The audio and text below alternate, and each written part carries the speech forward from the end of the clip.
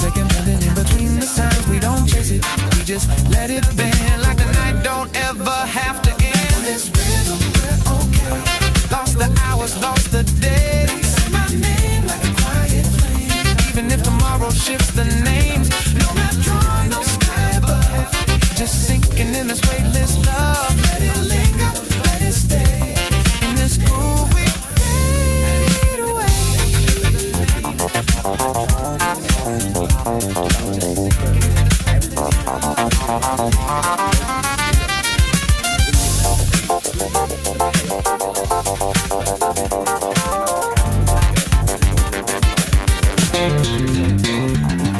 Hands on glass, drawing dreams that won't stay.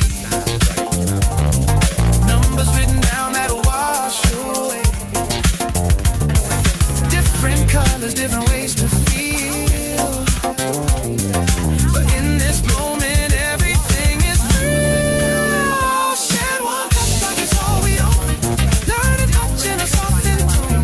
No big meaning, nothing to prove. Just heart sinking in a velvet. Everything is real. Deep in this rhythm. Drifting light. Tomorrow. Just a night. Lose me. Lose away. Still feels like we chose to stay.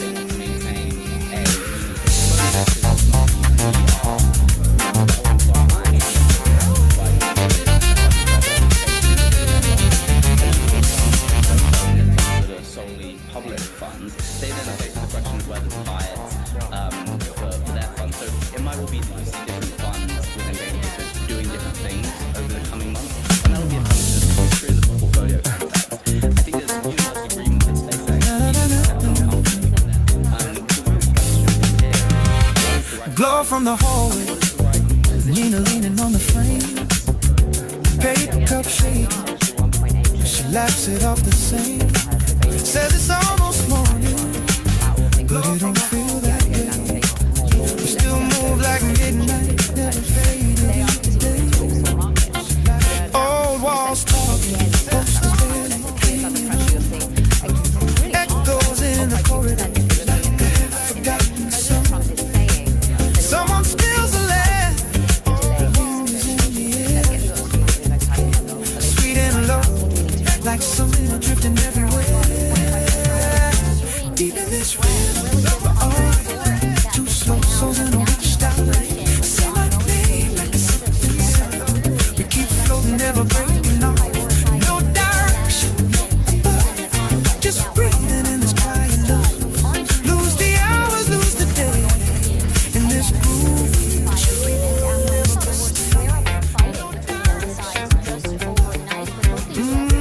we go by the window, the rain tapped and look like glass. Counting passing headlights like the moments slipping past. Lila takes his headphones, sings a line on the key. Doesn't know the words, but she smiles back at me. Time goes crooked, doesn't move in lines. Every second bending in between the signs. We don't chase it, we just let it bend. Like the night don't ever have to end. Deep in this rhythm, we're okay. Lost the hours, lost the day. Say my name like a quiet flame. Even if tomorrow shifts the name. No map drawn, no sky above. Just sinking in this weightless love. Let it linger, let it stay. In this groove we fade away.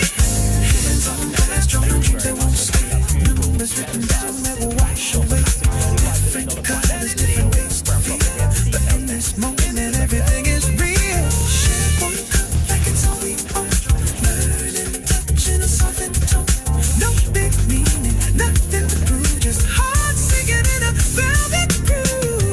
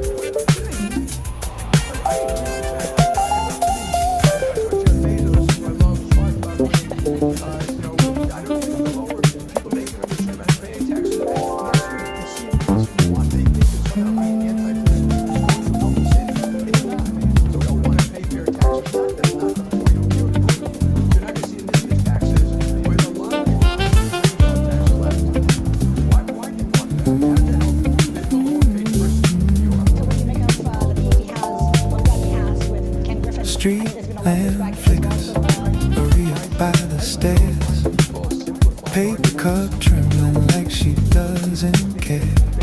Says it's almost sunrise, but the night feels stuck, like we pause the world somewhere between the clocks. Old paint cracking, stories in the walls, every shadow moving like it knows us all. Someone laughs softly down the hall again, spilling slow like a secret with no end. Deep in this field, we don't rush. Two quiet hearts in the amber hush. Say my name like a night break. Keep drifting, no escape. No signs above, no need to prove.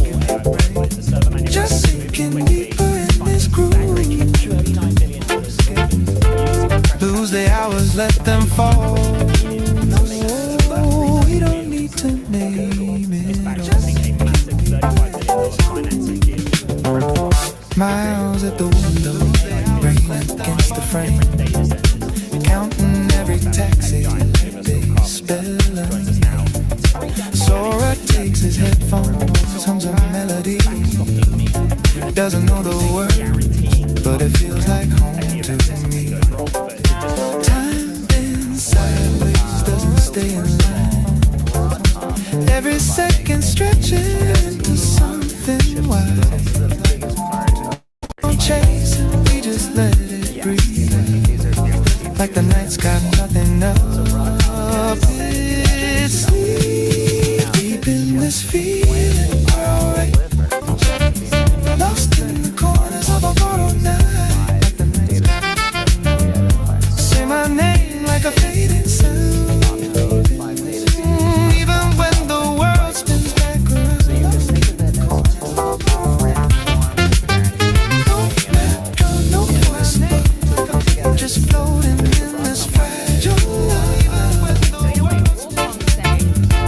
Let it linger, let it stay. We were never here to find a way.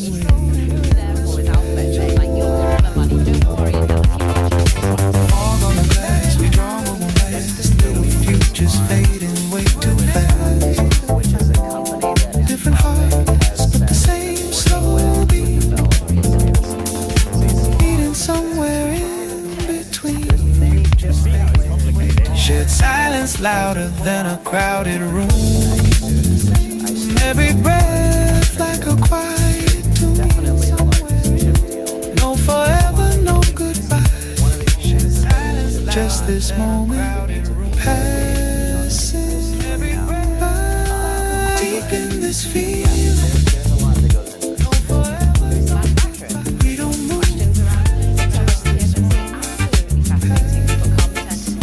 No tomorrow. Just this groove. Names may change, lights may fade, still the same choice we made. And SoftBank shares have tumbled nearly 10% in news today. This is the firm weighs alternative funding options. Coming up, we are going to be speaking to Sophia, Professor, Director of the Central Resilience and Digital Justice at the UCLA, to discuss bias and discrimination within this world of AI. More on that next.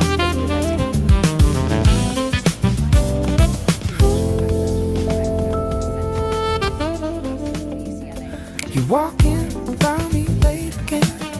Vinyl dust on your fingertips. Coffee ring on a borrowed coat. Still you glow like a quiet bitch. You grin and Tessa grabs your wrist. Writes a number you might miss. Says you never keep these things. Then she leans and barely speaks. There's a midnight on your sleeve now. Little secret you don't show. Every name you try remembering. Every place you almost go. Every reason you could leave here. Every exit you might know, but the rhythm pulls you deeper. There's something you owe. There's a midnight on your sleeve now. Soft and hiding in the glow. Every whisper, every echo.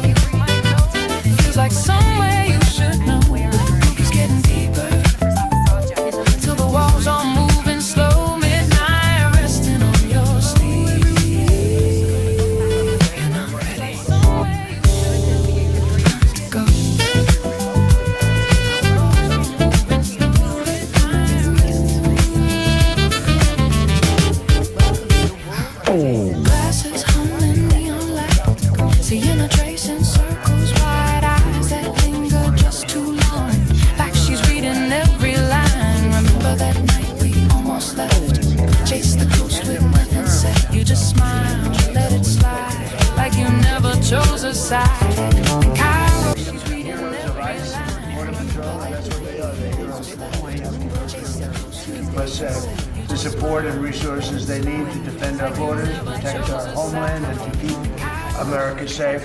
I want to thank Speaker Mike Johnson. He's incredible. Where is Mike Johnson? Right here. Mike, you're doing an incredible job. And not a big majority. Just rather have 40 or 50. I don't think you'd know what to do here. No. You say, what are we doing? He's done an amazing job. Acting Attorney General Todd Blanche, and Todd is up, and I hear he's got tremendous support in the Senate. And he's got tremendous support everywhere else. He's doing a fantastic job. And Secretary of Homeland Security, Mark Wayne. Where's Mark Wayne? He gave up his Senate seat. He had a guaranteed seat for the next 40 to 50 years. And he gave it up to be Homeland Security because he just wanted to serve. Yep, they're amazing. Amazing. As well as Senate Majority Leader John Thune and Senate Majority Whip John Barrasso, who's here, I think. Yes, sir, Mr. President. And John is, you're incredible. From day one, we got along, right? From the first day I met him. House Majority Leader Steve Scalise, one of the bravest people. And what he went through is incredible. Incredible. And I actually think it looks better now than it did.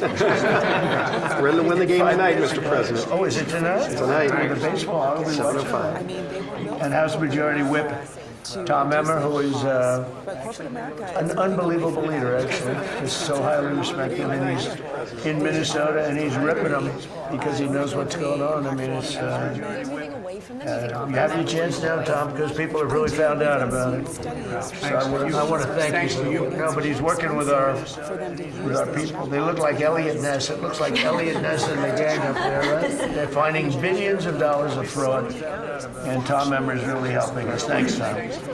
And thanks as well to Senators Lindsey Graham, who had a big victory last night. We won by a lot. And no runoff, no nothing. He had a lot of very capable people running against him, and he just blew them away. So Lindsey Graham, congratulations. And Chuck Grassley, Rand Paul, who's here. Hi, Rand. Boy, oh boy, it's nice to have Rand. It's a good thing to have Rand. He knows what's important. Eric Schmidt has been an incredible senator, wherever you may be, Eric. He's tall enough. He's usually not too hard to fight.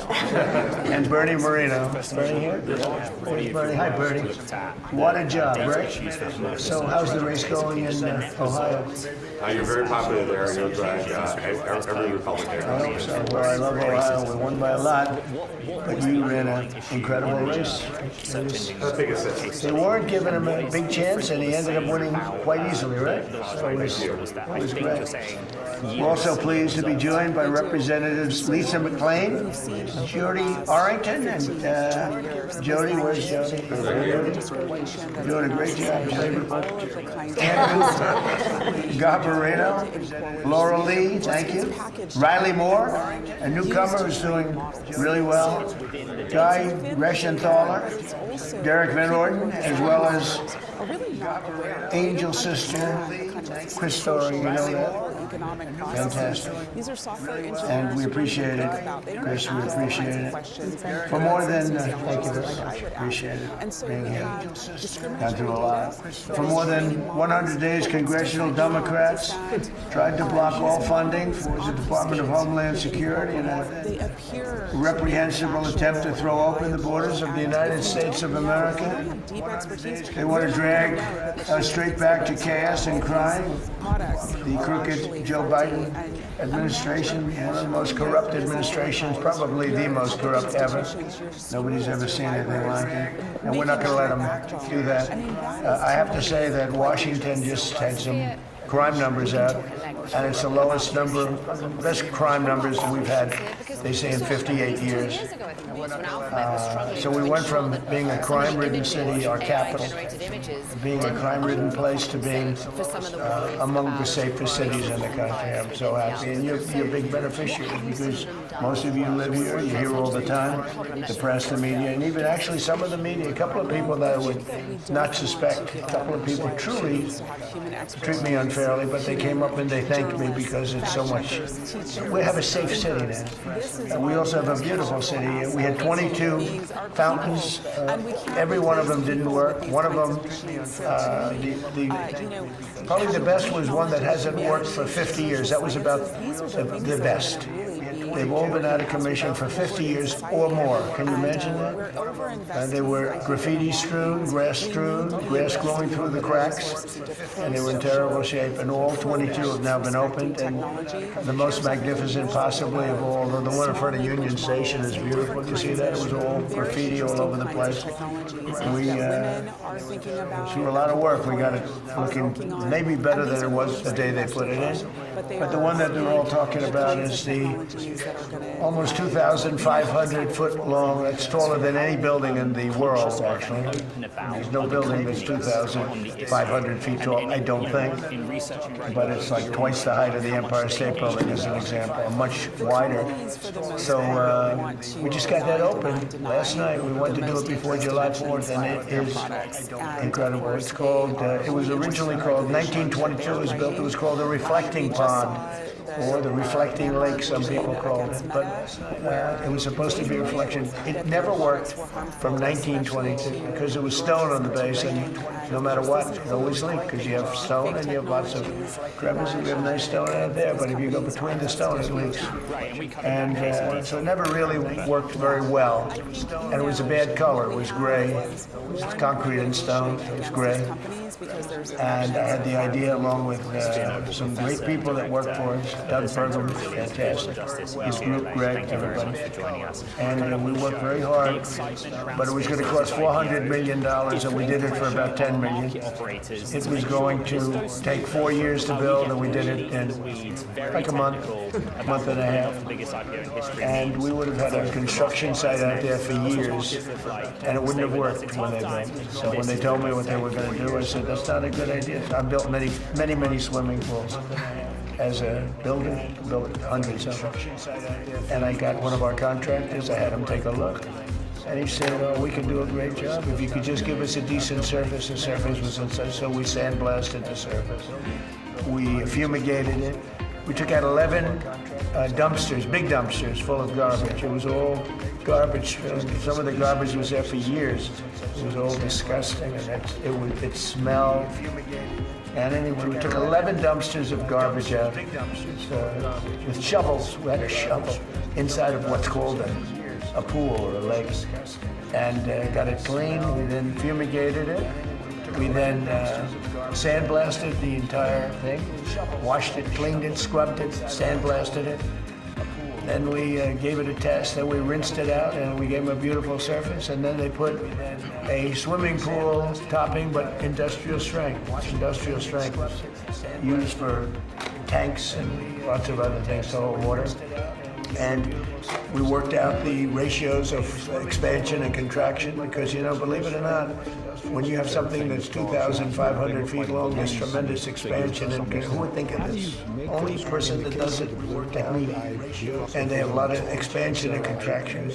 So when we're putting the surface down, would leave areas that can expand and contract a little bit because it expands over 1.5 feet. Can you believe it? So I would have ripped it apart. So we left areas of expansion and contraction. We were testing it for 3 weeks, 4 weeks. It works great. And we just opened it last night, and people are going wild over it. So it was going to cost $400 million, and we did it for 10, probably 10. You take away a couple of things. We did a much bigger job than originally planned because once we put that in, it looked so good. The sidewalks outside didn't look good anymore. You know, they looked like they were in good shape. When you do something new in this business, you do something new, the thing that you thought were good, you save it. So we ended up sandblasting, steam cleaning and sandblasting the sidewalks around. And we had a lot of areas that were in bad shape. We had to fix them, we patched them, and you can't even see the patch. We have granite surrounding the pool, and the granite's great, but it was filthy, dirty, disgusting. And it was broken in some cases. We were able to carve out pieces from other pieces that were identical and put them in, and you can't even see the seam. And it's like a beautiful, it's in better shape than it was when it was built. And I tell you, from 1922, it never worked because it always leaked, because it had a stone base, water leaked through the stone. So we're very proud of it. It's going to be great. Now we're doing a new surface on the World War II fountain because the surface is so bad, and that'll be done during the next couple of days. We're going to start in a week or so, finish it very quickly. But we've done a great job. And the city is, everyone's coming up to me saying, the city is so beautiful. So we have 22 fountains that none of them work. The earliest, I'm telling you, is 50 years. For 50 years, some of them haven't worked for 100 years. But we have fountains that were not working and were disgusting and dirty. And they're all beautiful now, every one of them. We also took care of a lot of the monuments, not fountains, but monuments, and they're all in good shape. Some of them are being finished up now. And it's incredible. And my goal was to get it all done along with Interior and others that worked with us to get it done before the July 4th date. July 4th was a very important date. So that was the date we looked at, and we did a hell of a job. But everybody's looking at that reflecting pool. They can't believe it. Reflects. We used a dark blue. It's called American flag blue. I wanted to go light. They said, sir, light doesn't reflect. And light shows leaves and garbage and garbage. One man said, sir, when you leave, it'll be strewn with garbage again. You don't want that. See, when I'm here, it'll be perfect. When I leave, I said, you're right about that. You're probably right. Depending on who's president or who's running it. But it's really beautiful. It's something for you to see. It's incredible. It's the longest pool in the world by 3 or 4 times. It's really pretty amazing. That's where Martin Luther King made his great speech. And they say he had 1 million people. And I made a speech there for July 4th a few years ago. And they said, and I was packed. They said I had 25,000 people. They said he had 1 million. But when you look at the picture, I said, well, wait, the people were even tighter at mine. I had more people than him, but they said I had 25,000 and he had 1 million. But I'm not going to argue with Martin Luther King because I like that. But the Secure America Act provides $38 billion to ICE, $26 billion to Border Patrol to ensure these critical law enforcement agencies have the necessary resources to do their jobs, protecting our borders and getting criminal aliens out of the country. And starting on day 1 of my administration, we took the most dangerous, unsafe, violent, and open borders people out of this country. We got them out. I'll give you an example. In Washington, over 5, I don't even know if you know this, it's not just police. You have criminals, you have career criminals. There's nothing you can do to make them nice. They're tough people, they're bad people. Some of them had records 22, 23, one had 28 arrests, and rough arrests, murder, and we took out almost 5,000 people out of Washington, D.C. And if you remember, so 2% of the people create 91% of the crime. When you hear that number, it's great. I love that number because you can handle 2%. If it's 91 create 91, that's no good. Too many people. But 2% of the people, and we took 5,000, almost 5,000 people out of Washington, D.C. They'll never come back. In addition, the National Guard, and we work with the police department, law enforcement. It was great. And we have a very safe city. Everyone's going out to eat now. Restaurants were all closed. They were all closing. The few that were open were closing. And now you can't get a restaurant in Washington. Everyone wants to have a restaurant there. It's a whole different. So it's something we're very proud of. New Orleans, the same thing, by the way. It's a little earlier in the process. But if I got a call from your governor, I got a call from Steve. They called me together, actually, and they said,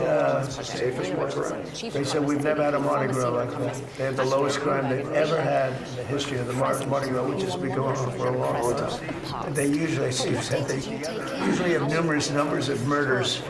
But they had none, but beyond murders, I heard it was the best you've ever had. It really was. A great Super Bowl, too. And Memphis, and that's going to be great for the Super Bowl, because we'll keep it. I think you're bidding on the Super Bowl coming. 331. Yeah. And it's going to be now. You can really say it was a safe city. And the other one is Memphis. The crime is down 77%. Can you believe it? People are calling me up, friends that were leaving Memphis. We're all leaving, and now they're staying. And the governors, everyone's thrilled. It's amazing. And if they would call me for Chicago, we'd straighten out Chicago so fast. We'd straighten out New York fast. We'd straighten out Los Angeles fast. We do it really well. And part of it is you have to get the really bad ones. You have to get the career criminals out, because they'll hit you hard, and they ought to get rid of, by the way, cashless bail. You ought to do that as soon as possible. Mark Twain, where they walk in, they commit a crime, they go out, in the afternoon they commit another crime. And sometimes those crimes are murder. Cashless, I'll tell you what, cashless bail was a tremendous help to criminals. It's one of the greatest things that ever happened to a criminal. And they ought to end it. In every city, they ought to end it. Chicago, New York, LA, they ought to end it. Starting on day one of my administration, we took the most dangerous, unsafe, violent open border in the world. We had the most unsafe border, I believe, anywhere in the world. And the numbers came out 2 days ago. And for 11 months, not one person came into our country illegally through the southern border. We had 25 million people come in over a 4-year period. We have it good, and nobody tries to come in. All the caravans, I came up with the name caravan. You'd have 25, 30,000 people coming up, and they pour through the border. You've seen the scenes where they're knocking over the fences. Very, very bad, very dangerous situation.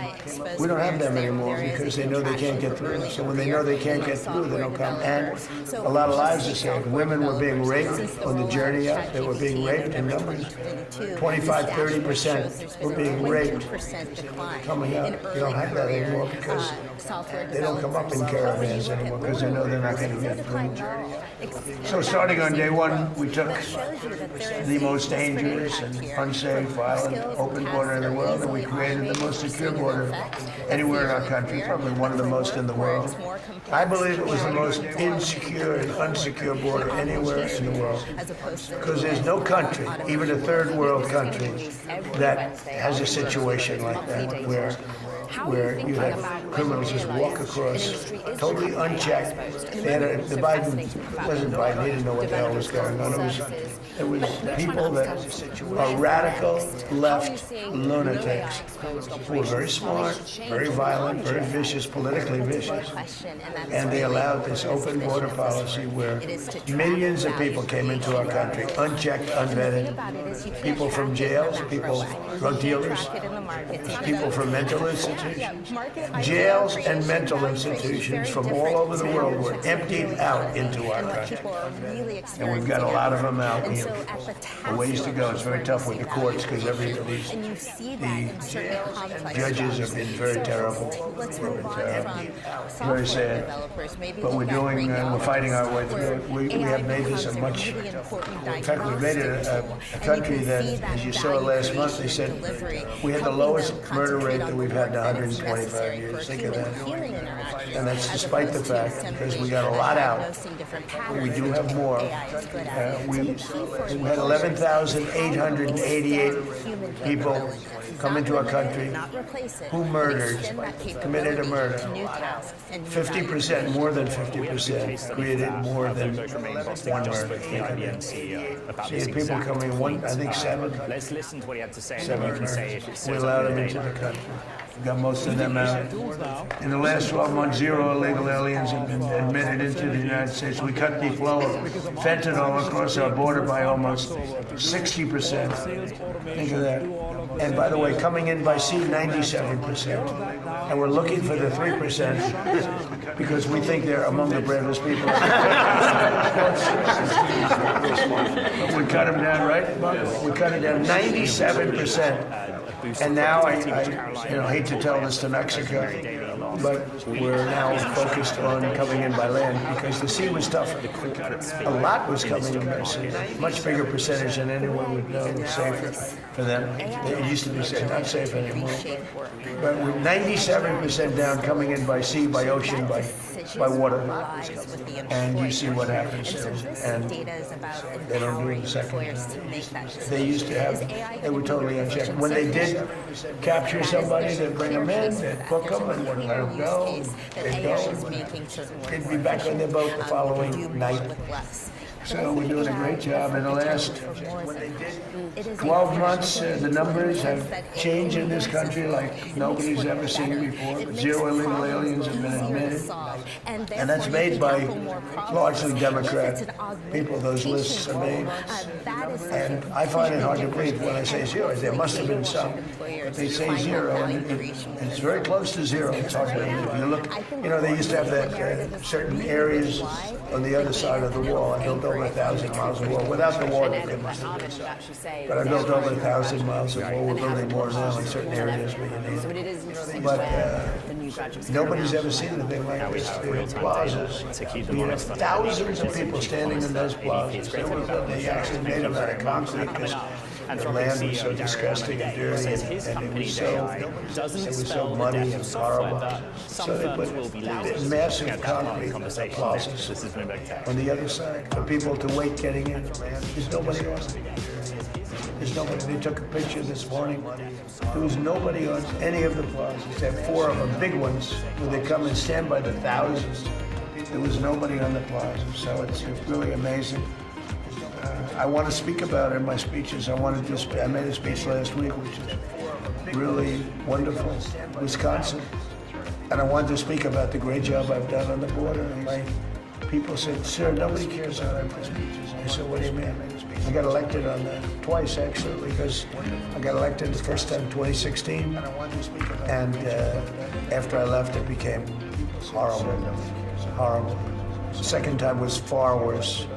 What it was in 2020, it was so bad, far worse than 2016. 2016 was like a pleasure trip by comparison to what it became. It became worst in the history of the world. I don't think there's ever been worse. Where 25 million people came across, all unchecked and unvetted. We should never let that happen. We can never let that happen, what happened to our country again, because no country can stand it.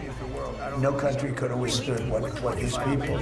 We had a border czar who never saw the border. We had a border czar who never called, never once, the people that were giving good paychecks to. They never called up ICE. They never called up the Border Patrol, who are phenomenal people, by the way. She never once called them. She was the border czar for 4 years, almost 4 years, and she never went to the border. And she never called up. I used to call them all the time. Paul, Brandon, I used to call them all the time and say, "Hi, how we doing on the border?" And so we're doing okay. But they're great people, amazing people. She never called them. We had the worst border, I think, of any country in history. No third world country would allow people to come into their country. So the bill provides crucial funding for domestic law enforcement investigations and combating child exploitation, continuing our work to restore law and order across our nation and to protect America's youth. We're so proud. We're so proud of Washington, D.C. and the National Guard, the job they've done. We're working with the Washington, the Capitol Police.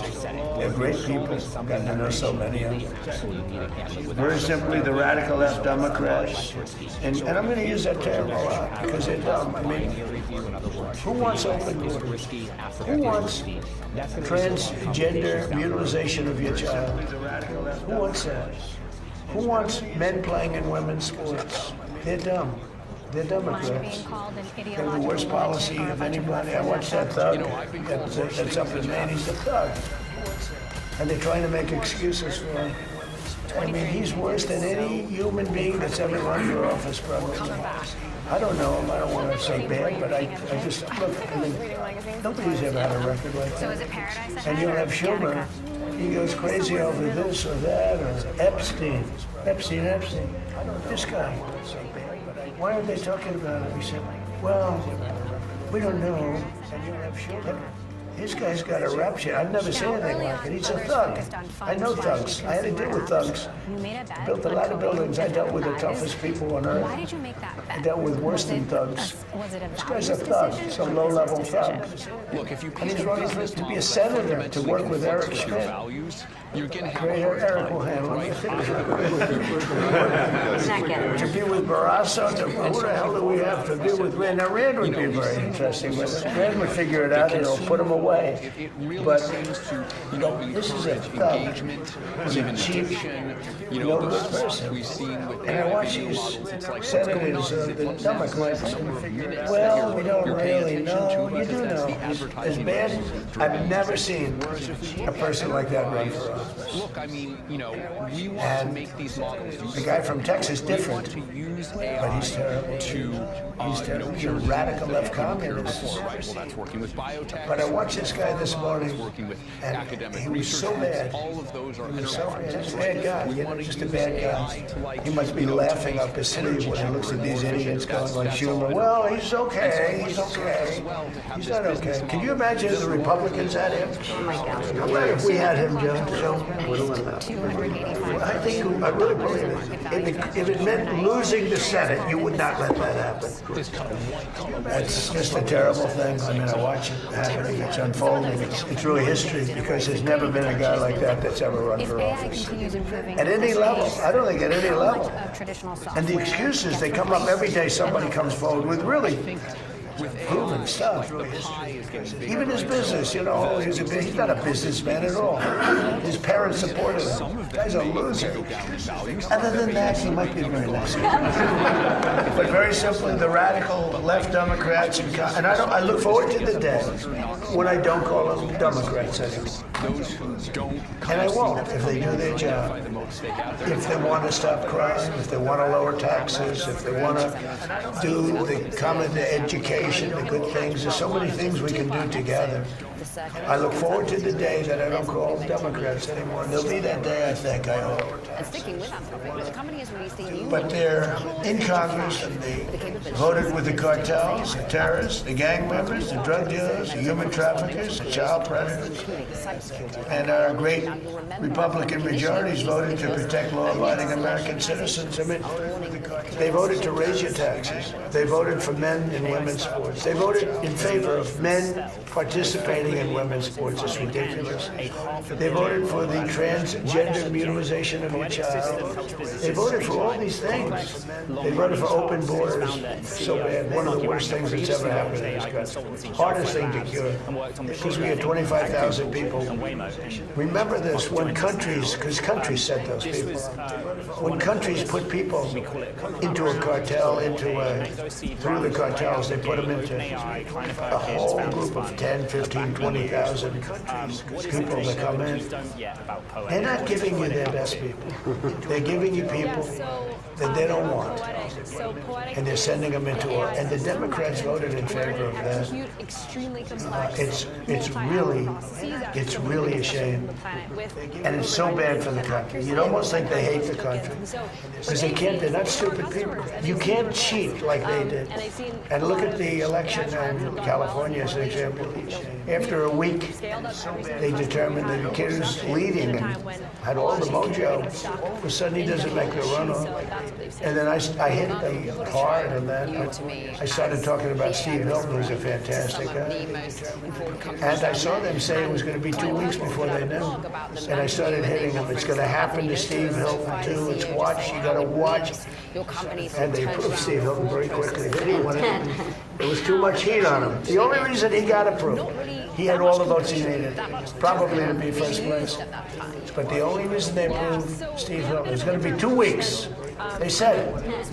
And then they approved him that night because the heat was on them. Because they're cheating dogs. And you can't have a great country when that happens. That's why Los Angeles, that's why that state is in such trouble. It's the most beautiful place, best weather, maybe anywhere in the world, but it's in big trouble. So we're going to have a tremendous success. The people alongside of me are amazing people. They're amazing people. Every one of them. I know every one of them. They're amazing people. They love the country. They want to do right for the country. And if you have any questions, please, let's go. Mr. President, on Iran, you posted this morning about Iran. You said that they've taken too long to get to a deal. I want to make sure I quote you correctly. You said that now they will have to pay the price. What did you mean by that specifically? We're going to be attacking them very hard. Resuming bombs? Yeah, based on the helicopter, I guess we have the right to do it. You know, they shot down a very incredible, actually an incredible machine. And at first they said they didn't do it, then they advanced it. That was sort of easy because we have the bomb. We actually have the bomb. We got very lucky that bomb didn't explode. That bomb was lodged in the helicopter. It didn't explode. It was on fire, but it didn't explode.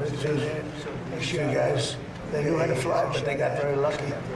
And then we had the unmanned boat going very, very fast at speeds that you wouldn't want to go. That's why it's unmanned, I guess, because nobody can go that. But they rescued, so that both people are, fortunately, the pilots are okay. Now, look, I've been working with Iran for a number of months. And they should sign their deal. It's a good deal. It doesn't give them the right to have a nuclear weapon. In fact, it totally prohibits them from ever having a nuclear weapon. And it was just tap, tap, tap. I don't know what they're doing. So they then shot at our helicopter. Very expensive helicopter, by the way, but much more importantly, the two. Unfortunately, they're okay. But an amazing rescue. If you ever get a clip, you won't believe the rescue, how cool it was. The equipment we have. Look, we're the strongest military in the world. And I gave them a break at the request of Pakistan, the Field Marshal, Prime Minister of Pakistan. We stopped them from going to war with India. You would have had a nuclear war if it wasn't for me. But they became friendly to me, very friendly, and they get close to Iran, and they work, and they still are working on trying them to do what's right. But we want a deal that's meaningful. We want a deal that works. We don't want to just have a Barack Hussein Obama deal, JCPOA, the worst deal. That was a path to a nuclear. It's the exact opposite. You know, I like on television to say, oh, they should have kept that deal. First of all, it was over. It was a short-term deal. That deal was a path to a nuclear weapon. This is a path against a nuclear. You can't have a nuclear weapon. His was a path to a nuclear weapon. They were developing during his administration nuclear weapon. If they had a nuclear weapon, there'd be no Israel, there'd be no Middle East, and they would have absolutely shot at us. So we'll see what happens. But we hit them hard yesterday. We're going to hit them again hard today, in case you miss it, in case you don't turn on your television set. And we'll see what happens with the deal. We're really close to a deal, but they keep tapping us along. They keep playing us for suckers because, you know what? They dealt with some very stupid presidents. I have to say that. I'm embarrassed to say it. Some very stupid people were sitting there. Yeah. President, you mentioned the Senate race in Maine. Are you all in supporting Susan Collins, that she has your full support and endorsement? She does because she's a sane woman. She's not my best friend at all. These guys are. And I get along quite good. I have some. But she's a sane person. And she's a person that never missed a vote. Many years, I mean, she's like had 10,000 votes. She had 10,000 votes. She never missed a vote. Unfortunately, because sometimes she voted against me. You know, look, she's a sane woman. And she's a respected person. Maybe a little different ideology than me. But this guy is a thug. Fake. He's a fake thug. He's a phony. I made a lot of money picking out phonies. He's a real phony. He's a bad person. Yeah. President, are you going to go back to attack, or are you thinking of attacking Iranian power plants and bridges? Well, I'm not going to say that to you, but I can do that. Look, I can knock out. We have the most powerful. I built the military with these people approving it, and approved numbers that nobody would have ever thought we would have been. But we built it. gave a lot to Ukraine through Biden. He gave a lot. We're in great shape. We have a lot of storage capacity, but he gave a lot. And if you look at what's happened, when I left, our cupboards were full. He gave it. Now I sell it to the European Union, and they give it to Ukraine for the most part. But we have the strongest military anywhere in the world, and sometimes you'll have to use it. And we have to remember, and when people hear this, Iran very simply cannot have a nuclear weapon, and they won't. And they've agreed to that. All they have to do is they have to start signing a paper. It's fully negotiated. We have a fully negotiated, but they're tapping and tapping. And I said, all right, let's give them a couple more days to tap. Because it's a meaningful paper. They know when they sign that paper, it's meaningful. And if we do the Obama deal, JCPOA, one of the worst, one of the dumbest documents I've ever seen. Yeah. Go ahead. And I think it's beautiful. And I think it's like about AI. Well, I can say this. We're having a meeting with them. It's an amazing industry. It's bigger than any industry anyone's ever seen. We are leading China by a lot. And, whoever leads that is going to really lead the world to a large extent. That's how big it is. And I'm going to have meetings with the top 12 or 15 executives very shortly. And we're talking about giving back something to the public. And if we do that, the public will become very rich, the people in our country, because that's the kind of money we're talking about. And I think they'll do that, and I think it'll make it very popular. Thank you, President. I have two questions. First of all, Turkish President Erdogan keeps threatening Israel. Do you think there's a chance of a conflict between Israel and Turkey, and would you sell F-35? Well, as you know, he's a very good friend of mine. And we've worked very well together. I like him a lot. I'm not supposed to say that because the press will say, oh, he likes Erdogan. No, he's a hell of a leader and a strong person, very strong person. I haven't heard that at all. If I did, I'd call him, and I think I'd make sure that things were fine. I don't think that will happen with Turkey. Not as long as I'm president, because he respects me and I respect him. But beyond that, we have a good friendship. So, and my second question, that's my second question. Besides peace in the Middle East, what do you wish yourself for your people? I'll go a step bigger. Peace for the world. Peace for the world. Middle East, yes. Peace for the whole world. Yeah. There is a New Jersey Democratic nominee. A couple of times, pigs. That's what it reminds me of. I think it's terrible. Pigs would be very upset. Okay. I think it's terrible. I've seen it. I mean, he was more, now he's trying to sort of say, yeah, I sort of knew him. He didn't know him. They were very good friends. And you look at you go back and look at what happened during that period of time. He was a witness at the trial for him. He was a positive witness for him. He said the most glowing things. The guy knocked down the World Trade Center. Admitted he knocked down the World Trade Center. I think it's another one if you look. I actually think the one in Maine is worse because he's just an outright pig. He's like a pig. I watched him a couple of times. He's like a pig. That's what he reminds me of. I come up with good names for people. I don't want to stick him with that one, although I think pigs would be very upset about it. Go ahead. Mr. President, July 1st is coming fast. How confident are you that you'll be able to renew the USMCA and what more do you expect from Canada? Well, I'm not looking to renew it. I don't, I made the deal, and the primary reason I made the deal is that NAFTA was the worst trade deal I've ever seen. And I made it better, but I had the right to terminate. And, with NAFTA, we didn't have the right to terminate. I had to get these senators to approve that deal. That was a tough thing, Congressman, too. NAFTA had no termination. So, I've never said this before, but I'll tell you what my thinking was. NAFTA was a disaster for our country. The worst trade deal ever made, by far. They had typos in, and they were supposed to correct them. And they never corrected them when they were signed. They knew there was typos. And there's a process for that. You state your claim, and you got to change. They had typos on percentages, or maybe somebody wrote, and that was for years. They never ran. They had horrible, all against us. So it probably wasn't typos. And NAFTA was the worst trade deal we ever had. USMCA did one thing that I loved. After 6 years, it comes up for renewal. I don't know that I'm going to renew because, to be honest with you, the United States is much better. We don't need anything that Canada has. We don't need anything that Mexico has, but they need everything that we have. And they have to treat us, with Mexico and Canada, we have trade deficits. We should have surpluses with the 2020 election. We don't need their cars. We don't need their lumber. We don't need their energy. We don't need anything that they have.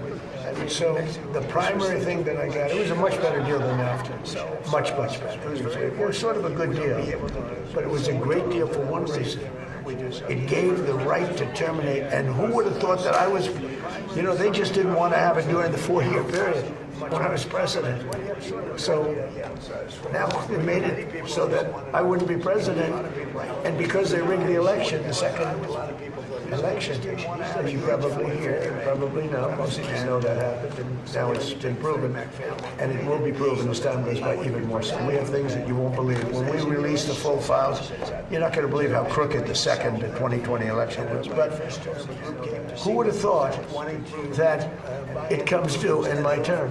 I mean, this was, thank you very much.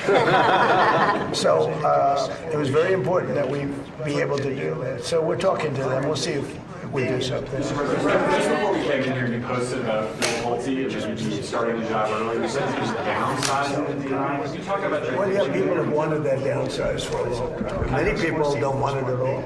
A lot of people thought it was a duplication. Yeah. A lot of people thought it was a duplication. He's done a great job at Fannie Mae.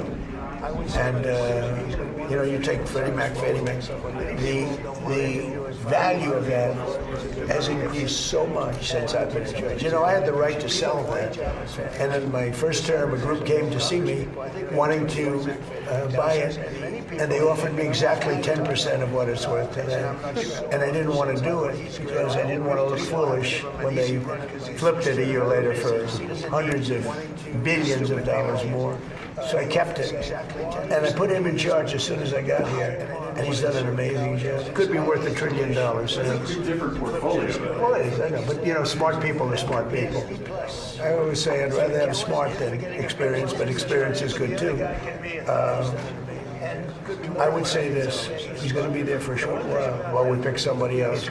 We're interviewing 5 different people, they're all very good, very different, and we'll put somebody there. But people want it downsized.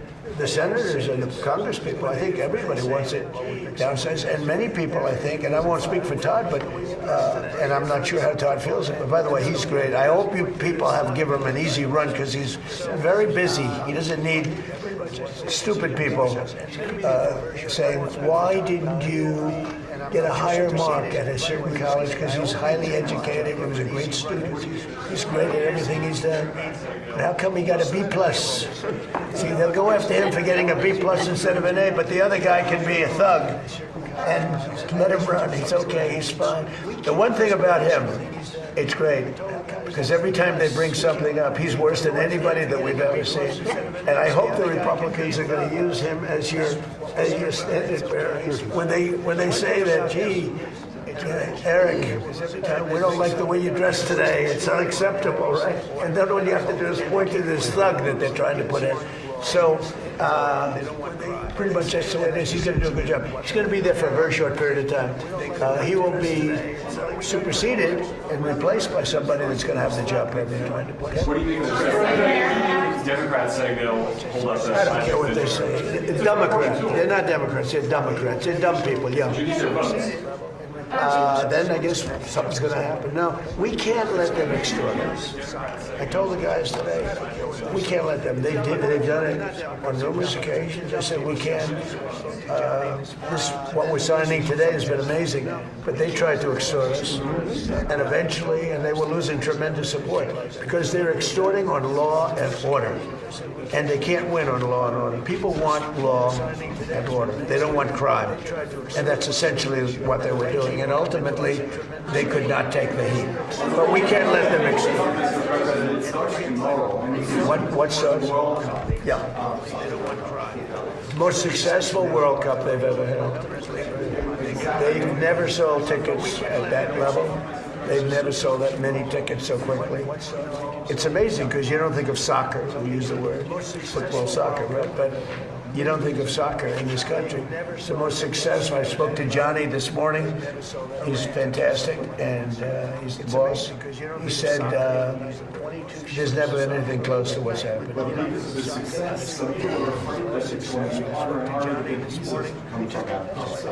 Well, we're working on it very closely to make sure the right people come into our country. I will. I will. Are you concerned, Mr. President, about the latest inflation number which came out this morning? Should that be an issue? No, I love it. But the numbers look great. You know what I really love? I love the inflation. You know why? Because as soon as this war is over, you know, I can say it now. Something you didn't know. You know, we've been taking out millions of barrels of oil. Nobody knows it. You know who doesn't know about it? Iran, until right now. We hit it with the B-2 bomb. We took out the other night 22 ships, late at night with no lights, because they don't have any radar, because we blasted the crap out of it. We took out, that's why oil's $85 a barrel. I mean, you take a look. Remember when I did this, I said, look, the one bad thing will be, we hit the best economy we've ever hit. And I said to my people, I had Scott, I had Howard, I had Pete, I had all of them. I had Todd in the room. I said, the one thing we have to do now, we just hit the highest stock market in history, highest 401ks in history. Everything was going well, and I said, I hate to do this to you guys, but Iran's going to have a nuclear weapon very soon. We have to go and attack. So we hit them with the B-2 bombs. It took a lot of courage. It was totally successful. We buried it. It's very hard to get. But now we had to make the second move. And I said, you know, the bad part is the stock market will go down by a lot based on predictions of experts, like 25%. And it was worth it. To me, it was worth it not to have a nuclear weapon. And the other thing is that oil would go to $250 a barrel. It's at 85. And which is pretty amazing. And here's the key. We just hit today another stock market high. 74 in my short time here. 74 days we hit stock market all-time historical highs. Nobody can believe it. The Dow, the S&P. S&P was at 7,000. They said in 4 years, maybe 5 years. It will never hit it during the term. It was too much. I hit it in my first year. I hit on the Dow. It was 50,000 was an impossible number. They said 5-6 years out you'd hit. Well, I hit it in my first year. And now I get everyone in the room and say, congratulations, but now I'm going to take it down a little bit because we cannot let Iran have a nuclear weapon. And they all agreed with me, Todd, you remember. Everybody agreed. And we took a little journey down to Iran. We first stopped off at Venezuela, by the way. And we have paid for that war many, many times over. And we have great relationships with the people of Venezuela. We get along with them great. It was a great success. It was a one-day war. It was really, to be exact, 48 minutes of fury, and it was over. And Venezuela is doing great. Relationships with the people are great. It's become a happy country, believe it or not. I mean, it's become a happy country. And we're taking out millions of barrels of oil from Venezuela. And then we went to Iran. And essentially we've done the same thing. It doesn't look as pretty, but there's no Navy. 159 ships at the bottom of the sea. There's no Air Force. All of their planes are blown up. Most of their drones are gone. Most of their drone-making ability is gone. Most of their missiles are gone. All of their leadership is gone, so they replaced it. All of that leadership is gone, so they replaced it. And that's the people we're dealing with now. And I think they're going to want to make a deal. We're going to fight this. Inflation to come down between now. Oh, when the war is over? Yes. It's coming down. I know you can't. It's going to come down like a rock. And again, we're taking out millions which I'm just announcing today for the first time. But we've been taking out millions of barrels of oil. Millions of barrels. Every night, took out oil. Now I'm going to tell you because they just figured it out. So now that they figured it out, I can tell you. It was very hard for me. I wanted to say it so badly, but I didn't want to ruin it. But it was very hard. But millions of barrels of oil has come out. And that's why it's at $85, $90 a barrel instead of $250. But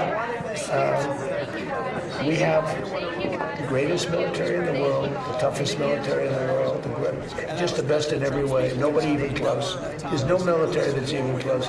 I rebuilt it during my first term. I'm using it now. When this conflict is over, Todd said, please go into conflict, as opposed to the word war. He didn't like the word war, but it's sort of a conflict. It's a military operation. When it's over, you will see oil drop to where it was before. We were getting gasoline. Just before it started, I was in Iowa, and we passed gas stations, $1.85 a gallon. And we'll be back at those levels very soon. Thank you very much, everybody. Thank you, Russ. Thank you, guys. Thank you, guys. Thank you, guys. Thank you. Thank you all. Thank you. Joe is satisfied. Wait, you guys. You're the only one. Yeah. See, Biden wouldn't do this. That's the real deal right there. Okay.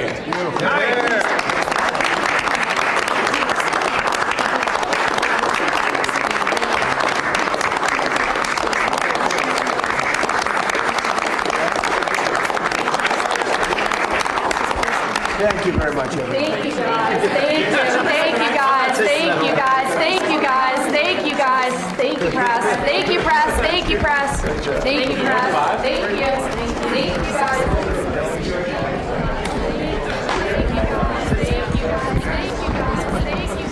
Thank you, press. Thank you, press. Thank you, press. Thank you, press. Full-term deal before that 60-day memorandum of understanding that we've been tracking at this point for months. All right, Tyler, thanks very much. Bloomberg's Tyler Kendall at the White House, where President Trump also said we've been taking out millions of barrels of oil from Iran, and that he didn't feel any need to extend the USMCA. This is Bloomberg Deals. I'm Matt Miller in for Danny Berger. She's out in Berlin. Let's bring in Bloomberg Tech's Ed Ludlow and senior IPO reporter Bailey Lipschultz, because it's a huge week for IPOs. Ed, the president was just asked about taking stakes in AI companies, and we'll see, I guess SpaceX now counts as an AI company, right? In the biggest IPO in world history, start trading on Friday. Yeah, it's the thesis outlined in the prospectus, and we know, like Sunday night through this morning, there is actually a roadshow happening, even though they kind of priced the IPO early, which is unusual. Wall Street, the early 2000s, the world's financial center, and home to hedge funds and investment banks posting staggering returns. Times had never been so good. Banks were making enormous amounts of profits. There is actually a very nice graph that shows what was happening to the growth rate of all other industries combined and what was happening to the growth rate of the banking industry. It was surpassing vast majority of the industries which are known to actually be outperforming. Everybody was questioning, how are these banks making so much money? Dr. Sumit Agarwal worked on Wall Street, and like any banker at that time, he lived extravagantly. I used to be at Bank of America between 2000 and 2006. We would go out for dinners, and those dinners could easily cost anywhere from $1,000 to $7,000, $8,000. So this gives you a sense of how much money the banks were making.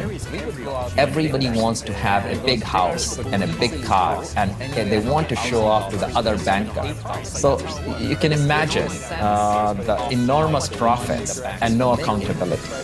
The kinds of the amounts of money that bankers operate with are so astronomical that sometimes even they themselves, right, the analysts and the traders and the brokers, to them it becomes just numbers.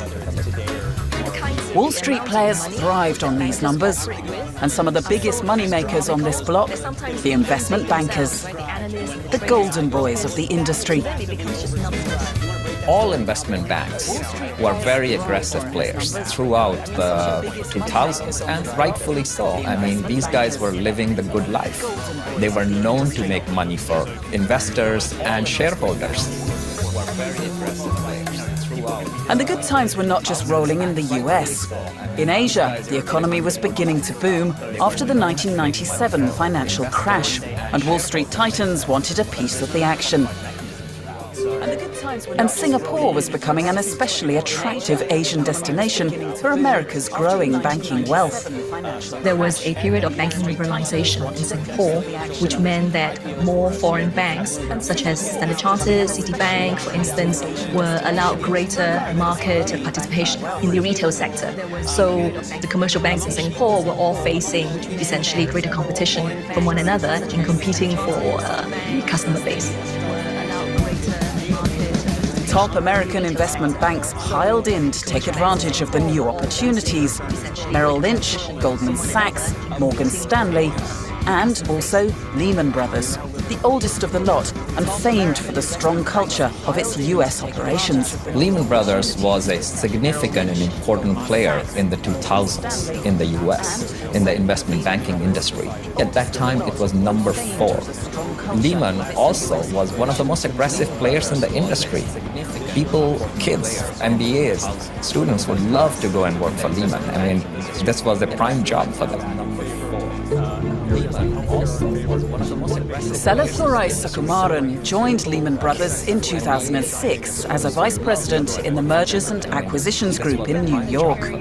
The firm was at the height of its success. Lehman had a very strong culture, a lot of pride in every employee in working for Lehman Brothers. There was always a lot of confidence that Lehman could take on the bigger competitors and win. Founded in 1850, Lehman was the remarkable survivor. The Great Depression, 2 world wars, and it was still making money. Over the years, Lehman's bankers had gained a reputation for being the toughest of them all. Now's a terrific time to be joining Lehman Brothers. I've been here 30 years, but I can't think of a better time for you to take part in the changes and opportunities that are going on here. Once you were there, nothing was really impossible to achieve. You had a lot of faith in the firm, a lot of faith in your managers, a lot of faith in your peers, and a lot of faith in the client's confidence in your work. No one really feared taking on competition, taking on tough transactions, whereas I've seen in other places where people would just walk away from a battle without giving it a shot. But in 2006, no one on Wall Street was walking away from an exciting new market opportunity. The federal government had lowered interest rates, which allowed both banks and consumers to borrow more money. Are you looking to buy or refinance your home? Come to Lending Street, where we make the mortgage process easy and understandable. Americans were also encouraged to own a house, and this drove the housing demand. As house prices kept going up, it seemed a one-way bet to making millions. I was working on what was happening to mortgages of Bank of America. We were actually seeing aggressive growth in the mortgage industry. I mean, we were lending, we were looking for borrowers. This was a new opportunity that was created because of the role of securitization. We were actually seeing aggressive growth. Securitization was the brainchild of the new generation of bankers. It started with homeowners, the common men on the street. Each month, they paid mortgages to mortgage lenders. Wanting to make more money, the lenders would then sell the mortgages to investment banks. The mortgage contracts were then bundled by these investment banks, like Lehman Brothers, with other loans to create a new financial product called collateralized debt obligation, or CDO. Unknown to most homeowners, Their mortgage payments that were packaged with other loans were then sold and traded to institutional buyers all over the globe. Securitization became the tool that turned mortgage payments into even more wealth for financial empires. Business tripled over 6 years. In 2006 alone, the top 10 investment bankers sold $1.5 trillion worth of mortgage securities. And even for the regulators, this seemed like the perfect way for more people to live the American dream by owning their own home.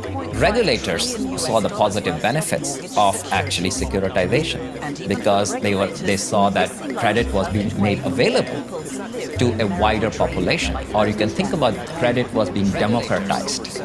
So nobody actually envisioned that there could be negative effects. The world's largest banks were now making mind-blowing amounts of money. Bankers were hooked to the profits made and craved even more. Next stop was selling their investment products to Asian countries like Hong Kong and Singapore.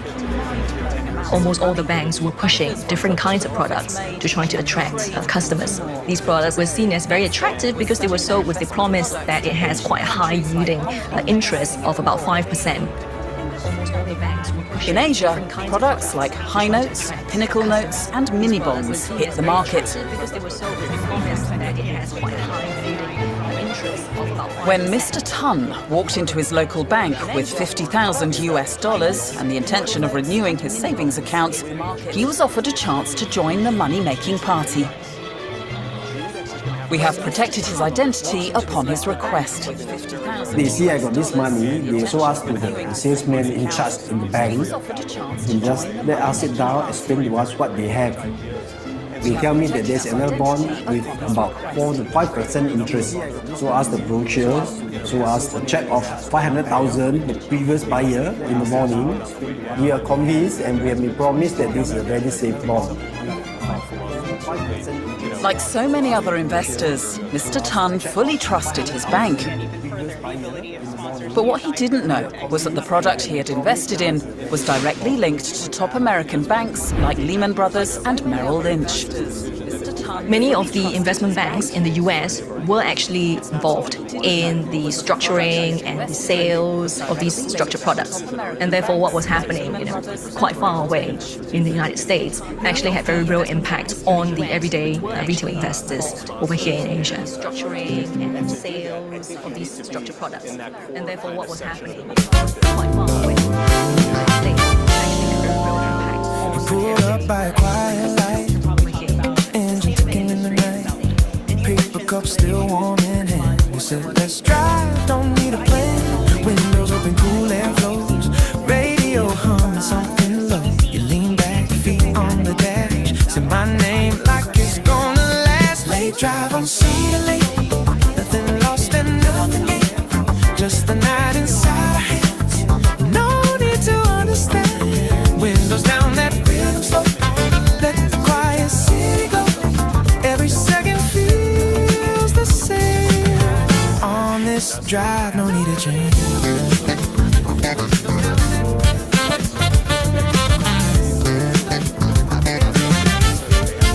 Starlight holding us in place. You laugh, soft brush your face. Glove box rattles and goes still.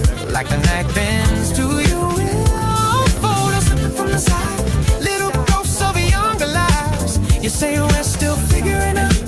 Then just smile without a doubt. Late drive on Cedar Lake. Nothing here we need a name. Just your hand across my seat.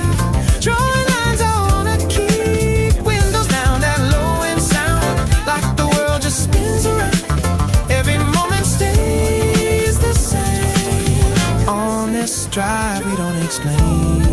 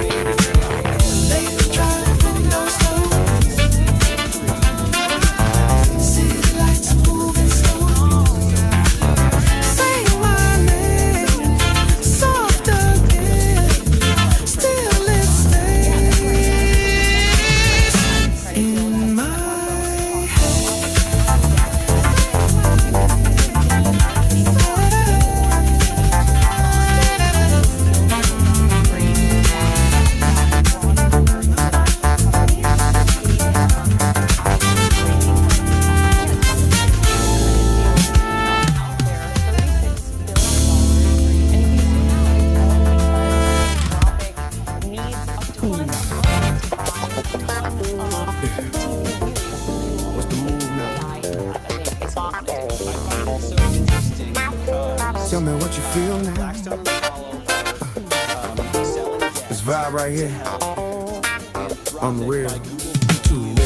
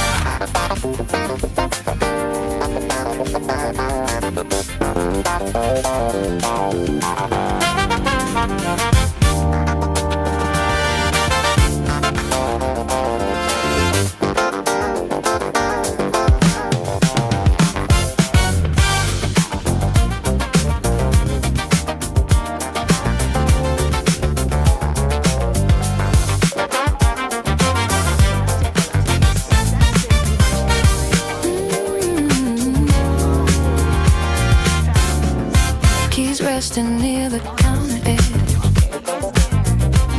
steam rising like it's holding breath. You smile low into your sleep, like there's more you won't confess. I say maybe we should try. You don't answer, just drift close. City breathing through the glass, like it already knows. Midnight in a soft motion glow, you and me moving slow, like the night don't ever end, like we're caught inside the flow. You lean closer, hump that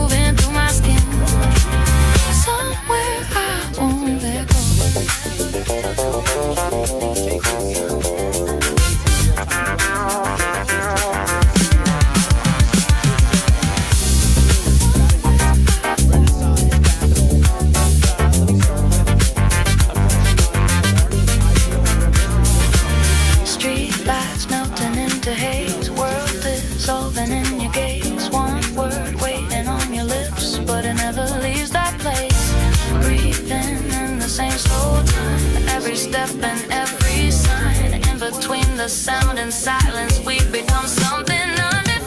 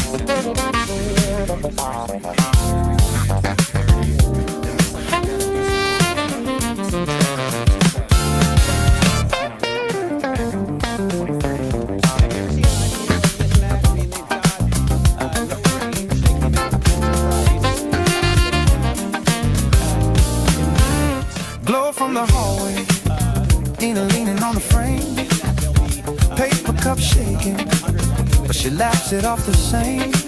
Says it's almost morning, but it don't feel that way. We still move like midnight, never faded into day. Old walls talking, posters barely hanging on, echoes in the corridor like a half-forgotten song. Someone spills a laugh that lingers in the air, sweet and low, like summer drifting everywhere. Deep in this rhythm, we're alright. Two slow souls in a washed out light. Say my name like it's something soft. We keep floating, never breaking off. No direction, no above, just breathing in this quiet love. Lose the hours, lose the day. In this groove we choose to stay.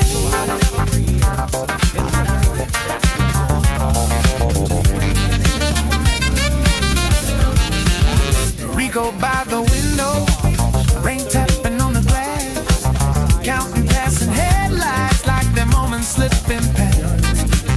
Lila takes his headphones, sings a line off key, doesn't know the words, but she smiles back at me. Time goes quick, doesn't move in lines. Every second minute in between the signs, we don't chase it, we just let it bend like the night don't ever have to end. This rhythm, we're okay. Lost the hours, lost the days. Say my name like a quiet flame. Even if tomorrow shifts the names, no map drawn, no sky above, just sinking in this weightless love. Let it linger, let it stay. In this groove we fade away.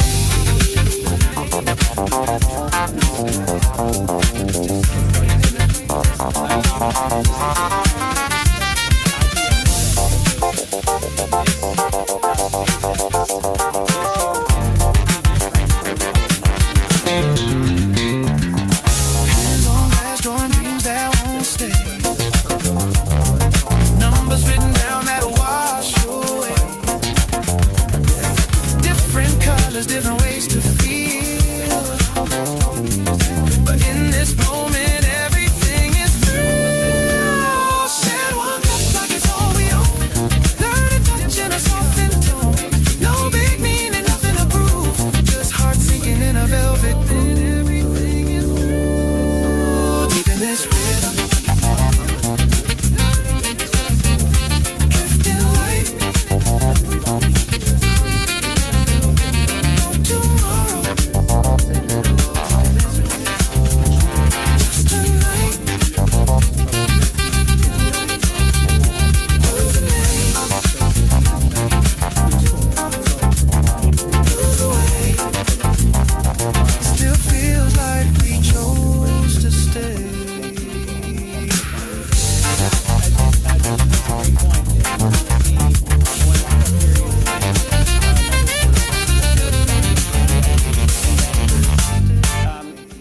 this work out across the AI spectrum? I mean, we're going to have OpenAI, we're going to have Anthropic. They will also likely be trillion-dollar IPOs that are going to have a component of forced buyers.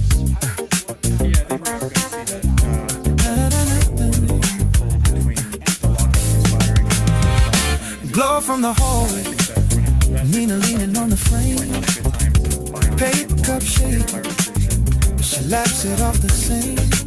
Says it's almost morning, but it don't feel that way. Still move like midnight, never faded into day. Old walls talking, posters daily hanging on.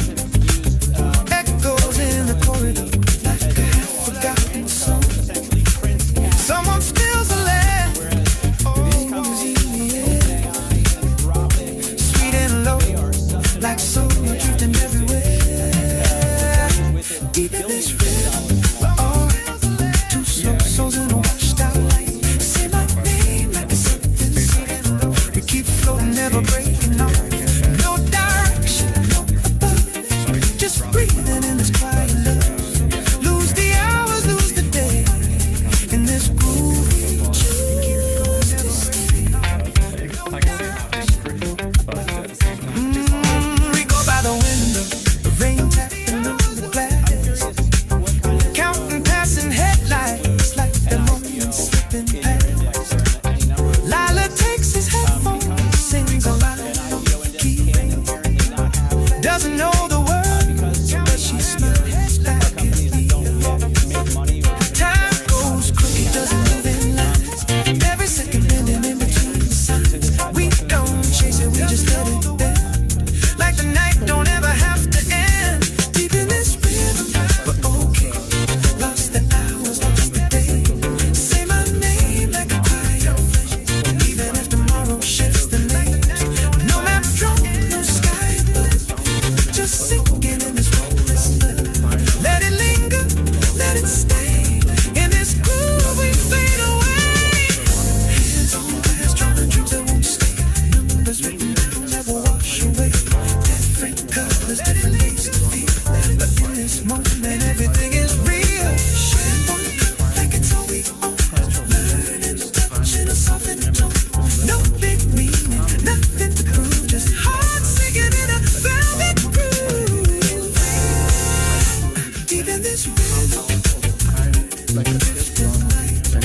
No tomorrow, just Absolutely. Let me finally ask you about lose the lane, lose the way.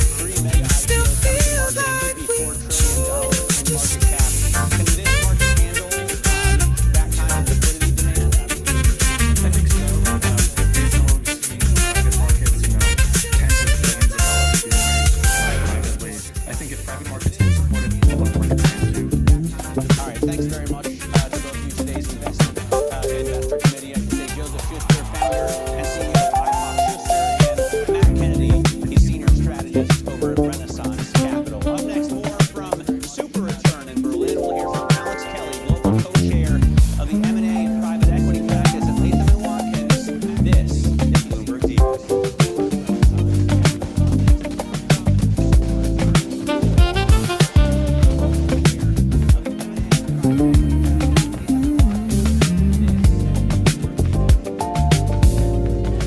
Street lamp flickers, Maria by the stairs. Paper cup trembling like she doesn't care. Says it's almost sunrise, but the night feels stuck. Like we pause the world somewhere between clocks. Old paint cracking, stories in the walls. Every shadow moving like it knows us all. Someone laughs softly down the hall again, spilling slow like a secret with no end. Deep in this feeling, we don't rush. Two quiet hearts in the amber hush. Say my name like a night break. We keep drifting, no escape.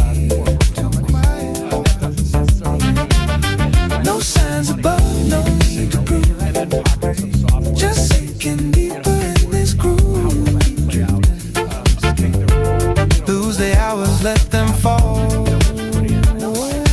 We don't need to name it all. Miles at the window, browning against the frame, counting every taxi they spell on me. Sora takes his headphones, hums a melody. Doesn't know the words, but it feels like home to me. Time bends sideways, doesn't stay in line. Every second stretching into something wide. We don't chase it, we just let it breathe. Like the night's got nothing up its sleeve. Deep in this feeling, we're already lost in the corners of a borrowed night. Say my name like a fading sound. Even when the world spins back around. No metro, no fuss, but just floating in this fragile life. Let it linger, let it stay. We were never here to find a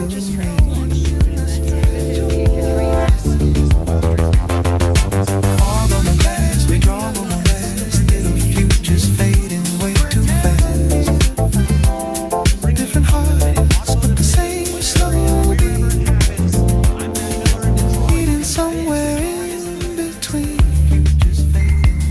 Shared silence louder than a crowded room. Every breath like a quiet tune. No forever, no goodbye. Just this moment passing by. Deep in this feeling. We don't move. No tomorrow. Just this groove. Names may change, lights may fade, still the same. A choice we made.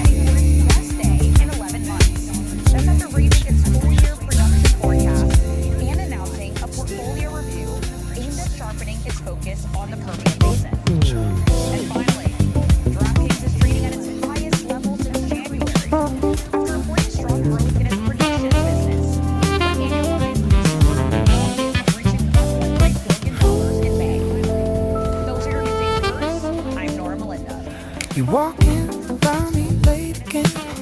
Vinyl dust on your fingertips. Coffee ring on a borrowed coat. Still you glow like a quiet breeze. You grin and Tessa grabs your wrist. Writes a number you might miss. Says you never keep these things. Then she leans and barely speaks. There's a midnight on your sleeve now. Little secret you don't show. Every name you try remembering. Every place you almost go. Every reason you could leave here. Every exit you might know, but the rhythm pulls you deeper. There's a midnight on your sleeve now. Soft and hiding in the glow. Every whisper, every echo. Feels like somewhere you should know, but the groove keeps getting deeper. Till the walls are moving slow. Midnight resting on your sleeve.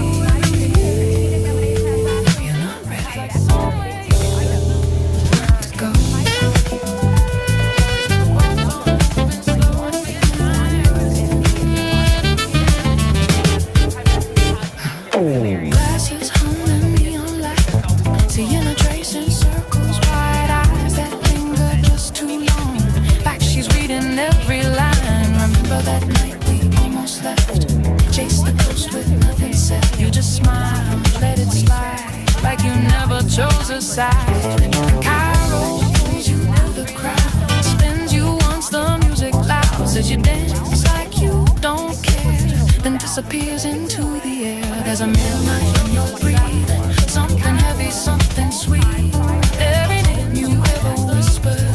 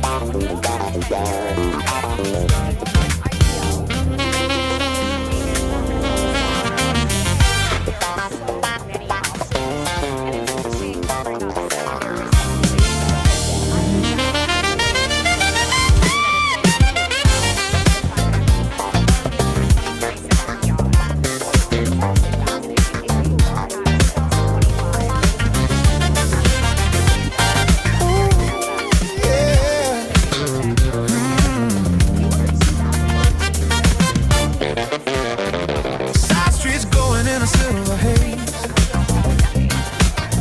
We missed the turn, but we drifted anyway.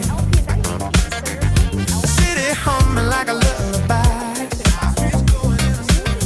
Your shadow dancing right next to mine.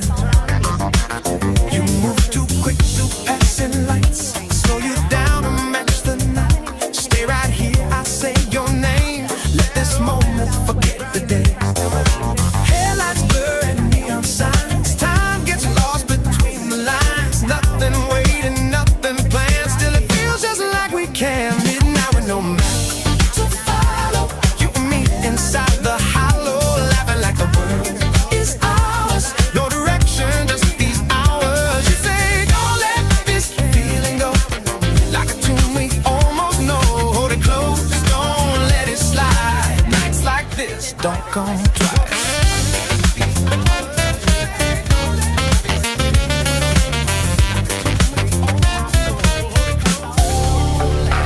Oversized coat, thrift store blue.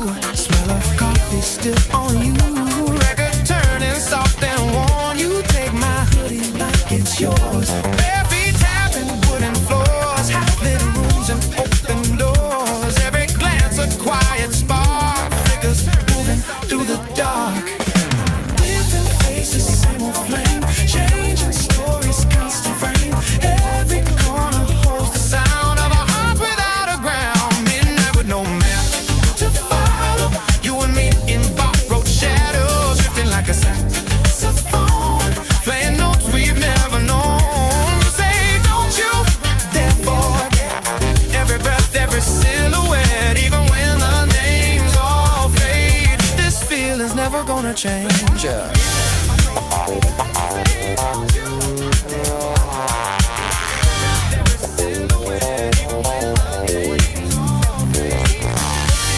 Maybe we'll go separate ways. Different nights and different days. But this rhythm stays inside. Looping slow, we can't deny.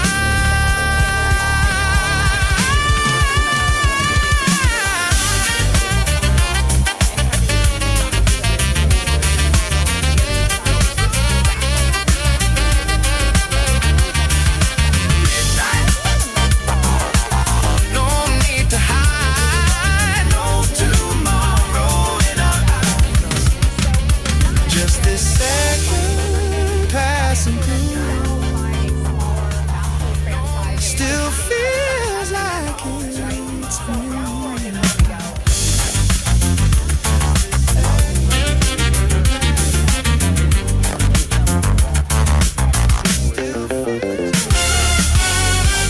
Still under pressure after making a big announcement that will move shareholders. Take a look at that next.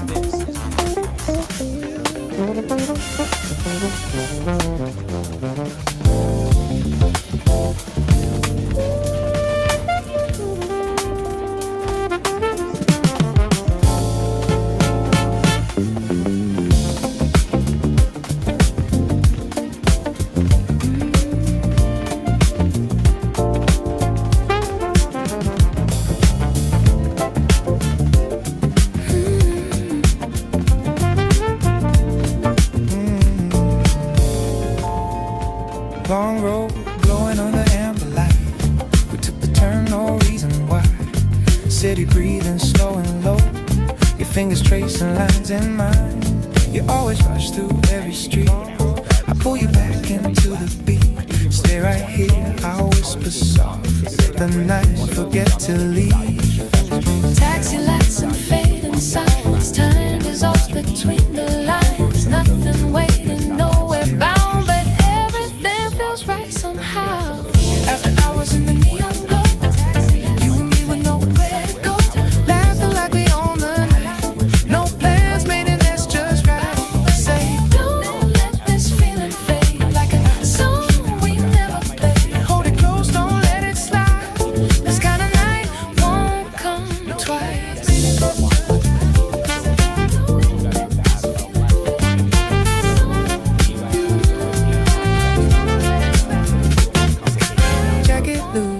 secondhand. Smell of coffee on your hands. Vinyl spinning soft and slow. You steal my warmth and call it yours. Barefoot rhythm on the floor. Kitchen light through open doors. Heaven, a quiet spot. Dancing shadows in the dark. Faces change but not this flame. Different stories, same old frame. Every corner, every street echoes where our pulses meet. After hours in the neon glow, you and me with nowhere to go. Drifting like a saxophone, playing notes we've never known. You say, don't you dare forget every breath, every silhouette. Even when the names all fade, this feeling's gonna stay the same. Maybe we'll be strangers soon. Different skies, a different tune. But this night lives in our waves. Looping soft like summer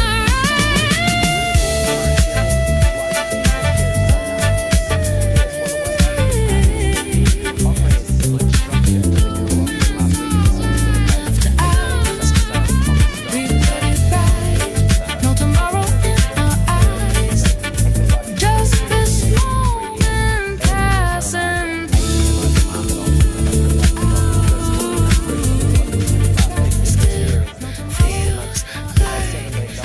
like it's me and you.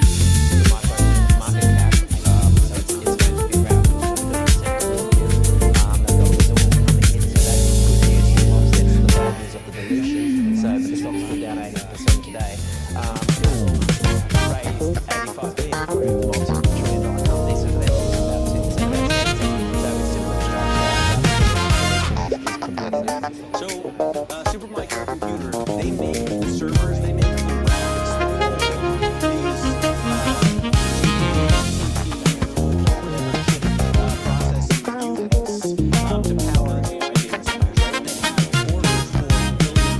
You step in, it go late again. Headphones low, your jacket thin. Coffee stain on finished thread. Still you shine like morning bells. So laughing Kira takes your hand. Draws a symbol you don't understand. Says you lose what you don't keep. Then it leans closer, voice goes deep. There's a midnight in the shadow. Little secret you don't show. Every name you try to hold. Every story left untold. Every reason you could leave. Every doubt you still believe. But the rhythm pulls you slow. Like it's something you should know. There's a midnight in your pocket. Hidden where the lights don't go. Yeah, every whisper, every echo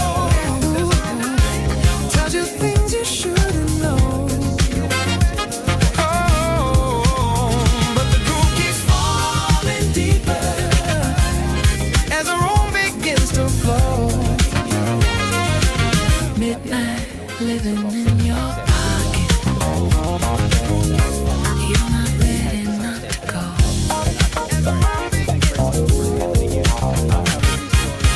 Glass is clinking, amber gleams. Luna tracing liquid dreams. Eyes locked in a silent game. Like she's memorizing names. Remember when we almost left that train with nothing said? You just smile, don't reply. Like the past just passed you by. And Zara pulls you to the floor. Spins you once and once more. Says you move like Sunday sin. And pulls your hesitation in. There's a midnight in your shadow. Little truth you never speak. Every name you ever whisper. Every promise feeling weak. Every reason you could run. Every war you never won. Still the rhythm holds you close. Like it's all you really chose. There's a midnight in your pocket. Burning soft and moving slow.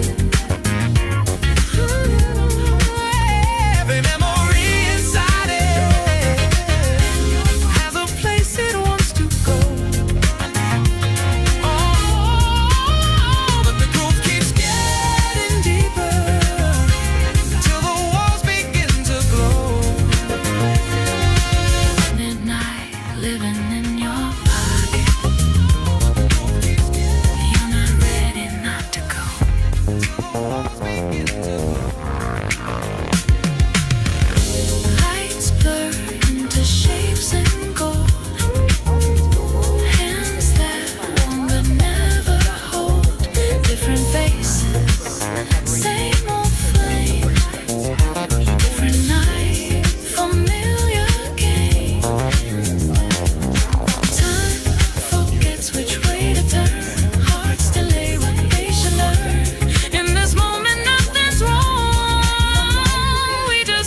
treat you like a song.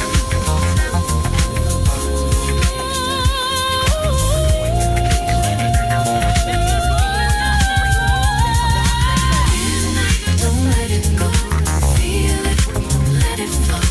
Names fade, lights go low. Still you stay, you don't go.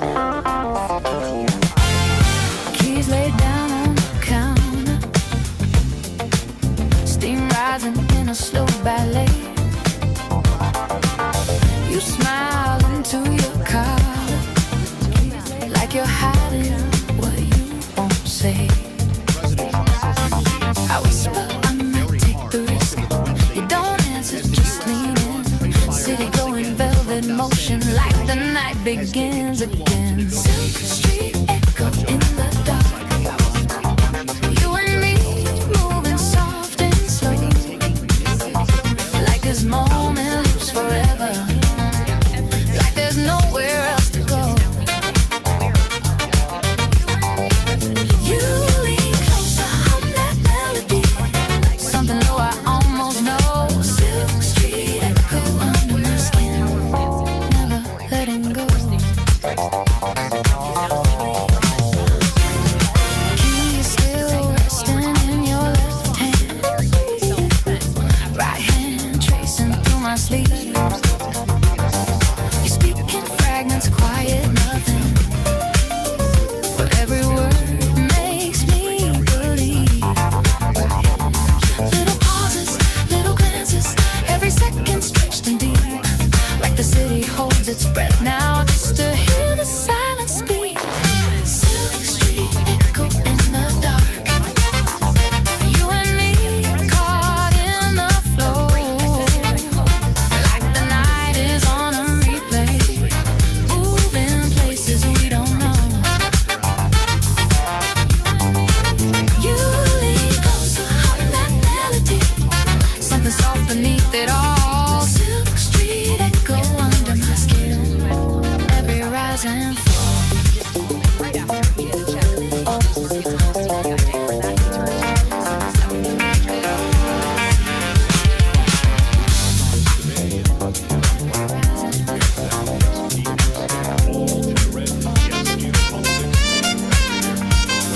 Street signs fading into smoke,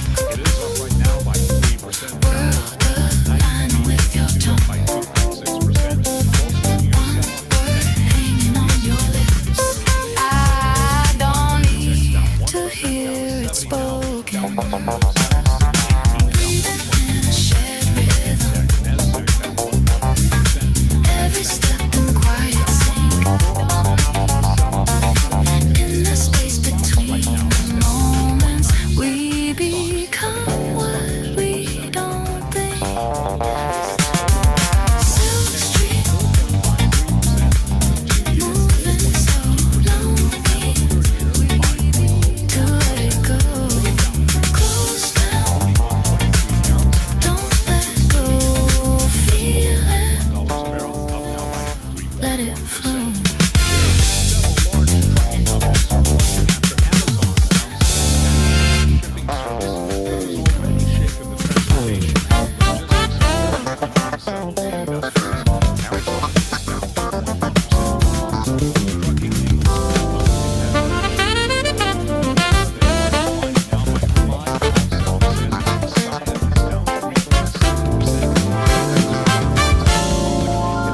You pull up by a quiet light, engine ticking in the night, paper cup still warm in hand. You said let's drive, don't need a plan. Windows open, cool air flows, radio humming something low. You lean back, feet on the dash, say my name like it's gonna last. Late drive on Cedar Lake, nothing lost and new.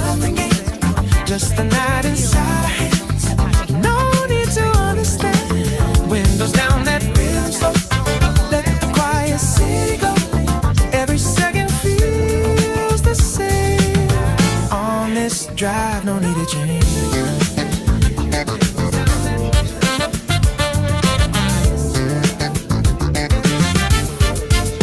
Stoplight holding us in place. You laugh, soft brush your face. Glove box rattles, then go still. Like the night bends to you. Fold us from the side. Little ghosts of younger lives. You say we're still figuring out. Then just smile without a doubt. Late drive on Cedar Lane. Nothing here we need a name. Just your hand across my seat. Drawing lines I wanna keep. Windows down, that low end sound. Like the world just spins around. Every moment stays the same. On this drive we don't explain.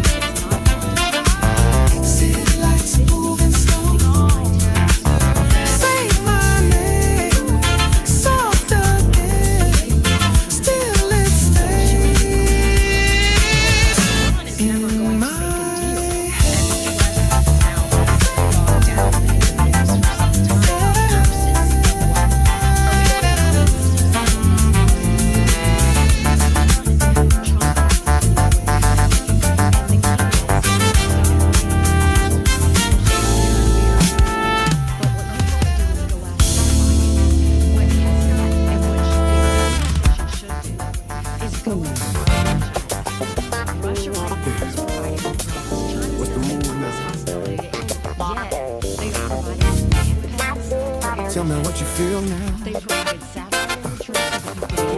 This vibe right here, unreal, too real.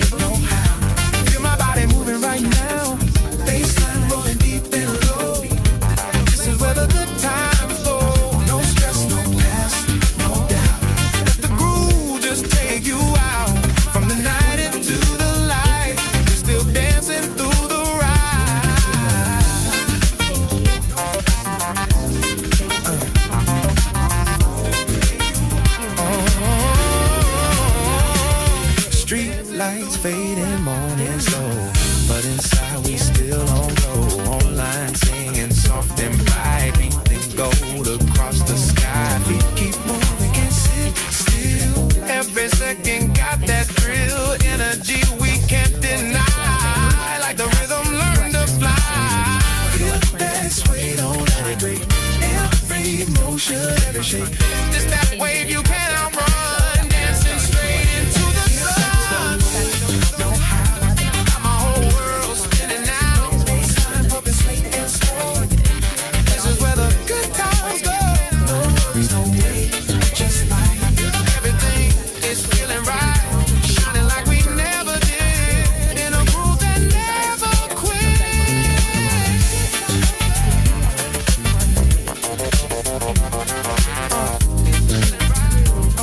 Let it ride. Feel that motion side to side. No control, just the flow. Where it leads, we don't know. Won't drop it. This groove, don't sleep. Still moving, still losing ourselves in the beat.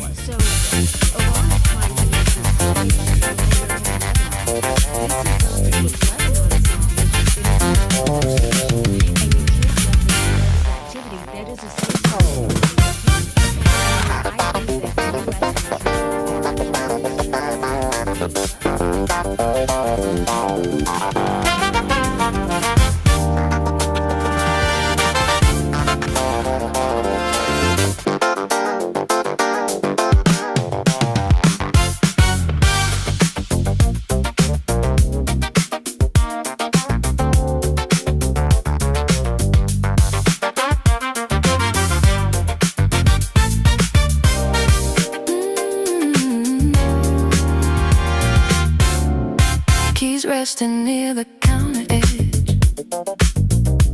Steam rising like it's holding breath. You smile low into your sleeve, like there's more you won't confess. I say maybe we should try. You don't answer, just drift close. City breathing through the glass, like it already knows. Midnight in a soft motion glow. You and me moving slow, like the night don't ever end. Like we're caught inside the flow. You lean closer, hump that line. Something quiet, something low. Midnight moving through my skin, somewhere I don't wanna go.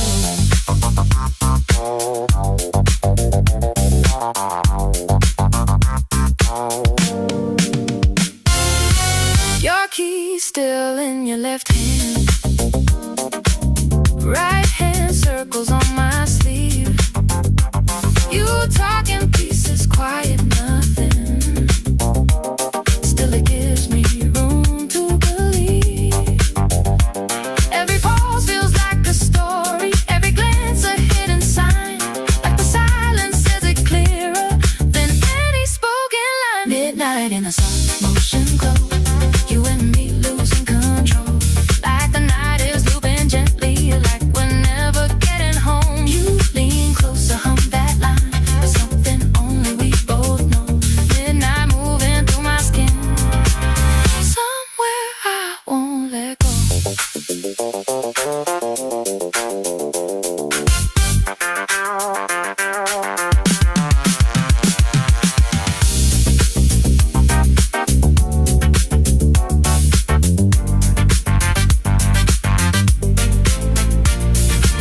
Street lights melting into haze. World dissolving in your gaze. One word waiting on your lips, but it never leaves that place. Breathing in the same slow time. Every step and every sign. In between the sound and silence, we become something undefined.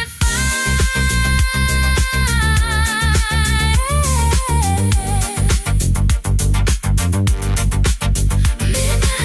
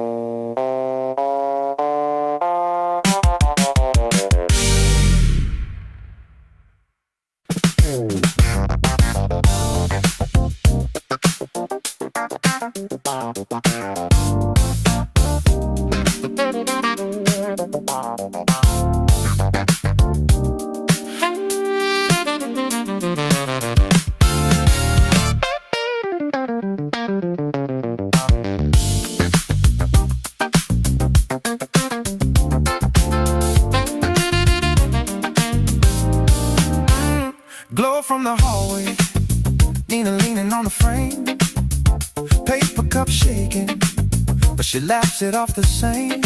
Says it's almost morning, but it don't feel that way. We still move like midnight, never faded into day.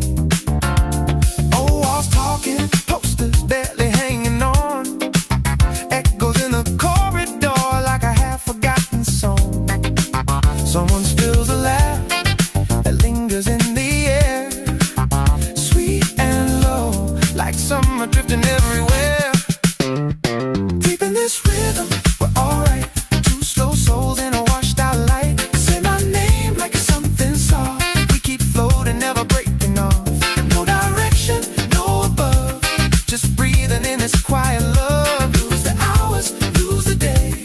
In this groove we choose to stay.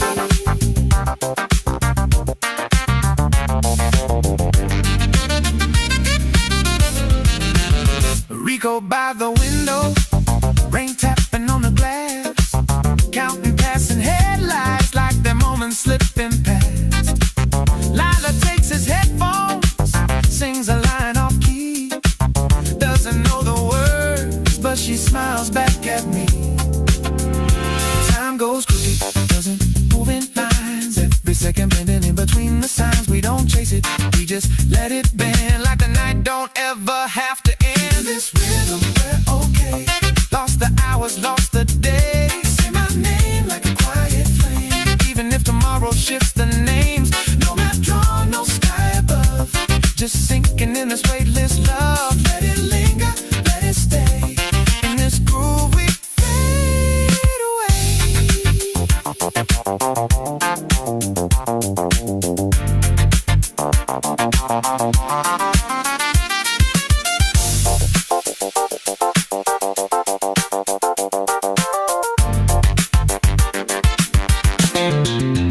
Hands on glass, drawing dreams that won't stay.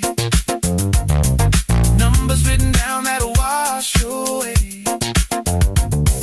Different colors, different ways to feel, but in this moment everything is real. Said one cup like it's all we own, learn to touch in a softened tone.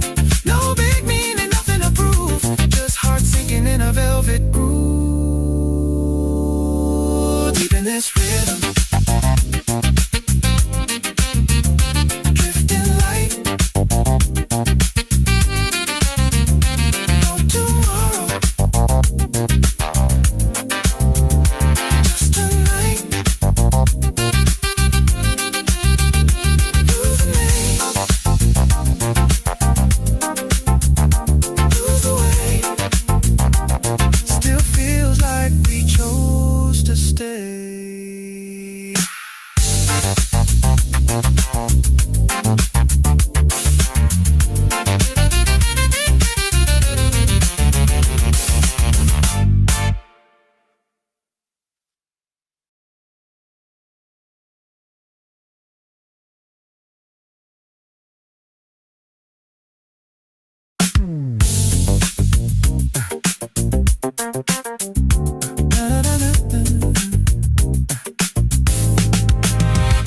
Glow from the hallway, Nina leaning on the frame, paper cup shaking, but she laughs it off the same. Says it's almost morning, but it don't feel that way. We still move like midnight, never faded into day. Old walls talking, posters barely hanging on, echoes in the corridor like a half-forgotten song. Someone spills a laugh that lingers in the air, sweet and low, like summer drifting everywhere. Deep in this rhythm, we're alright. Two slow souls in a washed out light. Say my name like it's something soft. never breaking off.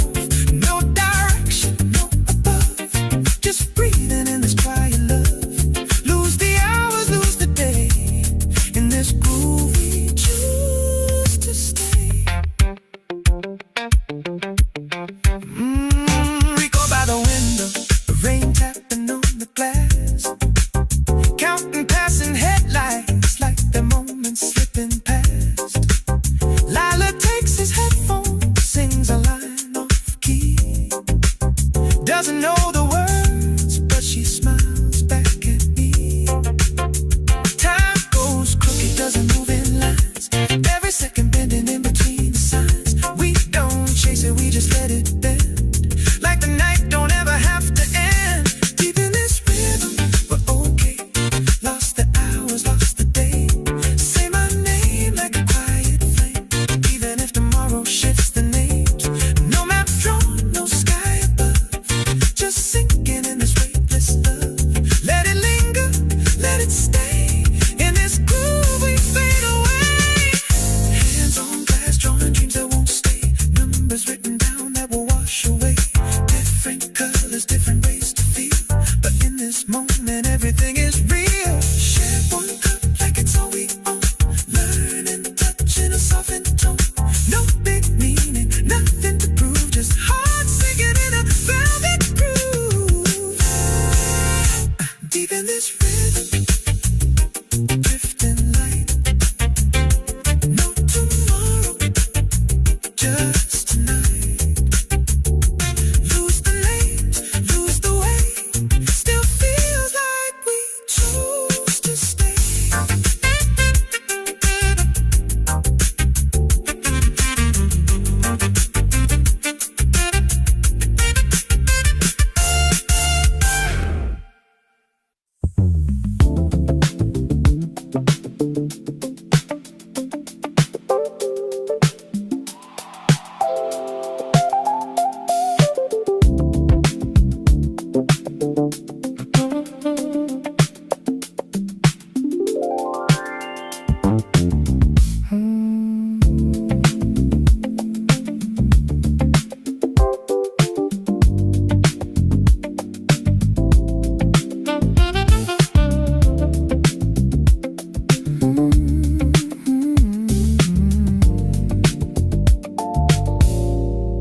Street lamp flickers, Maria by the stairs. Paper cup trembling like she doesn't care. Says it's almost sunrise, but the night feels stuck. Like we paused the world somewhere between the clocks. Old paint cracking, stories in the walls. Every shadow moving like it knows us all. Someone laughs softly down the hall again, spilling slow like a secret with no end. Deep in this feeling we don't rush. Two quiet hearts in the amber hush. Say my name like a night break. We keep drifting, no escape. No signs above, no need to prove. Just sinking deeper in this groove. Lose the hours, let them fall. We don't need to name it all. Miles at the window, rain against the frame. Counting every taxi like they spell a name. Sora takes his headphones, hums a melody. Doesn't know the words, but it feels like home to me. Time bends sideways, doesn't stay in line. Every second stretching into something wide. We don't chase it, we just let it breathe. Like the night's got nothing up its sleeve. Deep in this feeling, we're already lost in the corners of a borrowed night. Say my name like a fading sound.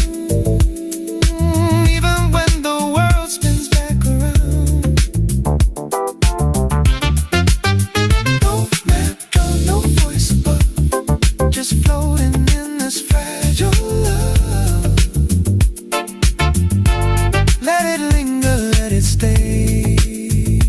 We were never here to find a way. Fog on the glass, we draw what won't last. Little futures fading way too fast. Different hearts, but the same slow beat, meeting somewhere in between. Shared silence louder than a crowded room. Every breath like a quiet tune. No forever, no goodbye.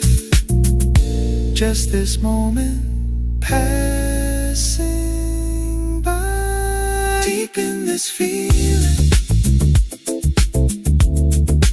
we don't move.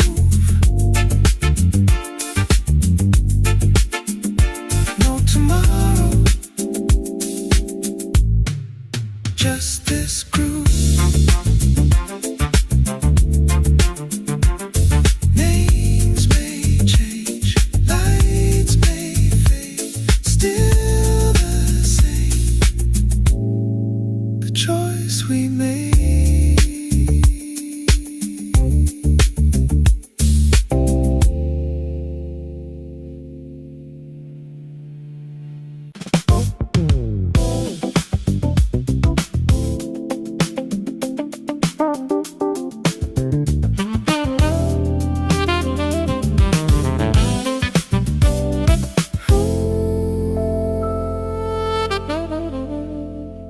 You walking around me late again. Vinyl dust on your fingertips. Coffee ring on a borrowed coat. Still you glow like a quiet wish. You grin and Tessa grabs your wrist. Writes a number you might miss. Says you never keep these things. Then she leans and barely speaks. There's a midnight on your sleeve now. Little secret you don't show. Every name you try remembering. Every place you almost go. Every reason you could leave here. Every exit you might know. But the rhythm pulls you deeper. It's something you owe. There's a midnight on your sleeve now. Soft and hiding in the glow. Every whisper, every echo. Feels like somewhere you should know. But the groove keeps getting deeper. Till the walls are moving slow. Midnight resting on your sleeve. You're not ready. Not to go.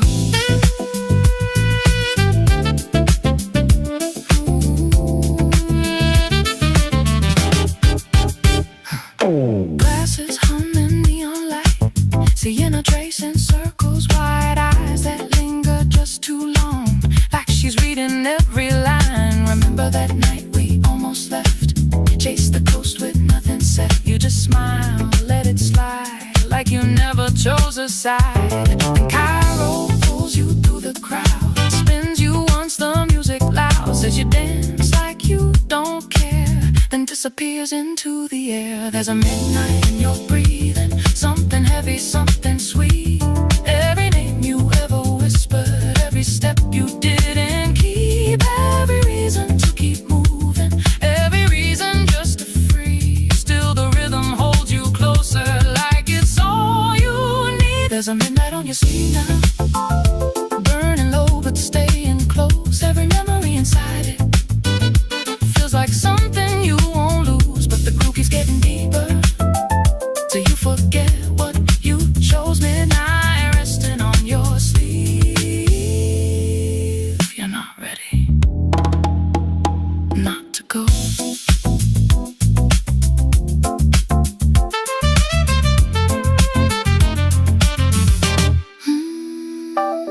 Fog on glass, names fade away. Hands that touch but never stay. Different stories, same slow fire. Every moment stretched and wired. Time dissolves inside the sound. Hearts get lost but still are found. Nothing certain, nothing planned. Still you don't let go the hand. Midnight on your sleeve. Something you believe. Lights fade. People go. Still you stay moving. moving slow.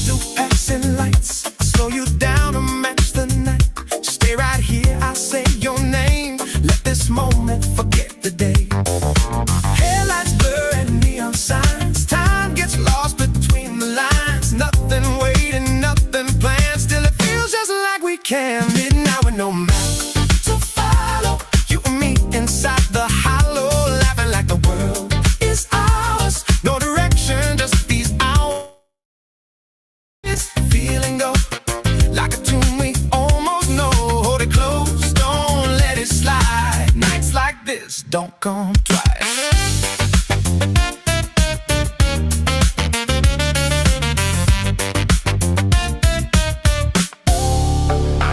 Oversized coat, thrift store blue. Smell of coffee still on you. Record turning soft and warm. You take my hoodie like it's yours. Bare feet tapping wooden floors. Half-lit rooms and open doors. Every glance a quiet spark. Flickers moving through the dark. Different faces, same old flame. Changing stories, constant frame. Every corner holds the sound of our hearts without a ground. Midnight with no map to follow. You and me in borrowed shadows, drifting like a saxophone, playing notes we've never known. You say, don't you dare forget every breath, every silhouette, even when the names all fade. This feeling's never gonna change. Yeah.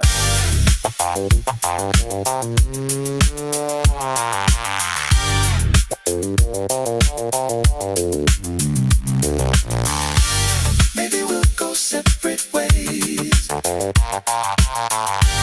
Different nights and different days. But this rhythm stays inside. Looping slow, we can't deny.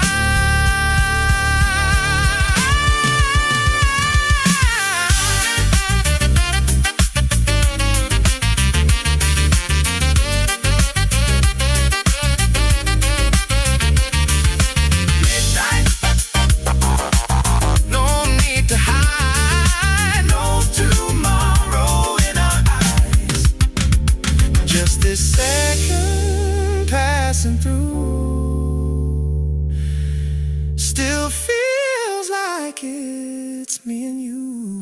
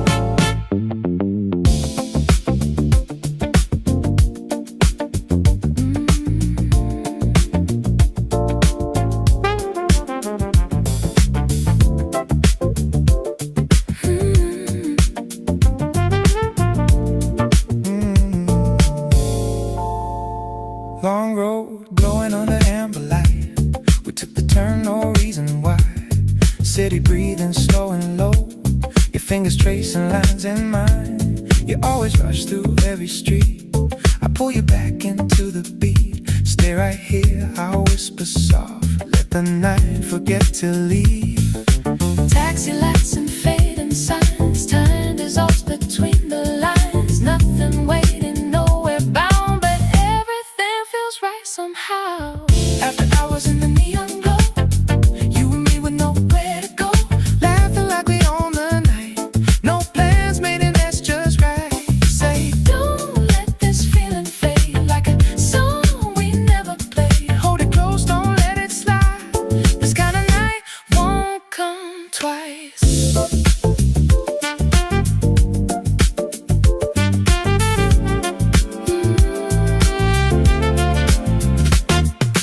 Jacket loose from secondhand, smell of coffee on your hands. Vinyl spinning soft and slow, you steal my warmth and call it yours. Barefoot rhythm on the floor, kitchen light through open doors. Every move a quiet spark, dancing shadows in the dark. Faces change but not this flame. Different stories, same old frame. Every corner, every street echoes where our pulses meet. After hours in the neon glow, you and me with nowhere to go, drifting like a saxophone, playing notes we've never known. And you say, don't you dare forget every breath, every silhouette. Even when the names all fade, this feeling's gonna stay the same. Maybe we'll be strangers soon. Different skies, a different tune, but this night lives in our veins, looping soft like summer rain.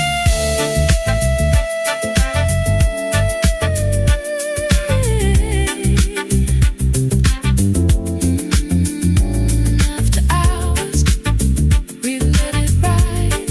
No tomorrow in our eyes, just this moment passing through.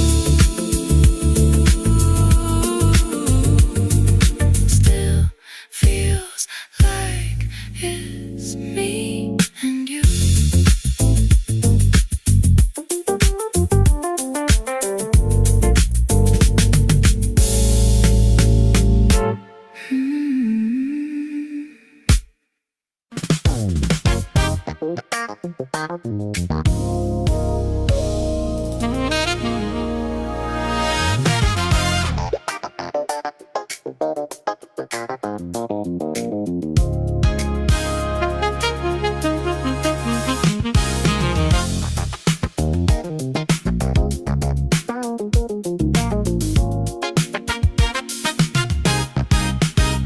you step in, it go late again. Headphones low, your jacket thin. Coffee stain on finished thread. Still you shine like morning bells. You laugh and Kira takes your hand, draws a symbol you don't understand. Says you lose what you don't keep, then leans closer, voice goes deep.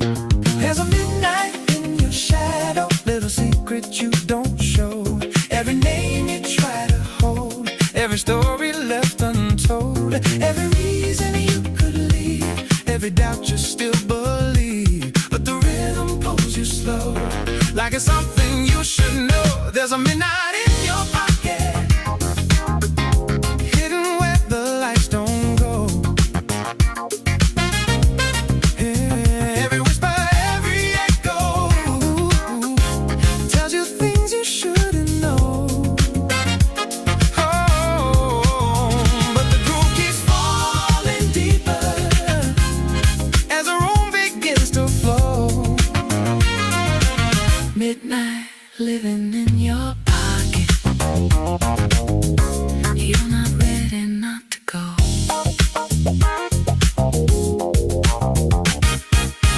Glasses clinking, amber gleams, Luna tracing liquid dreams. Eyes locked in a silent game, like she's memorizing names. Remember when we almost left? Took that train with nothing said. You just smile, don't reply, like the past just passed you by. Then Zara pulls you to the floor, spins you one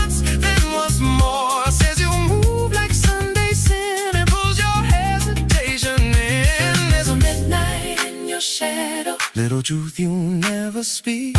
Every name you ever whisper, every promise feeling weak. Every reason you could run, every war you never won. Still the rhythm holds you close, like it's all you really chose. There's a midnight in your pocket, burning soft and moving slow. Every memory inside it has a place it wants to go. But the groove keeps getting deeper till the walls begin to glow. Midnight living in your pocket, you're not ready not to go.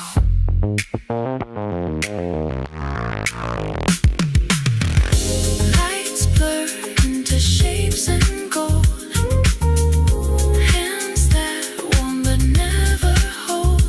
Different faces, same old flame. Different night, familiar game. Time forgets which way to turn. Hearts delay what they should learn. In this moment, nothing's wrong. We just stretch it like a song.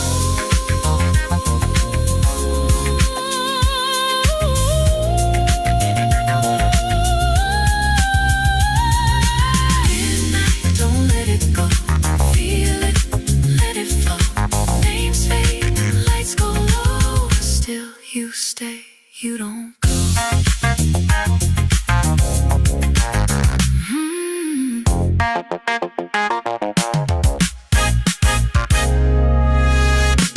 You don't go.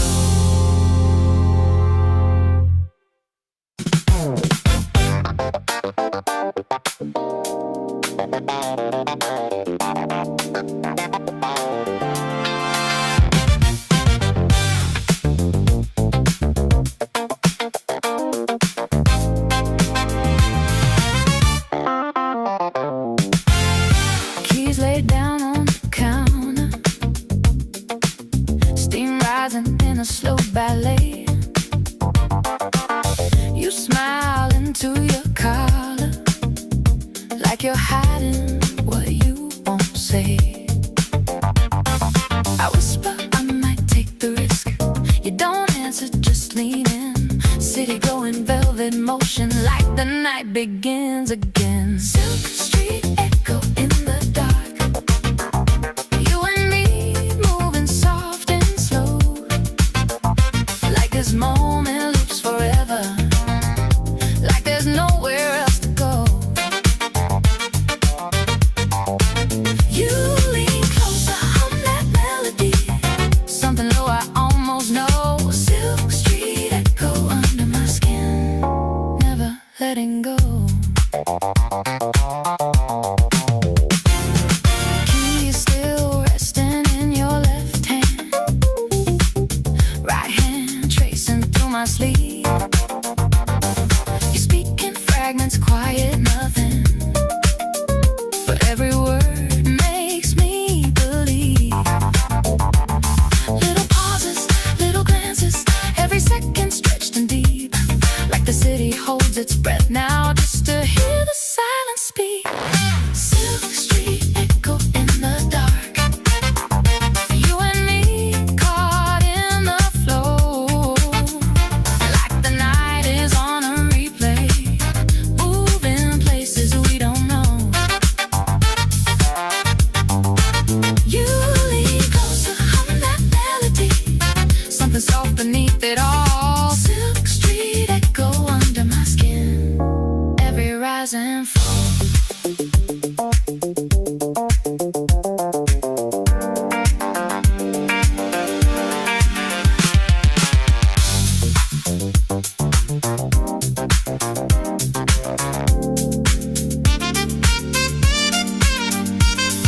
Street signs fading into smoke, world aligning with your tone. One word hanging on your lips, I don't need to hear it spoken. Breathing in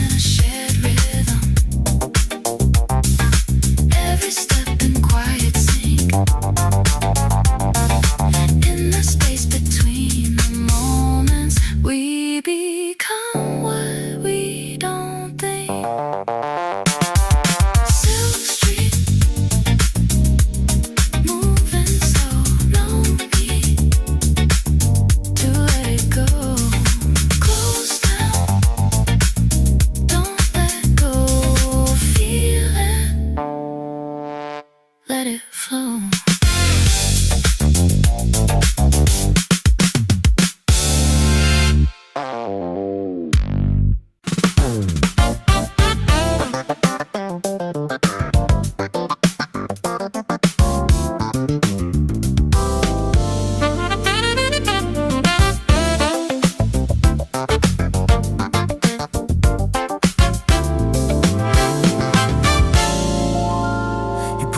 By a quiet light, engine ticking in the night, paper cup still warm in hand. You said let's drive, don't need a plan. Windows open, cool air flows, radio humming something low. You lean back, feet on the dash, say my name like it's gonna last. Late drive on Cedar Lake, nothing lost and nothing gained, just the night inside our hands. No need to understand. Windows down, that rhythm slow, let the quiet city go. Every second feels the same. On this drive, no need to change.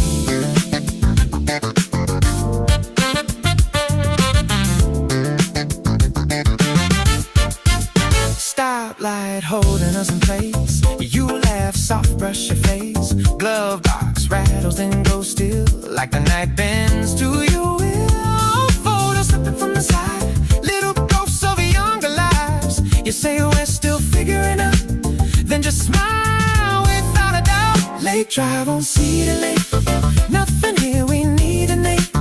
Just your hand across my sleeve, drawing lines I wanna keep. Windows down, that low end sound, like the world just spins around. Every moment stays the same. On this drive we don't explain.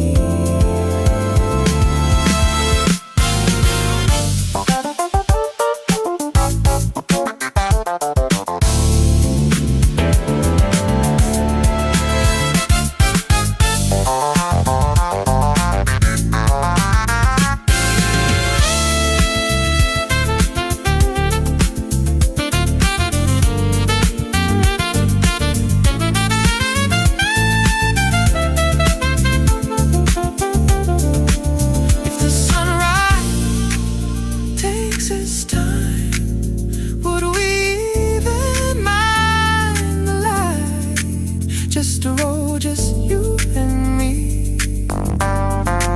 But it feels like everything, I hold it like a quiet truth, like a memory wrapped in you. Simple night, but somehow stays long after it fades away.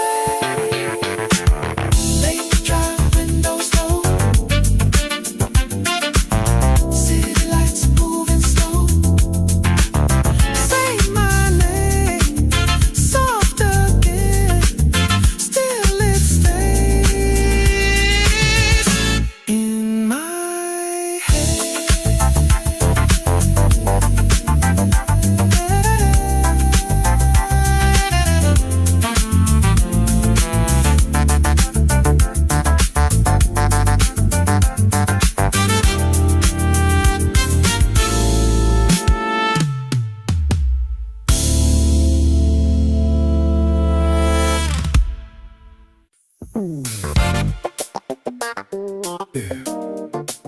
What's the move now? Tell me what you feel now. This vibe right here, unreal, too real.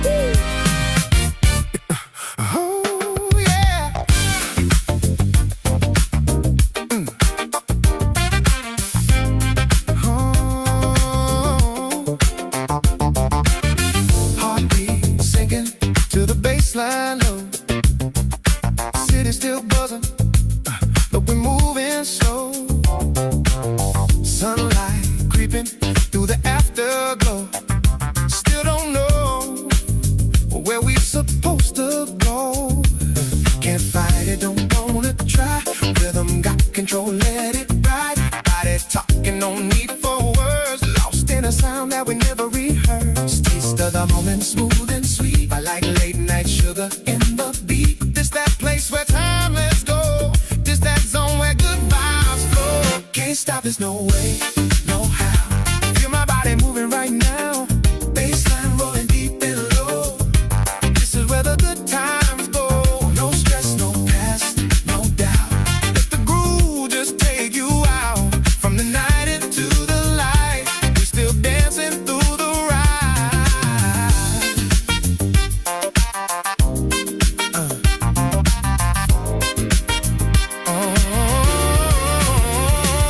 street lights fading, morning slow, but inside we still on glow. Online singing soft and bright, painting gold across the sky. Feet keep moving, can't sit still. Every second got that thrill, energy we can't deny. Like the rhythm, learn to fly.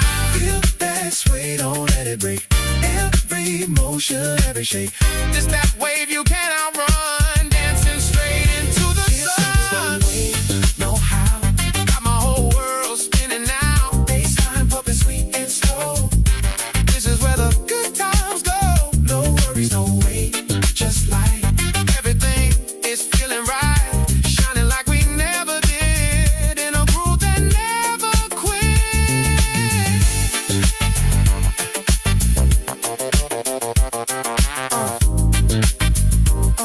Let it ride. Feel that motion side to side. No control, just the flow. Where it leads, we don't know. Can't stop it. Won't drop it. This groove, don't sleep. Still moving, still losing ourselves in the beat.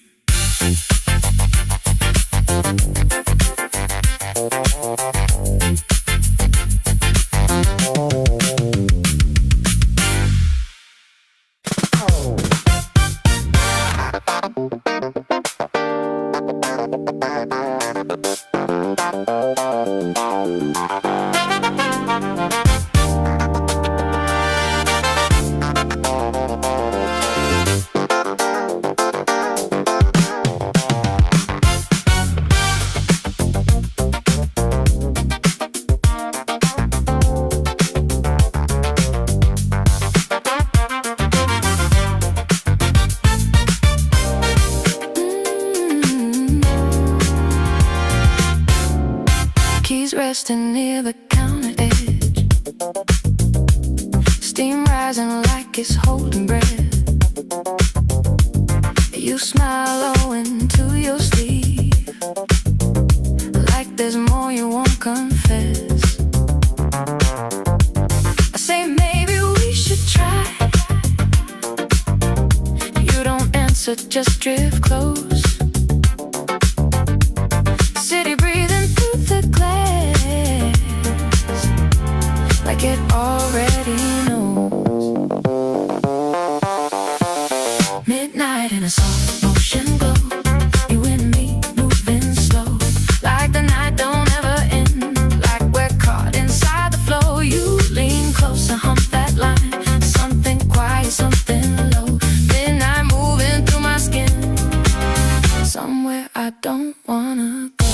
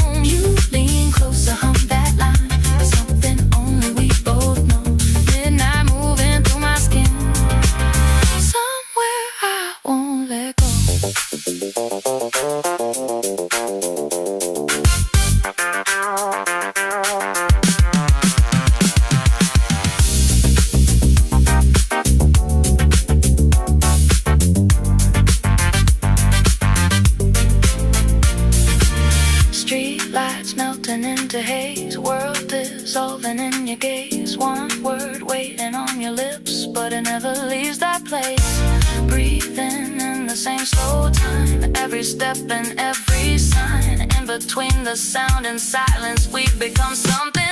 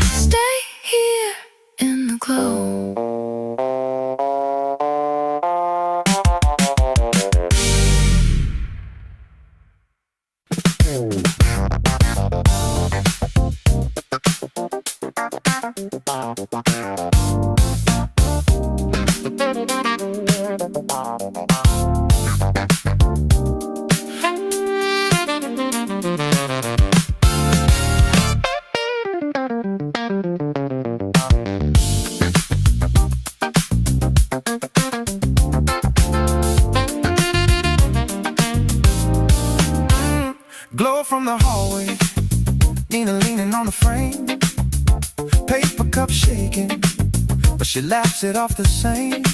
Says it's almost morning, but it don't feel that way. We still move like midnight, never faded into day. Old walls talking, posters barely hanging on, echoes in the corridor like a half-forgotten song.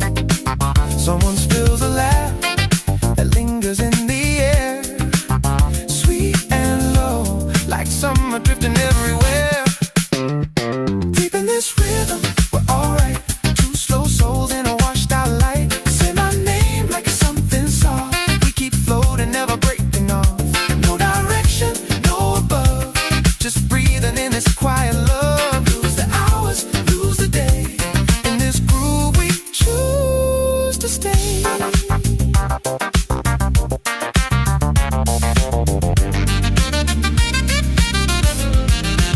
Rico by the window, rain tapping on the glass, counting passing headlights like their moments slipping past.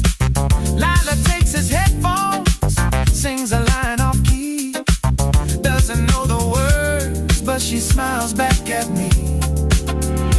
Time goes crooked, doesn't move in lines, every second bending in between the signs. We don't chase it, we just let it bend, like the night don't ever have to end. This rhythm, we're okay, lost the hours, lost the day. Say my name like a quiet flame, even if tomorrow shifts the names. No map drawn, no sky above, just sinking in this weightless love. Let it linger, let it stay. In this groove we fade away.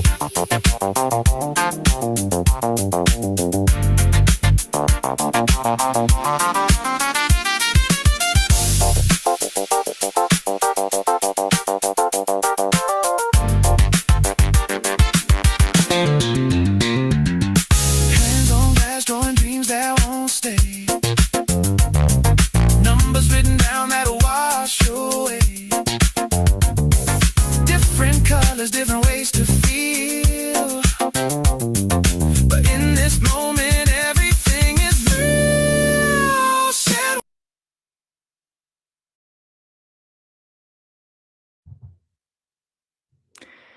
Hello, everyone. Hi, welcome to Today's Real Talk. In another week, Xi Jinping just visited Pyongyang. He has returned to Beijing. This is his first international trip of the year and his first overseas trip in 7 months. Right now, it's one of the biggest stories in the world. And his wife, Peng Liyuan, accompanied him on the visit. That alone caught a lot of attention. She hasn't accompanied him on an overseas trip for nearly 2 years, which is unusual because Xi Jinping has traditionally enjoyed showcasing his famous singer wife on the international stage. So her prolonged absence had fueled speculation that China's first lady might have fallen out of favor politically. And his little brother, personally stepped onto the tarmac to welcome Xi Jinping. Kim Jong-un went with his wife.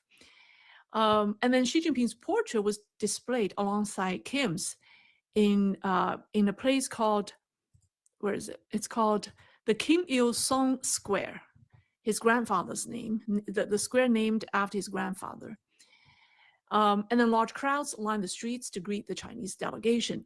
Now, major Western media outlets reported that Kim had rolled out the red carpet for Xi Jinping, that this was a grand reception.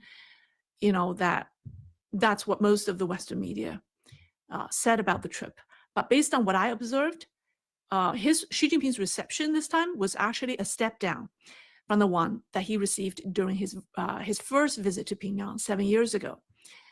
Why? Because Kim Jong-un is now dealing with Xi Jinping from a position of greater confidence. Let me explain why this visit is so unusual. The details surrounding the trip revealed a great deal about the current state of North Korea's relationship with China. They also help explain why this visit may not have been as successful for Xi Jinping as many outside observers believe.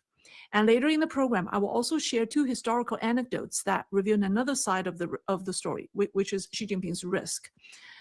But first, let's start with why I believe Kim Jong-un deliberately scaled back the welcome compared to 2019.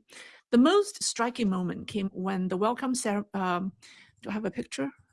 Okay, well, this is their picture. Oh, not this. Where is the welcome ceremony? Let me just leave on this page. For the first time ever, North Korean crowds and honor guards were heard chanting, "Comrade Xi Jinping, we wish you good health." Think about it. They did not chant the traditional slogan, "Long live Xi Jinping." They did not wish him longevity. Instead, they wished him good health. That slogan was never used during his visit 7 years ago, and that distinction matters. Now, in communist political culture, slogans are rarely random. They carry political meaning.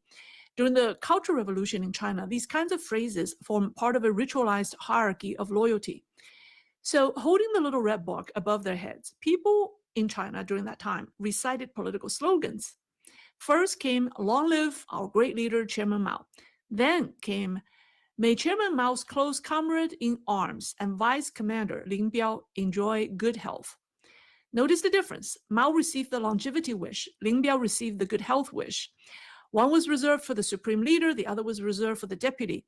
Whether in China or North Korea, communist political systems tend to operate according to the same symbolic logic. And particularly, North Korea learned a lot of these political symbolisms from China. So viewed through that lens, Xi Jinping did not receive the slogan reserved for a supreme leader. Instead, he received a slogan traditionally associated with a subordinate figure. So was this simply an innocent choice by North Korean organizers, or was it deliberate? There's another irony here. Now, Lin Biao, the man who received those famous wishes for good health, was in fact known to suffer from poor health. That was one of the reasons people constantly wishing him well. So when North Korea publicly wished Xi Jinping good health, it inevitably raises another question. Have concerns about Xi Jinping's physical condition become serious enough that even Kim Jong-un feels compelled to acknowledge them publicly? Ironically, the slogan may have drawn even more attention to the Chinese leader's health. Some even interpreted the slogan as a subtle jab. "We know you are not well." Speaking of health rumors, there was another curious detail. Xinhua's coverage of Xi Jinping's trip conspicuously avoided showing Xi Jinping walking down the aircraft stairs. The footage showed Xi Jinping and his wife appearing at the top of the staircase after exiting the plane. Then, instead of showing the couple descending the stairs, the camera suddenly cut to Cai Qi and Wang Yi walking down. It was an odd editing choice, almost as if Xinhua preferred not to show Xi Jinping's movements on the stairs at all. Now, in the past, people have been watching how Xi Jinping descended on those stairs because they noticed that he could not walk straight line, and he wobbled, and he had to hold his wife's hands and need her help to walk down. So now some viewers may think we're reading too much into these symbolisms or even a slogan. That's fair. But the interesting thing is that the slogan was an isolated detail. When you place it alongside several other changes in protocol, a broader pattern begins to emerge. But it wasn't just the slogan. So compared with Xi Jinping's 2019 visit, the entire reception appears to have been scaled back. Back then, North Korea mobilized enormous crowds throughout Pyongyang. It was said there was 100,000 people lined the streets as Xi Jinping's motorcade passed. She was also treated to a massive stadium performance involving tens of thousands of athletes, dancers, singers, and performers. The entire event was designed to showcase the highest possible level of honor. This time, the welcoming crowds were noticeably smaller and concentrated only at key locations. And instead of a giant stadium spectacle, Xi Jinping attended an indoor performance. So there was no massive street lineups, no giant stadium production. That's a noticeable reduction in scale. And the downgrade wasn't just about crowd size or performances. It extended all the way to the political symbolism of the venue itself. Perhaps the most important difference involves the location of the welcome ceremony itself. 7 years ago, during his first trip, Kim Jong-un welcomed him outside the it's the palace called Kam Susan Palace of the Sun. That was, do I have a picture of that? I think that was last time. That was probably the most sacred place in most sacred political symbol in Pyongyang. It's essentially the Kim family's holy revolutionary temple. As far as anyone knows, Xi Jinping's 2019 visit marked the first time a foreign leader reviewed honor guards and received a public welcome at the country's most sacred political site. This time, the ceremony took place in Kim Il-sung Square instead. It's still prestigious, but it's clearly a step down from the symbolism, the status, and political significance of what he received 7 years ago. And when we come to the, before that, I want to tell you something. And also, it's interesting that people are saying that Kim Jong-un, despite all the festivities, the pageantry of the welcoming ceremony, Kim Jong-un subtly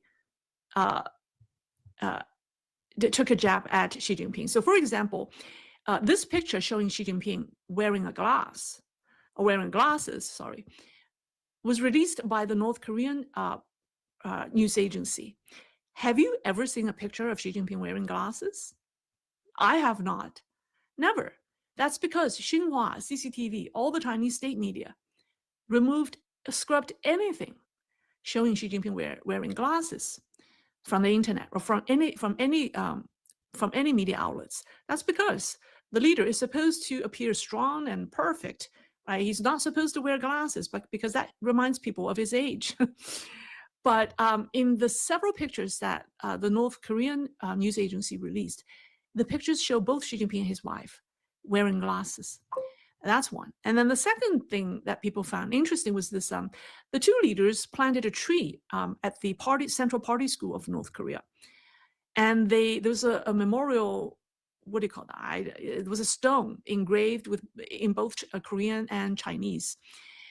And people noticed that. Basically, it says the friendship between China and North Korea is everlasting, something like that. And they put both Xi Jinping and Kim Jong-un's names on the stone. Now, I boxed the two names. The first box on the left is Kim Jong-un's name. The box on the right is Xi Jinping's name in Korean. But people notice that the font they use for Kim Jong-un's name is bigger than Xi Jinping's. It's very obvious because the font on the left is taller. And then if you look at their Chinese names, it's not as obvious as the Korean, their Korean names. Because in the Koreans, Kim Jong-un's name appeared before Xi Jinping's names, whereas in the Chinese names underneath that, I didn't box the names, but those of you who read Chinese could see Xi Jinping's name appeared before Kim Jong-un's, and it's slightly smaller. So isn't that interesting? Anyways, well, that's just some very, very observant China analysts. They paid attention to everything. All right, then we come to what may be the most interesting development of all, one day before Xi Jinping arrived in Pyongyang, Kim Jong-un's sister, Kim Yo-jong, published a signed statement in North Korea's official newspaper. And in that statement, okay, do I have a picture of her? Where is it? Oh, that's their welcoming ceremony. People notice how, how interesting they put their wives, they place their wives behind them, so they appear smaller in the picture, right? This is like, the two men looked bigger because they're more in the front, whereas their wives stayed in the back and they appeared smaller. That's just a very interesting optics. All right, so here's the lady we're talking about. So she published an article or statement in the official newspaper, and in that statement, she declared that North Korea's status as a nuclear weapons state is non-negotiable, irreversible, and not subject to outside pressure. She also rejected reports suggesting that China and the U.S. share a common goal of North Korean denuclearization, calling such claims false. So imagine the optics. Xi Jinping arrives in Pyongyang. Just 24 hours earlier, the first sister publicly announces that denuclearization is off the table and not even open for discussion. It's almost as if Pyongyang wanted to establish the boundaries of the conversation before Xi Jinping's plane even landed. In other words, if Xi Jinping came to discuss nuclearization, the answer was already no. The topic was closed. You don't even get to raise it. What's even more interesting is what happened afterward. In Xinhua's official readout of the Xi-Kim summit, the phrase denuclearization of the Korean Peninsula was nowhere to be found. That was not the case 7 years ago. But it was an isolated omission. In September 2025, remember when Kim Jong-un traveled to Beijing for the military parade on the 3rd of September? Chinese state media also omitted the phrase denuclearization of the Korean Peninsula. Then at the end of 2025, Beijing released its latest arms control white paper. And for the first time in 19 years, the phrase disappeared entirely. Taken individually, each of these developments may be dismissed as coincidence. Taken together, they suggest something much larger. China's diplomatic and strategic posture no longer appears centered on the goal of denuclearization in North Korea. At this point, this pattern is difficult to ignore. In practical terms, Beijing seems to have concluded that North Korea's nuclear status is a reality that cannot be reversed. What was once treated as an unacceptable outcome is increasingly being accepted as a fact on the ground. In other words, a nuclear-armed North Korea is no longer being discussed as a problem to be solved. It's being treated as a reality to be managed. And that's a significant change on the part of the CCP. Now, with that in mind, let's take a step back and look at the broader relationship between China and North Korea. Because many of the mainstream media reports, want us to believe that North Korea and China see eye to eye, but that's not the case. Kim Jong-un's grandfather, Kim Il-sung, left behind a warning for his future generations. That is, the Chinese Communist Party cannot be fully trusted. So to understand Kim Jong-un's actual view of China, it's worth looking at the memoir of former Secretary of State and former CIA director, this guy, Mike Pompeo. In 2018, while serving as CIA director, he made a secret trip to Pyongyang for his first meeting with Kim Jong-un. According to Pompeo, Kim's opening remark was, "I know you want to kill me." And the CIA director played along and replied, "I'm still working on it." And to his surprise, Kim burst out laughing, immediately breaking the tension in the room. But what truly reveals his relations with China came later. The CIA director told Kim, "Beijing told us that if the U.S. withdrew its troops from South Korea." Now, Kim Jong-un didn't say, "I disagree." He didn't say China misunderstood me. He laughed and then replied bluntly, "The Chinese are liars." That was not simply a throwaway line. Kim went on to explain his reasoning. In his view, the U.S. military presence in South Korea actually benefits North Korea because it serves as a strategic counterbalance to China. And according to Pompeo's account, Kim told him directly, "If you withdraw U.S. troops, China will control the Korean Peninsula the same way it controls Xinjiang and Tibet. I have no desire whatsoever to see U.S. forces leave the Korean Peninsula." That conversation helps explain much of North Korea's behavior today. Kim Jong-un has never seen China as a trusted ally or trusted partner, and he has never been a simple follower of Beijing.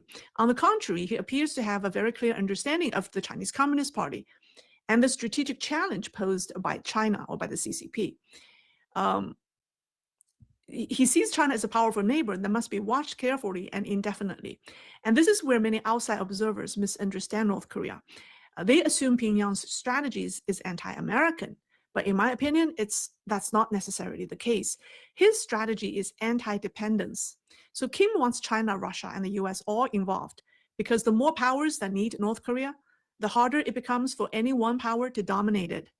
And his objective is to maintain a balance among China, the U.S., and now Russia, making sure all three powers need North Korea, and none can afford to abandon it. And that brings us to perhaps the most significant misconception about North Korea today. Many people still think of it as a traditional communist state. In reality, Kim Jong-un has been quietly redefining North Korea. This March, North Korea amended its constitution and removed the word socialist from the constitution's official title. So for decades, it had been known as the Socialist Constitution of the DPRK. Now, it's just called the Constitution of the Democratic People's Republic of Korea. At the same time, references to communism and socialism have become far less prominent than they were under Kim's grandfather and father. And you know, historically, North Korea claimed to be three things: a socialist revolution, the legitimate government of all Korea, and a state guided by Marxism, Leninism ideology. Kim has gradually watered down all three. Reunification with South Korea has effectively been abandoned. Marxism and communism are barely mentioned compared with previous decades. And the constitution now focuses heavily on North Korea as a separate sovereign nuclear state ruled by the Kim family. So for someone familiar with the CCP, the closest analogy would be if the CCP stopped talking about communism, renamed the Socialist Constitution of the PRC simply the Constitution of China, removed all references to reunification with Taiwan, and instead centered the entire system on national sovereignty, nuclear deterrence, and the authority of a single leader. So if you view it from that perspective, Kim Jong-un and Xi Jinping are moving in very different ideological directions. Kim Jong-un is turning North Korea into a family-run nationalist authoritarian state that happens to have communist origins. And Xi Jinping is trying to turn communist ideology into the foundation of his personal rule. One is moving away from communism, the other is moving deeper into it. Perhaps that difference reflects their backgrounds. Kim Jong-un, after all, was educated in the West. Xi Jinping was politically shaped by Mao's China during the Cultural Revolution. Kim Jong-un may be many things, but one thing he's not is Xi Jinping's communist little brother. So what exactly did Xi Jinping get out of this trip to Pyongyang? I shouldn't stay on this page. Oh, here's Kim. Here's Kim. Let's leave this here. Well, I would argue that there were four takeaways. First, Xi Jinping got a geopolitical photo op. This was his first overseas trip of 2026.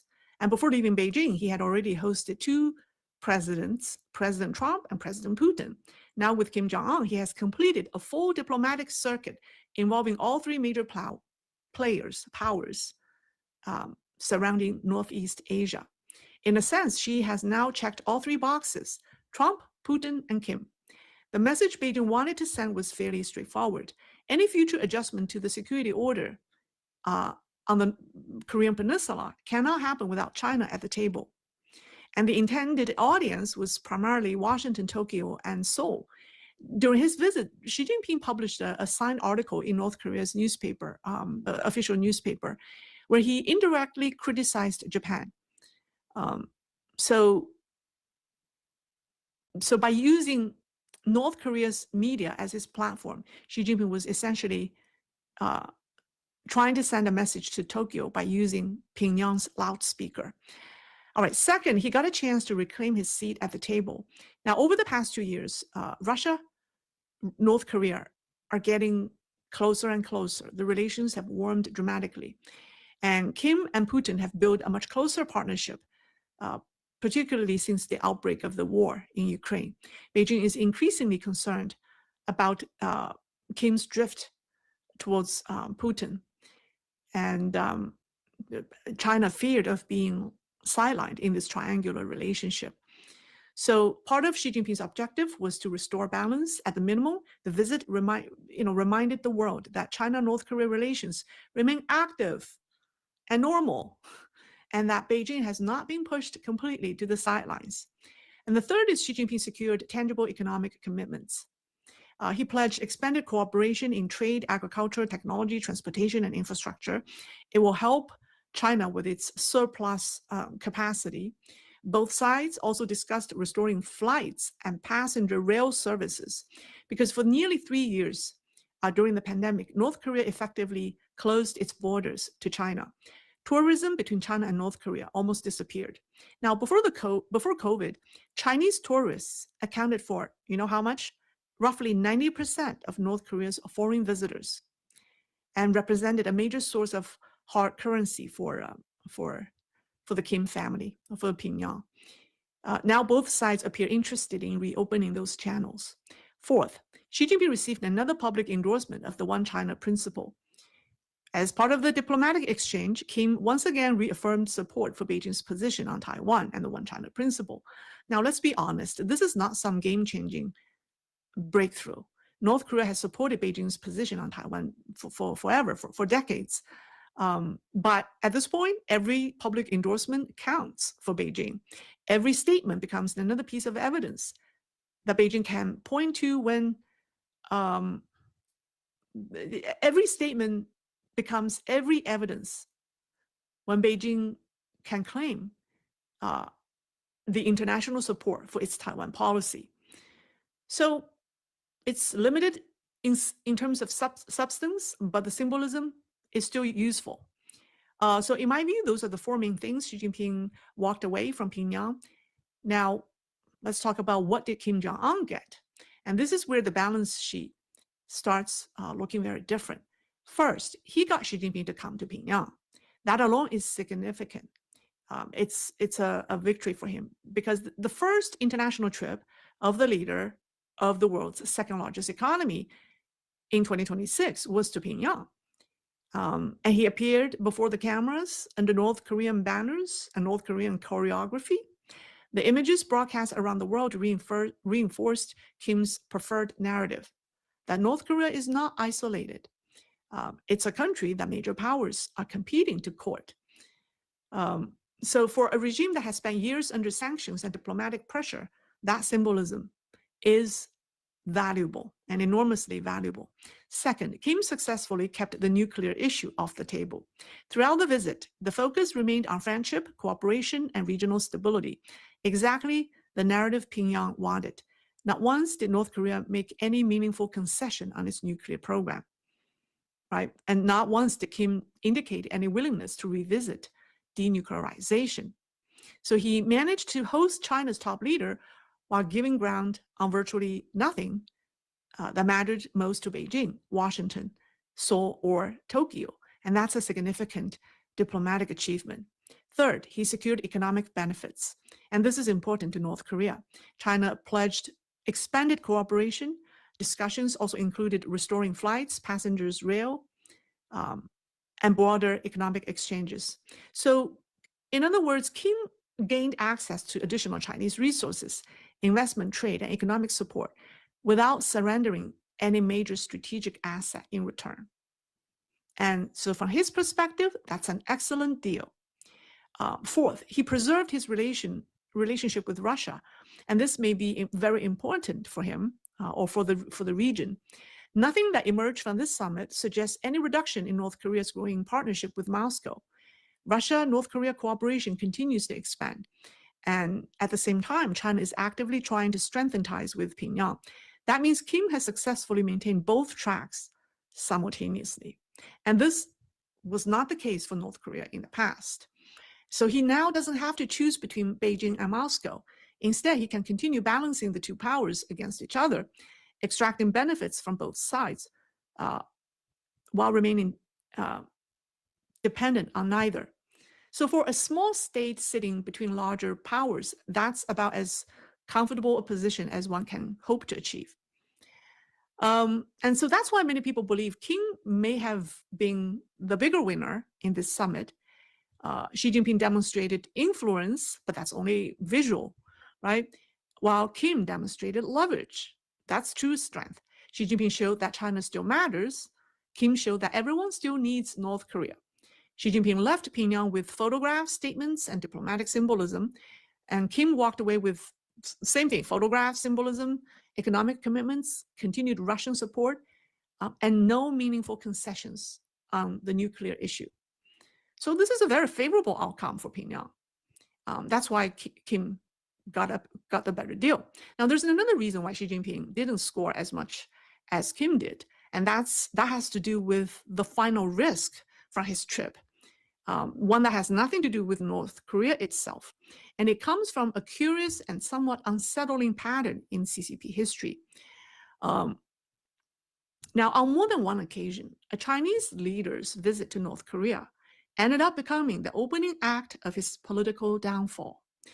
The historical parallels are striking. So let me first tell you about this guy, Hua Guofeng. So in May 1978, Hua Guofeng traveled to North Korea as China's top leader. At the time, he appeared firmly in control.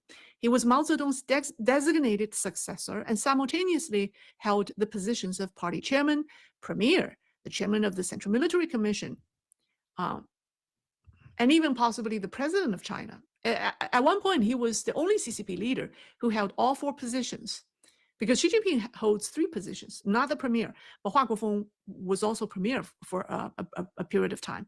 So on paper, no one looked more secure. Now, before departing for Pyongyang, Hua Guofeng had been discussing plans for a major naval inspection in Dalian with senior military officials. The event was expected to reinforce his authority and showcase his command over the military. Unfortunately, while he was in North Korea, events in Beijing began moving in a very different direction. Now, on May 10th, 1978, just one day before Hua Guofeng returned from North Korea, Deng Xiaoping quietly backed the publication of an editorial that would become one of the most consequential political documents of the reform era.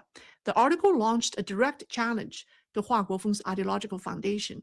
It attacked the doctrine known as the two whatevers, the idea that whatever policies Mao Zedong had decided and whatever instructions Mao Zedong had given should continue to be followed unquestioningly. Actually, I made a video about Hua Guofeng's downfall in my Looking Glass channel. So Chris, can you copy the link of that video in the description and also here, so that if those of you who are interested in learning how Deng Xiaoping took down Hua Guofeng over the span of 3 years, that's the video to watch. Thank you. So what began as an intellectual debate quickly evolved into a political struggle over who could lead China into the future. So by the time Hua Guofeng returned from Pyongyang, the ground had already shifted beneath him. The naval review he had hoped would strengthen his authority never happened. And over the following years, he gradually lost control of the military to Deng Xiaoping, and that was the beginning of the end. And the second precedent had to do with Zhao Ziyang. I already told you about that this weekend. The same thing happened. So on April 23rd, 1989, Zhao Ziyang departed for North Korea for an official visit. At the time, student demonstrations were already spreading across Beijing following the death of Hu Yaobang. But the real political battle had not yet been decided. Then Zhao Ziyang left for North Korea. 3 days later, a critical turning point occurred. The People's Daily published its now famous editorial criticizing the students' movement as turmoil and portraying the movement as a direct threat to the party and the state.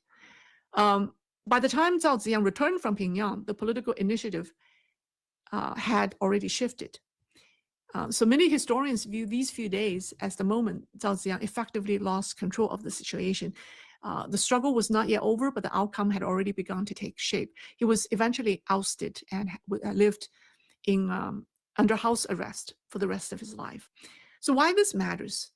Because viewed together, these two cases reveal an uncomfortable reality about authoritarian politics in highly centralized systems the most dangerous place for a leader can sometimes be away from the capital, especially, and that explains why Xi Jinping hasn't left Beijing, for so long. And this was his first international trip in 7 months. Especially trips to North Korea. They seem ominous politically. So here's the question: will history repeat itself? That perhaps is the most interesting question of all. Let's wait and see. Now, there's another interesting detail. It is that according to various reports, I have to show you a picture. This picture, let me make this bigger because I don't know if you can see anything, but this picture deserves a good few minutes. People have alleged that Xi Jinping's daughter, Xi Mingze, may have traveled with her father, with her parents, to Pyongyang. This is the photograph circulating online. The woman circled on the far left is said to be the first daughter. If you look at the rank, Cai Qi, they rank, from high to low, but she is the highest ranking female officials, right? And she's the third from the far left. Anyways, if true, if that's indeed her, it would be the first public photograph of Xi Mingze, because nobody in China and the public has not seen a picture of her, although the image in this one is too distant to clearly identify her face. Until now, Xi Jinping's daughter has been kept almost completely out of public view. Young people were sent to prisons, were being locked up for trying to release her picture. Very few people know what she looks like. So if the woman in the photo is indeed Xi Mingze, it would also indirectly lend credibility to long-running rumors that she has been playing a behind-the-scenes political role in assisting her father in the office that Cai Qi heads up. What do you call that? The general office of the CCP leadership. Yeah, some people say that she has a role. She has a deputy role. She plays a deputy role in that office. All right, so we don't know if that is her. The picture is too small to tell, but I want to share with you this picture. Okay, that's what I have for you. Okay, Chris. Oh, Chris also copied the video about Xi Jinping's daughter. Yes, I made a video about Xi Jinping's daughter who is 33 years old, but she's the most mysterious woman in China because she's 33 years old. She's household name, and yet no one has seen a picture of her. There's several pictures floating online claiming they were her, but I don't know which one. I think they may be all wrong. Okay, all right, let's see, what questions do people have?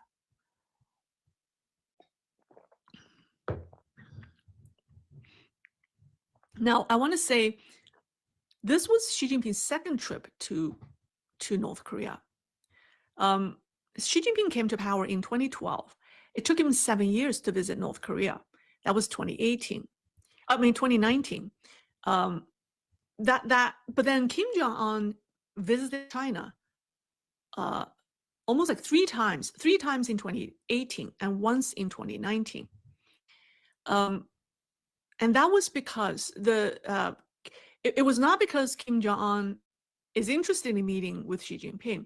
He had an urgent need to go to China because he went to China to meet with Xi Jinping to prepare for his summit with President Trump in Singapore, and then later in Vietnam. And that's why Kim made 4 trips to China within like a year. And then in the following year, Xi Jinping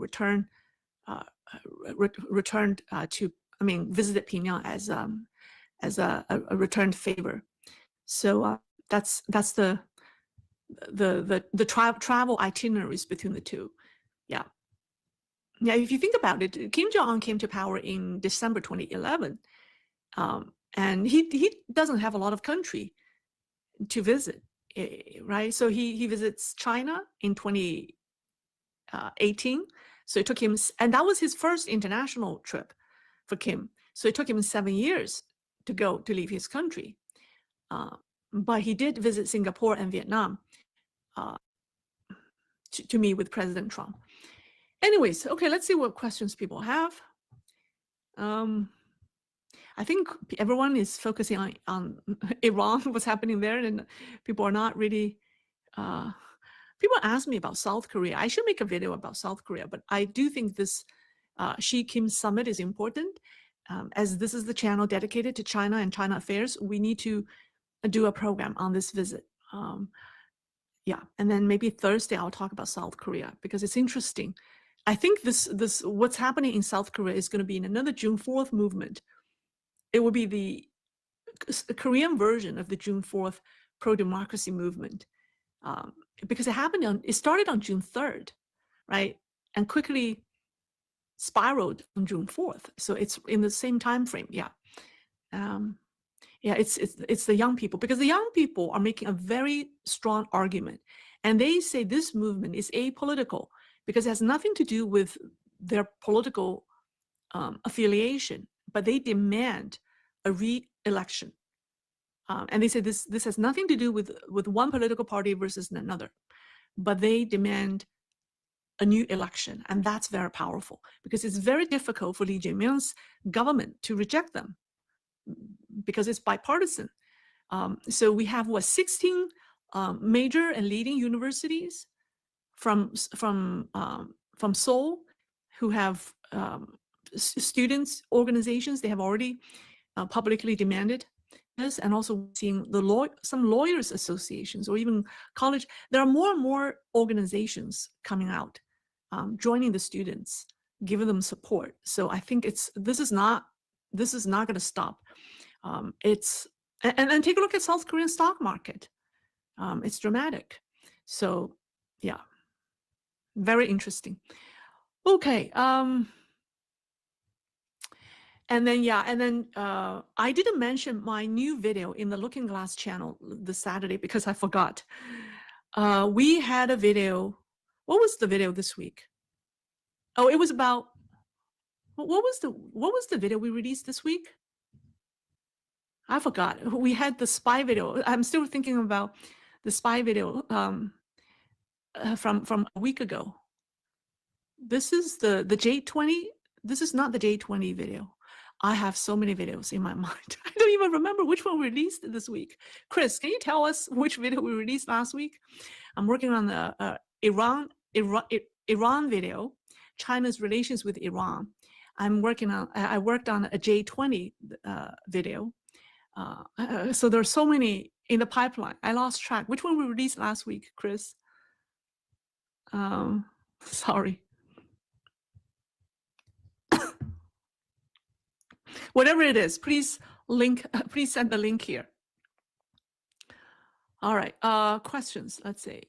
George Washington, 1776. I found today's episode alarming. This triangle you speak about creates more instability in the region. CCP has management problems, and Putin's days are numbered. How do you see this? Yes, this triangle is not stable because 2 of the 3 sides or prongs are wobbly. You're right. So you're right. I agree with that observation. It is this triangle. In the North Korea is probably the most stable one of the 3. Could you imagine that? Yeah, I agree with that observation.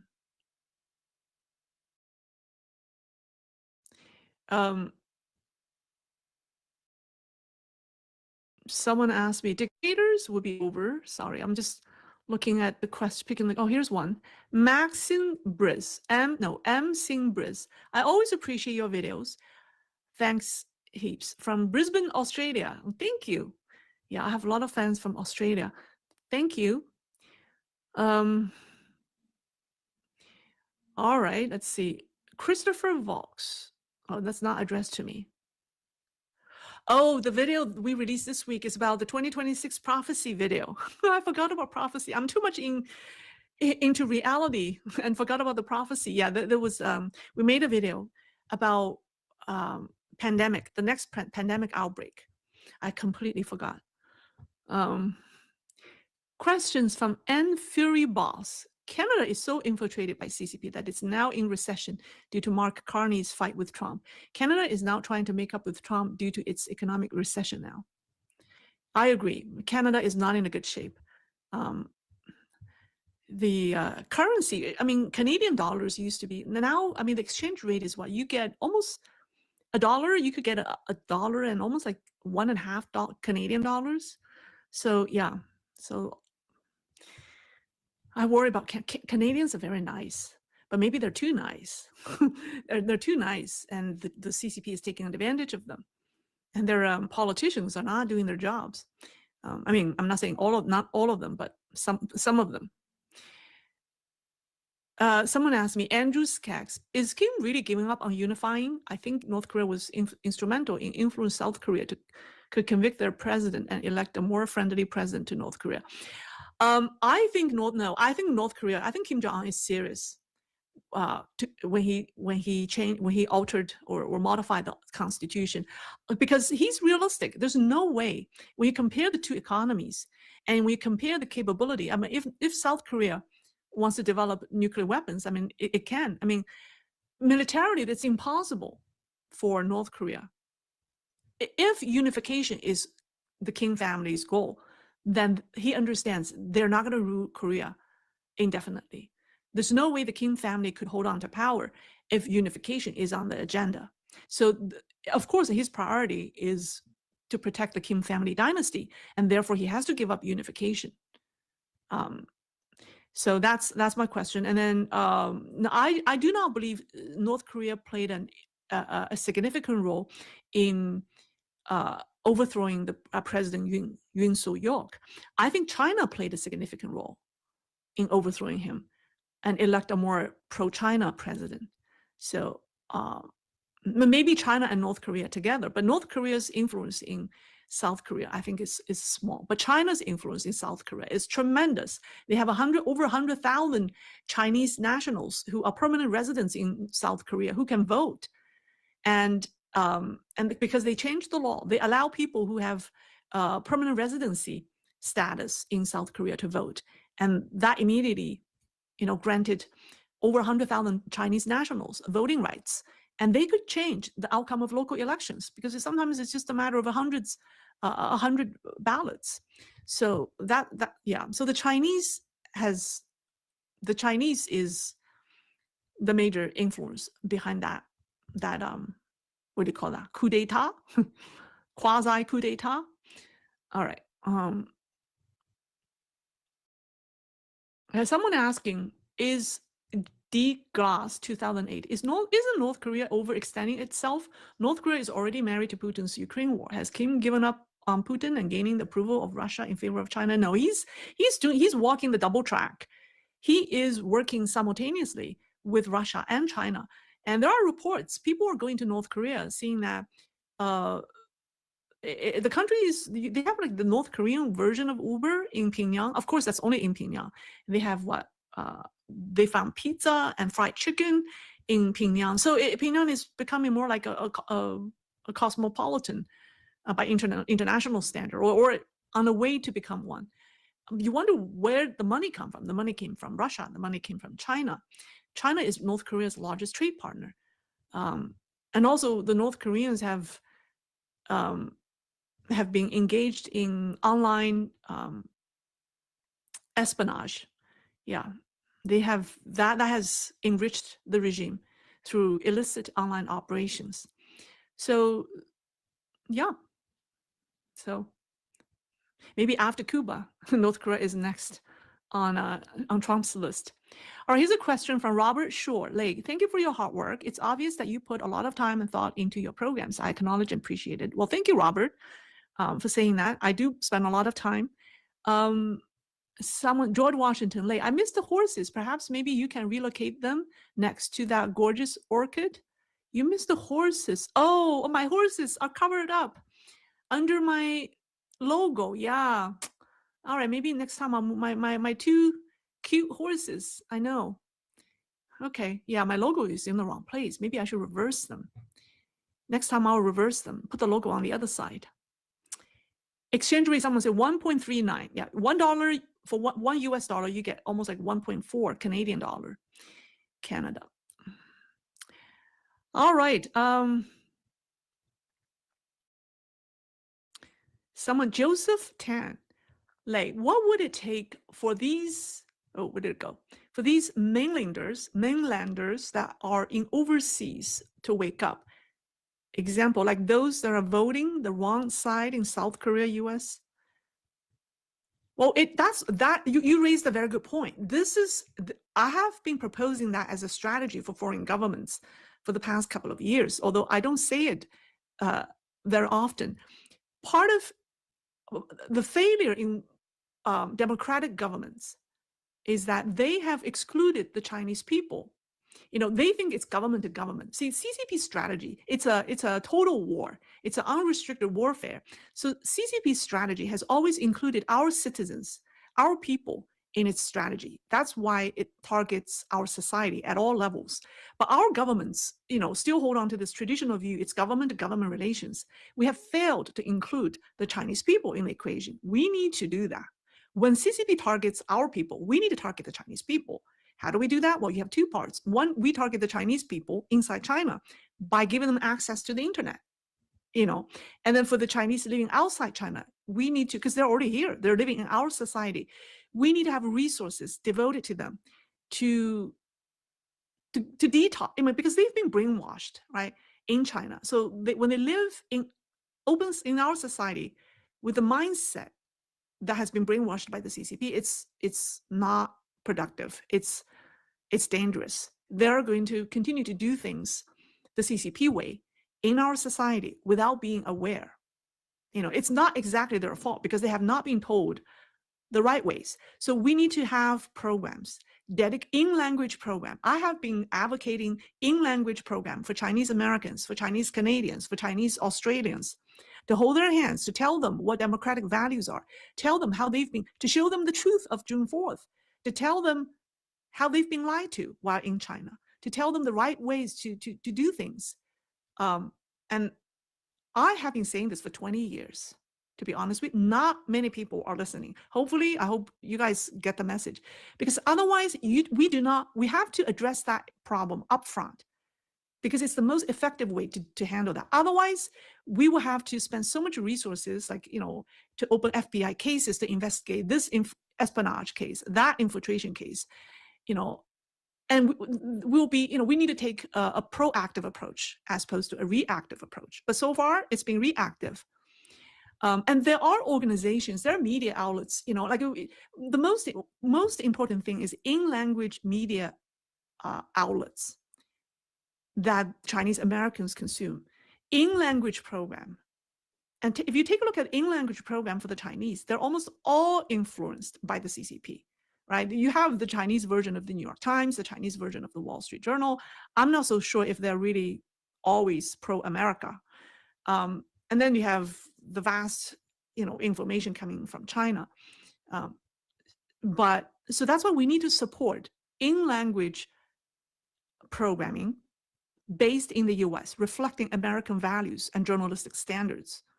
True journalistic standards. And that's why I always think that media outlets like the Epoch Times, because they started as a Chinese newspaper serving Chinese Americans.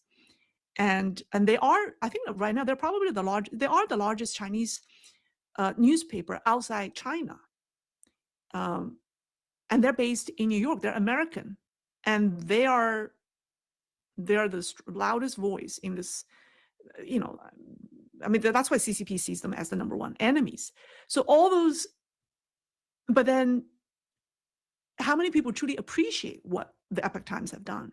They are doing the work to hold the hands of Chinese Americans, giving them information. But here we have New York Times and all these Western media outlets attack the Epoch Times. I'm like, what are you doing? You don't even know what you're doing. But it's very important to hold the hands of Chinese Americans or Chinese diaspora communities.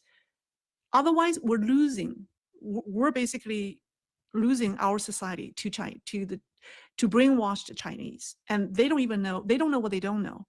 They're going to do things to harm themselves and also to harm others. So what was your question? Sorry, I forgot.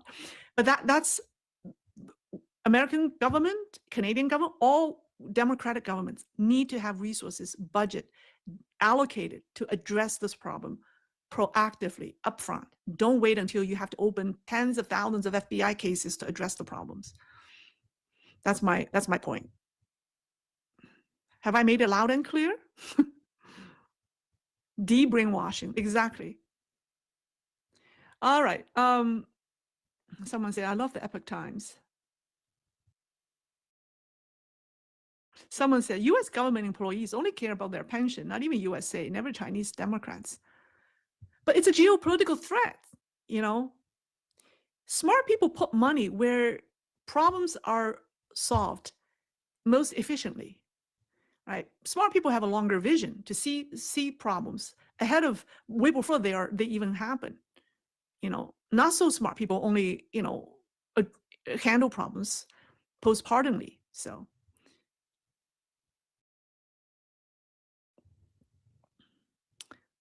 Someone says, Epoch Times is tied to Falun Gong religion, but they don't propagandize that connection. I mean, you have Christian Science Monitor. I mean, you have, you know, I mean, media outlets. If a media outlet is established by Christians, you wouldn't say that's a problem, right? If you have media outlet established by Jewish people, I mean, you should judge a media outlet based on their coverage and their journalism, not by the faith or the religious belief of the people who founded it. So otherwise, then this country is not what it is. Someone says, Lay, get real, forget smart and ideal. What you want, what you get are two different things. All right. Okay, there's a difference between what you want, and there's a between what you want and what you don't want. Smart people don't get what they don't want. That's what I'm talking about. I don't advocate people always get what they want, because it's never going to happen that way. But what we can do is we don't get what we don't want. You know. Okay, I've been talking a lot.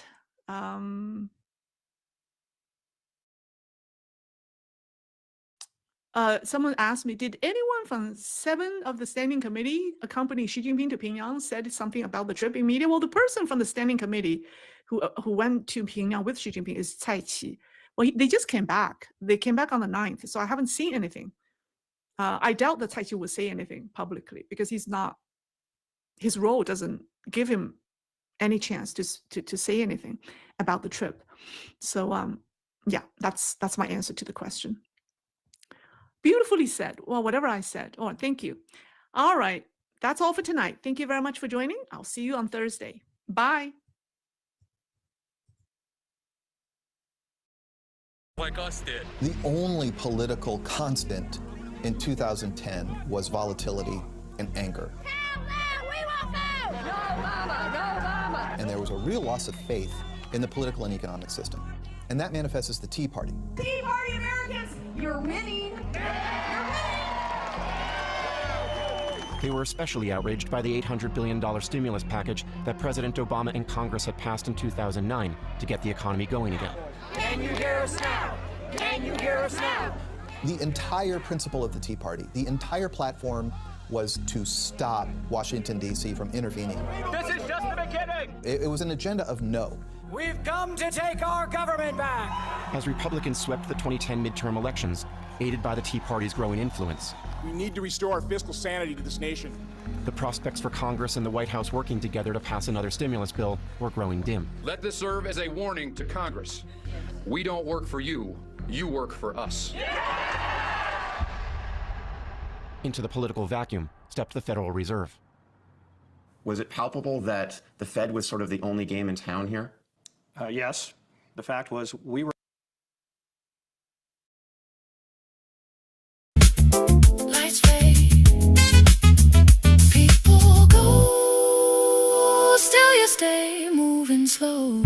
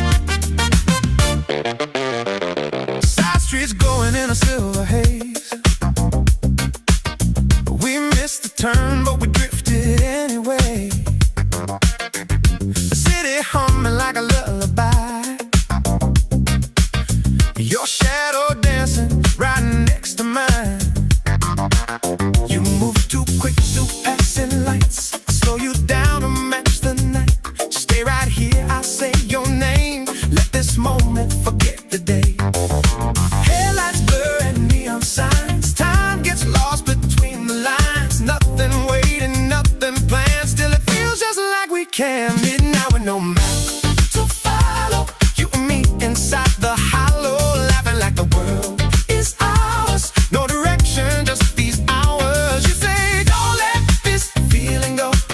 Like a tune we almost know. Hold it close, don't let it slide. Nights like this don't come twice.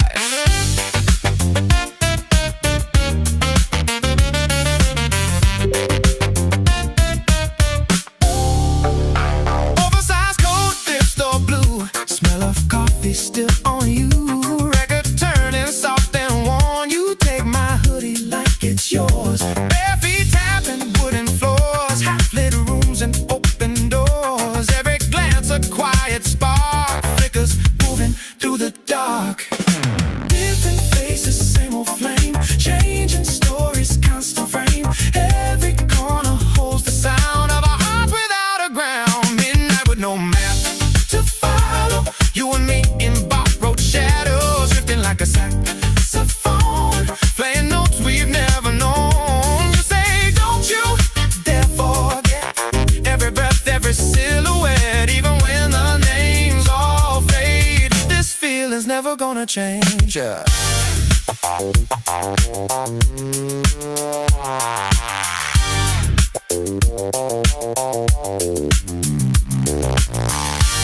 Maybe we'll go separate ways. Different nights and different days. But this rhythm stays inside. Looping slow, we can't deny.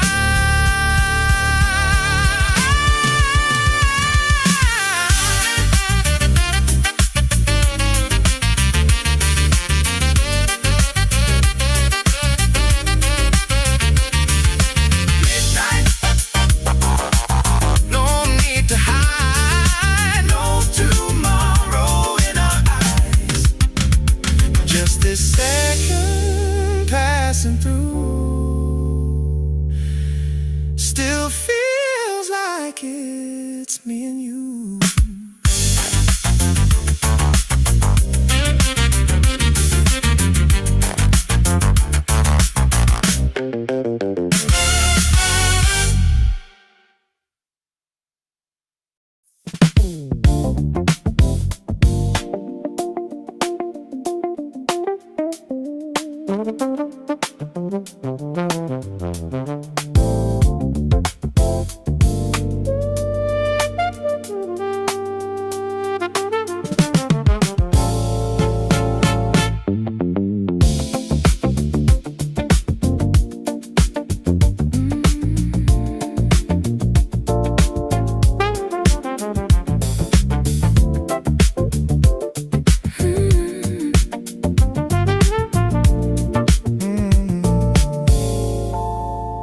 Long road, glowing under amber light.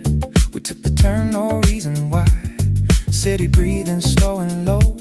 Your fingers tracing lines in mine. You always rush through every street. I pull you back into the beat. Stay right here, I'll whisper soft. Let the night forget to leave. Taxi lights and fading signs. Time dissolves between the lines. Nothing waiting, nowhere bound, but everything feels right somehow. After hours in the neon glow, you and me with nowhere to go, laughing like we own the night. No plans made and that's just right. Say, don't let this feeling fade, like a song we never played. Hold it close, don't let it slide. This kind of night won't come twice.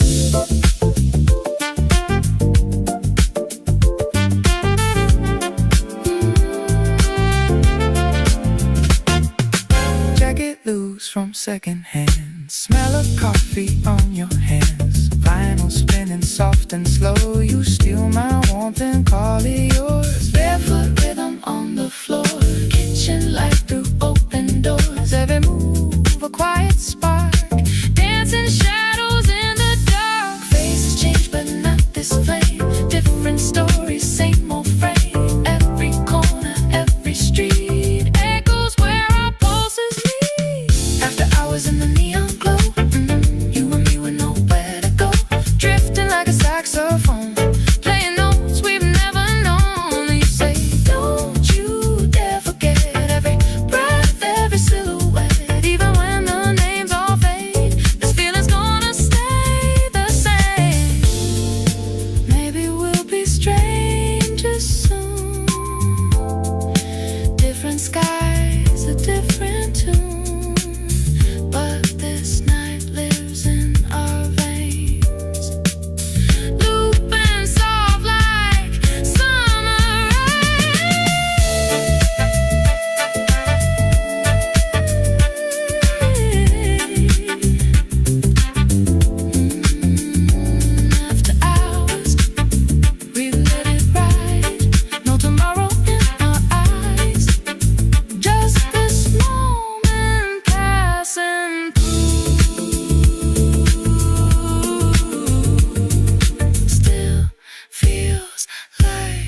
is me and you.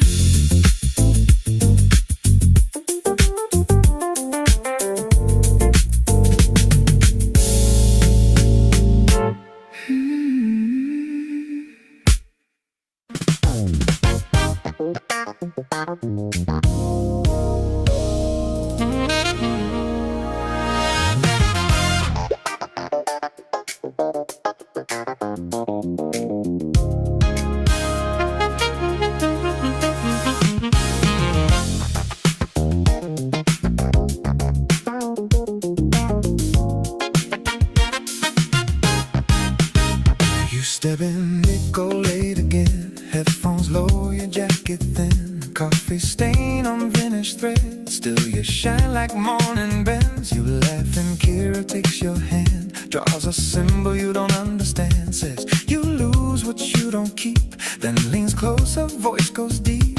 There's a midnight in your shadow. Little secret you don't show. Every name you try to hold. Every story left untold. Every reason you could leave. Every doubt you still believe. But the rhythm pulls you slow. Like it's something you should know. There's a midnight in your pocket. Hidden where the lights don't go. Yeah, every whisper, every echo tells you things you shouldn't know. But the groove keeps falling deeper as the room begins to flow. Midnight living in your pocket. You're not ready not to go.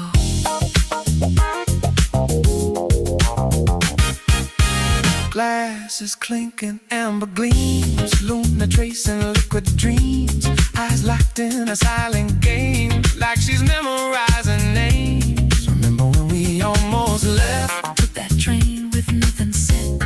You just smile, don't reply. Like the past just passed you by. Then Zara pulls you to the floor. Spins you once, then once more. Says you move like Sunday sin. And pulls your hesitation in. There's a midnight in your shadow. Little truth you never speak. Every name you ever whisper. Every promise feeling weak. Every reason you could run. Every war you never won. Still the rhythm holds you close. Like it's all you really chose. There's a midnight in your pocket. Burning soft and moving slow. Every memory inside it has a place it wants to go. But the groove keeps getting deeper till the walls begin to glow. Midnight living in your pocket. You're not ready not to go.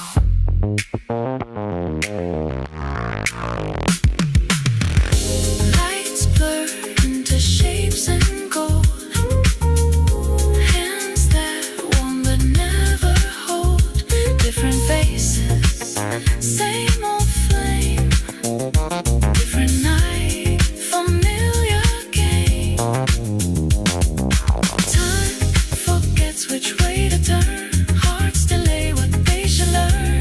In this moment, nothing's wrong. We just stretch it like a song.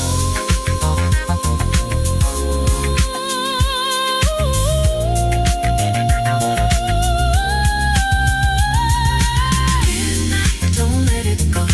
Feel it, let it flow. Names fade, lights go low. Still you stay, you don't go.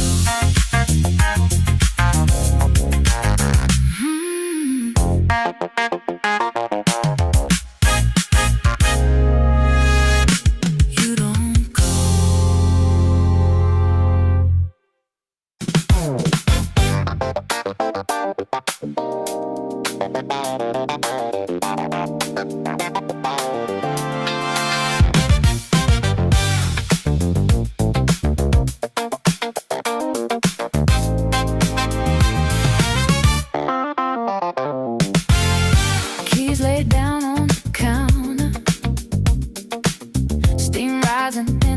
ballet.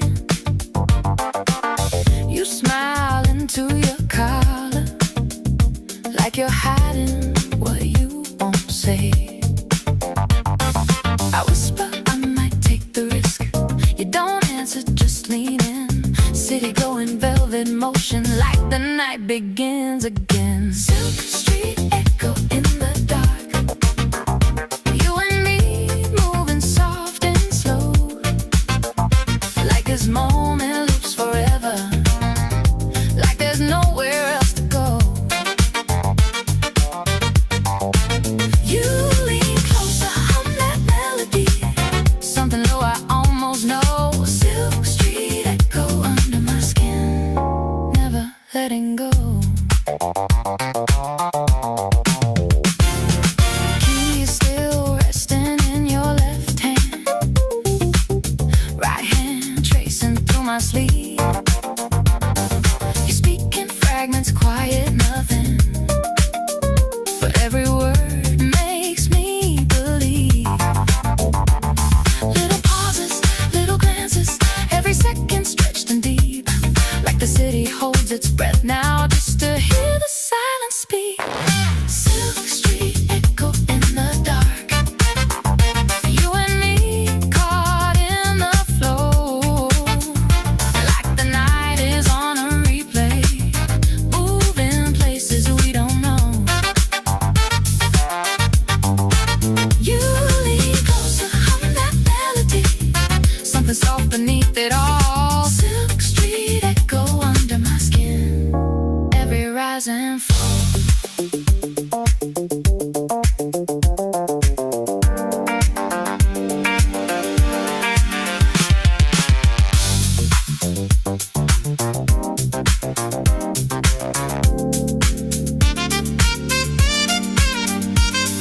Street signs fading into smoke,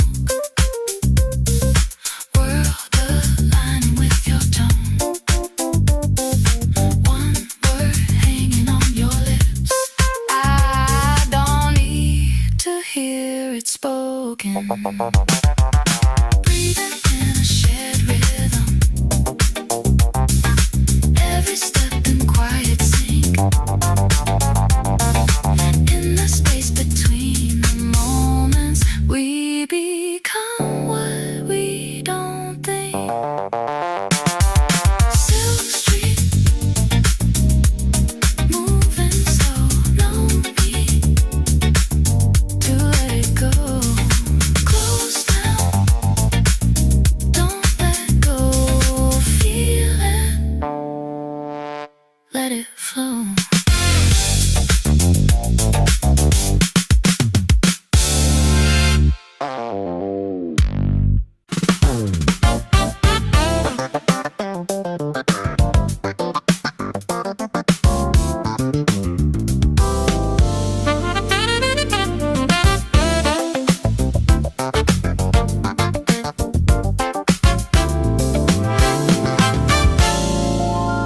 You pulled up by a quiet light, engine ticking in the night, paper cup still warm in hand. You said, let's drive, don't need a plan. Windows open, cool air flows, radio humming something low. You lean back, feet on the dash, say my name like it's gonna last. Late drive on Cedar Lake, nothing lost and nothing gained, just the night inside our hands. No need to understand. Windows down, that rhythm slow, let the quiet city go. Every second feels the same. On this drive, no need to change.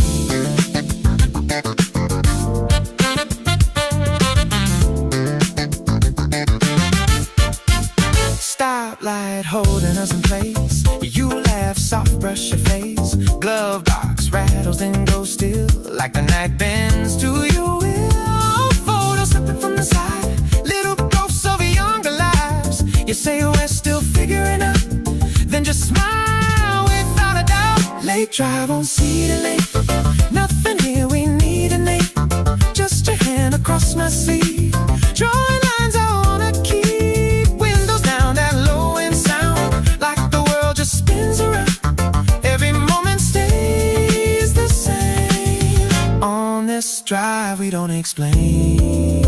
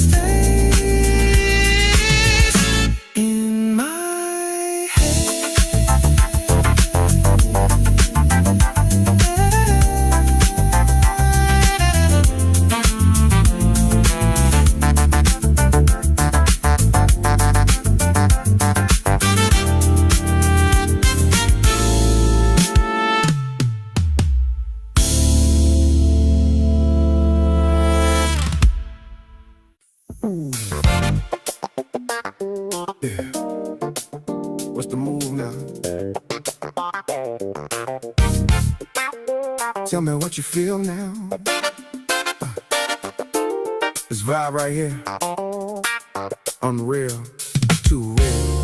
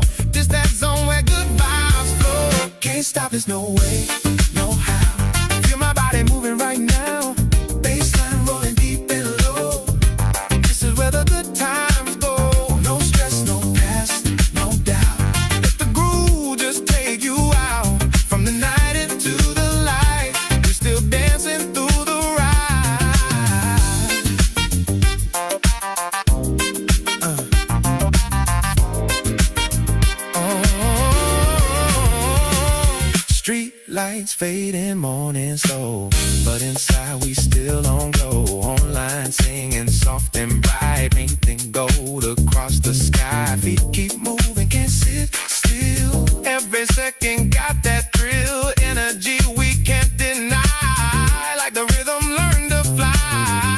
Feel that sway, don't let it break. Every motion, every shake. Just that wave you can't outrun, dancing straight into the sun.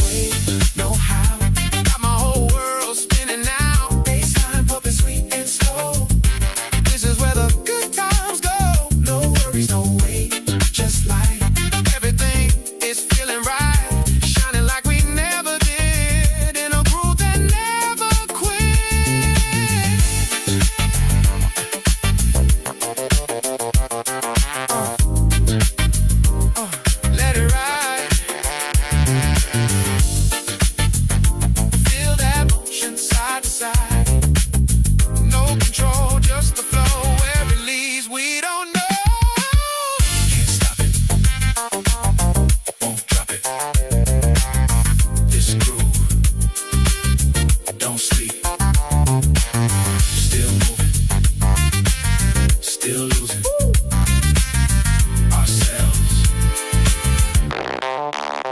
in the beat.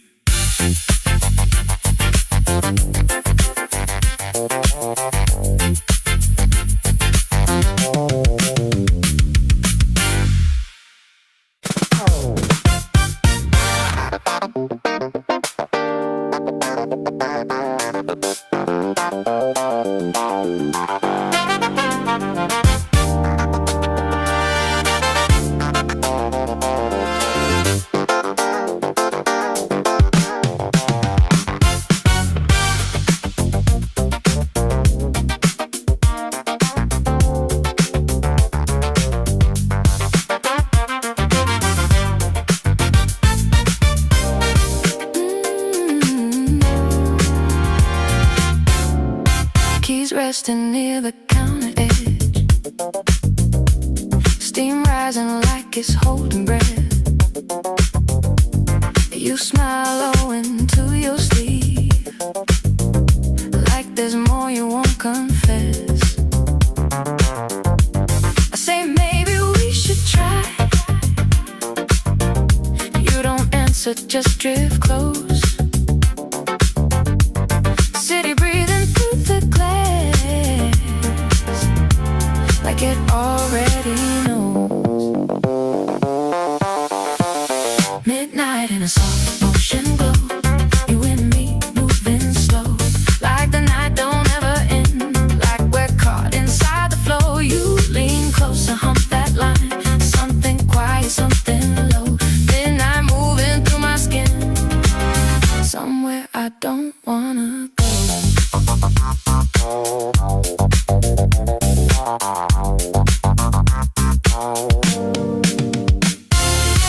Your key still in your left hand, right hand circles on my sleeve. You talk in pieces, quiet, nothing. Still it gives me room to believe. Every pause feels like a story, every glance a hidden sign, like the silence says it clearer than any spoken line. Midnight in a soft motion glow, you and me losing control, like the night is looping gently, like we're never getting home. You lean closer, hump that line, something only we both know. Midnight moving through my skin, somewhere I won't let go.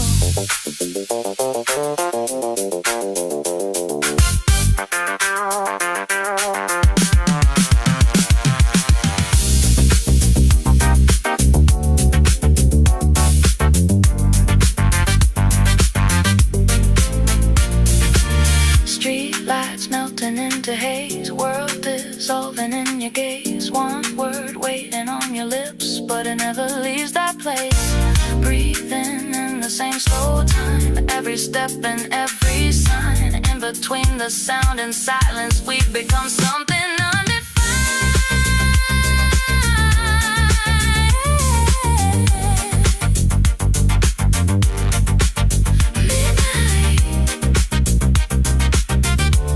Moving slow, don't speak, let it flow. Close now, don't let go. Stay here in the glow.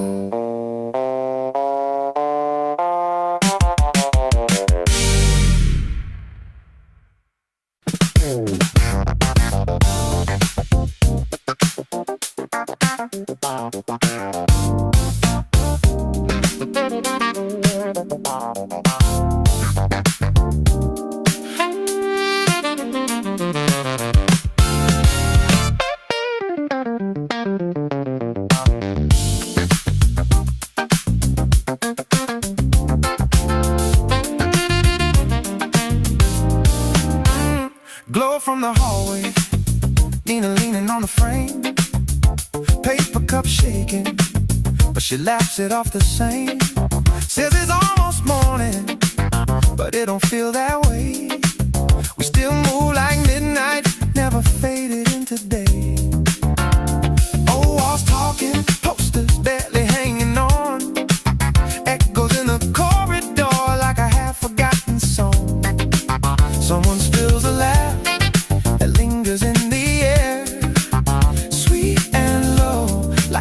them are drifting everywhere. Deep in this rhythm, we're alright. Two slow souls in a washed out light. Say my name like it's something soft. We keep floating, never breaking off. No direction, no above. Just breathing in this quiet love. Lose the hours, lose the day. In this groove we choose to stay.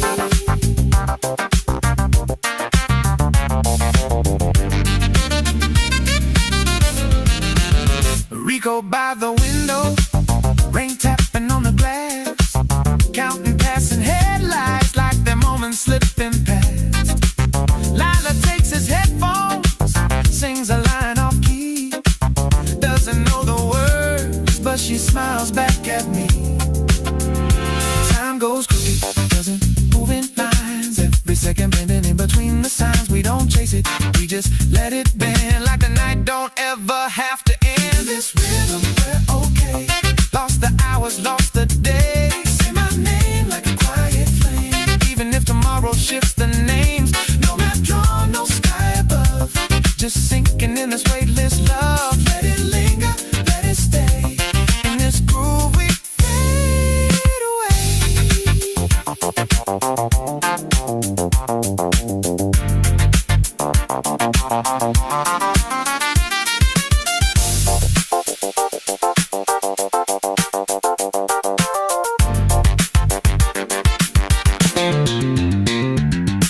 Hands on glass, drawing dreams that won't stay. Numbers written down that'll wash away. Different colors, different ways to feel. But in this moment, everything is real. Shed one cup like it's all we own. Learn to touch in a softened tone. No big meaning, nothing to prove. Just heart sinking in a velvet groove. Deep in this rhythm, drifting light. No tomorrow, just tonight. Lose the name, lose the way. Still feels like we chose to stay.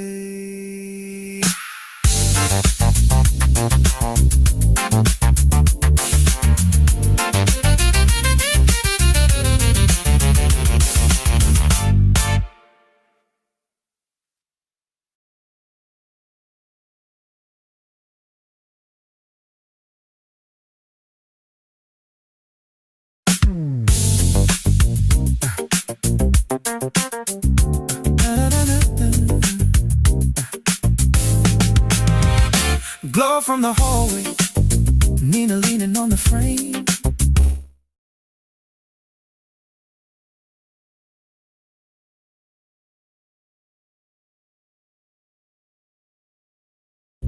We still move like midnight, never faded into day.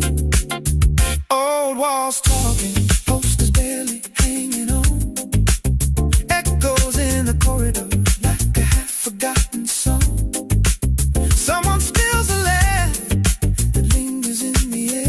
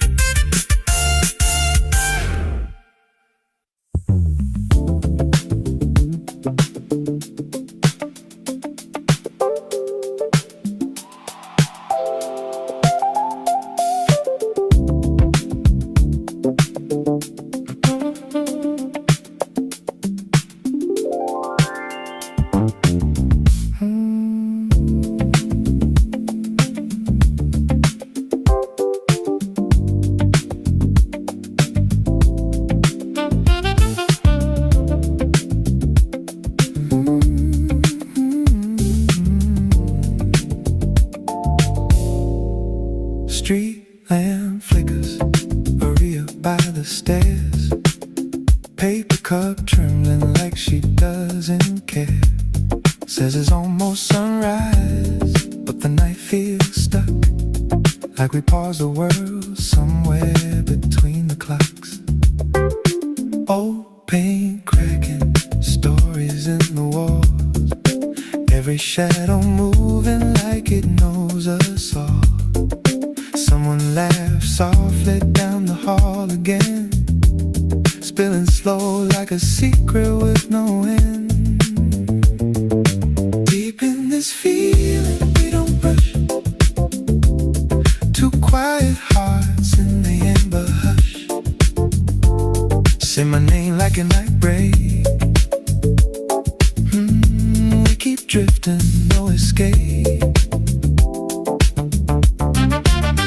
No signs above, no need to prove, just sinking deeper in this groove. Lose the hours, let them fall. We don't need to name it all. Miles at the window, rain against the frame, counting every taxi like they spell a name. Sora takes his headphones, hums a melody, doesn't know the words, but it feels like home to me.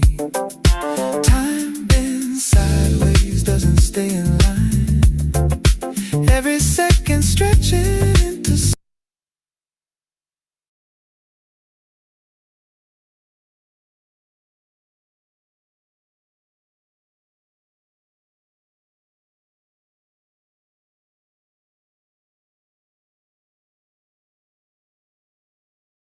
The CPI inflation report was released today, and I'm not going to lie, the results came in pretty ugly. Like, you could be the judge. So for the month of May, the report shows that the rate of inflation came in at 4.2%. So that is the hottest rate of inflation for the past 3 years. Now, I want to show you why this is so concerning. It's because of how quickly the rate of inflation is accelerating. Now, for the month of February, down here, which I've circled in red, the rate of inflation was at 2.4%, okay? And then, of course, the war broke out, and we're experiencing a supply shock to energy. So energy prices are going up, and that's causing the rate of inflation to go up, which we're clearly seeing. So for February, the rate of inflation is at 2.4%. March went up to 3.3%. April, 3.8%. And then May, the most recent one that was released today, at 4.2%. So I want you to think about it that, okay, so we're 10 days into June. June's going to be released in July. If we're at 4.2%, what is it going to go up to for June? 4.5%, 4.6%, 4.7%? Like, that is so far, if you think about it, from the goal of 2.0%. Now, when President Trump was asked about whether he was worried about the accelerating rate of inflation, President Trump, he tried to spin this into a victory. President Trump responded with, I love the inflation. The numbers were great. So Trump said that the rate of inflation would drop like a rock once the Iran war is over, possibly in 2-3 days. But of course, the big question is, will the rate of inflation start to come down? Like, have we reached a peak, basically? So to answer that, I guess it really depends on whether Trump's peace deal is still in motion. Although, as of this morning, we've been sending off friendship missiles, and it doesn't seem like there's de-escalation around the corner. So maybe there will be a peace deal in 2 to 3 days. Like, who knows? That's what President Trump keeps saying, and maybe energy flows will normalize and prices will come down. But listen, I just want you to know that the war doesn't even have to escalate in order for energy prices and inflation to continue going up. As long as this whole situation, especially in the Strait of Hormuz, as long as it's just in a state of limbo and nobody's doing anything, which is apparently the case, if nobody's going to do anything and oil is not flowing properly, then energy prices are going to keep going up and inflation is going to keep going up. Because right now, there's not enough oil supply to satisfy demand at this price point for oil, which is around $93 a barrel. But if there's escalation and they're blowing up each other's energy infrastructure, then of course energy prices are going to go up even faster, and then the rate of inflation is going to go up even faster, because there's still a few million barrels escaping through alternative routes in pipelines bypassing the Strait of Hormuz. Okay, now I want to bring this to your attention. Like, I thought this was strange, but you can let me know what you think. So the Federal Reserve is saying that in June, they expect the rate of inflation to come down from the current 4.2% in May, and they're expecting it to come down to 4.1% for June. So I'm sure, okay, we're talking about the CPI prints. Like, if they play with the numbers enough, yeah, I'm sure they can get it down to 4.1% on paper. But I would be skeptical, with real life prices, with real life inflation. That's just my opinion. But again, we have 20 days left in June, so let's see what happens. Now, let's take a look at what the market believes will happen. So this is according to the CME Fed Watch tool. So the situation is that inflation is running hot at 4.2% and it's rising. The labor market, according to the governments, is doing great. So the Federal Reserve has no reason to cut interest rates at their next meeting on June 17th. But listen, I want you to think about it. Why would they cut interest rates? Like, they have no reason to. They don't have an excuse to. So they're supposed to cut interest rates when the labor market is suffering or if inflation is low. Like, if inflation is low, then they can afford to cut interest rates because, cutting interest rates is inflationary. But if it's low, then they can do it. But neither of those are happening right now. So they don't have an excuse to cut interest rates. In reality, if you think about it, the only real reason to cut interest rates would be to please President Trump. But I'll tell you this, when I look at the situation, it looks like President Trump's going to play it cool card, and he's not going to belittle Warsh or criminally investigate him for not listening to his demands for lower interest rates, at least not yet. So it looks like for June, there's not going to be an interest rate cut, and Warsh is going to be given a pass. Like, President Trump's going to let it slide for this month. There's a 96.2% chance that Warsh does not change interest rates next week. If you want to see the probabilities for an interest rate cut in July, then take a look. It's still mixed expectations. So the next meeting after June is on July 29th. An 84.3% chance that the Federal Reserve does not change interest rates at that meeting. A 3.3% chance that they cut interest rates, and a 12.3% chance that they raise interest rates. So listen, it's most likely that nothing changes in June. The interest rate's going to be the same, and then there's going to be a risk of an interest rate hike. That would be devastating to the markets and, of course, to the economy. But we're talking about that risk starts elevating in July and onward. But we're just talking about a possibility of a quarter-point rate increase, but more importantly, it's the expectation of higher interest rates for longer that's really going to upset the markets and, of course, the economy as well. And I want you to take a look at this. This is a look into how interest rates will be by the end of the year. There's a 68% chance that interest rates will be higher by the end of the year. There's a 30.8% chance that interest rates stay the same by the end of the year. And there's only a 1.2% chance that interest rates are lower by the end of the year. So listen, I want you to understand this so that you know how it works. When inflation is coming in hot, the markets are not going to like that. Most likely the markets are going to be down. That's because if inflation is hot, then the Federal Reserve is less likely to cut interest rates. And that means less cheap and easy money to fuel the stock markets. And then when the labor market data is published, like we're talking about the jobs report, that's an example. I'll just say it's funny because if we get a strong and good jobs report, then the market generally goes down. And if we get a bad jobs report, then the market goes up. Okay, why is that? That's because a good or a strong jobs report means that the labor market is fine and dandy, like the labor market is strong, and it's less likely that the Federal Reserve will cut interest rates. And if the jobs report comes in terrible, then the market goes up because it gives the Federal Reserve a reason to cut interest rates. Because the Federal Reserve has a dual mandate, stable prices and maximum employment. So it's pretty wacky how that works, right? But that's just the way it is. Because what's fueling this artificial rise in the stock markets? It's financial asset inflation. It's just cheap and easy money, like ever since 2008. But listen, I just want to say that my stance, my position remains the same. I'm long-term bullish, but short-term bearish. Like, I don't like being bearish, but it's the energy crisis, of course, that's got me concerned. But as you know, I've appropriately hedged. But the way I see it, we're in an everything bubble. Long-term, it's all just going to go up. So just don't mess around with margin debt. Buy the dip, diversify, and you're going to come out ahead. Like, we don't have to make this whole thing complicated. And I encourage you to join our investing community along with thousands of other investors. I'm going to leave a link for you down below. Thank you for the support, and I wish you a very nice day. Take care.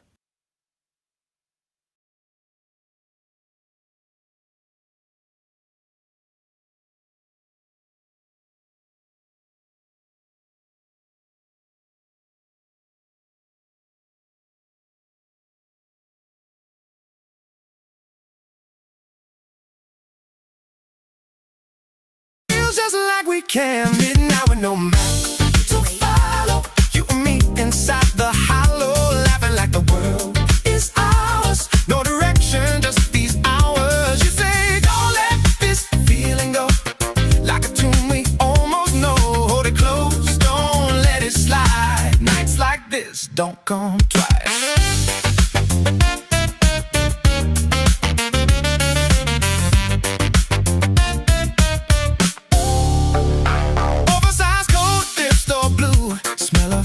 Still on you, record turning soft and warm. You take my hoodie like it's yours. Bare feet tapping wooden floors, half-lit rooms and open doors. Every glance a quiet spark, flickers moving through the dark.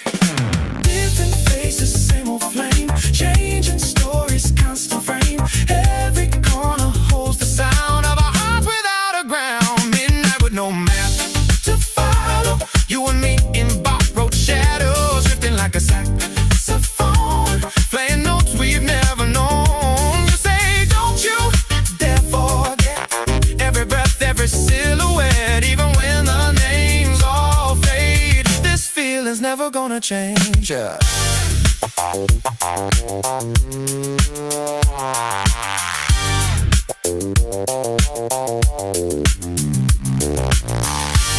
Maybe we'll go separate ways.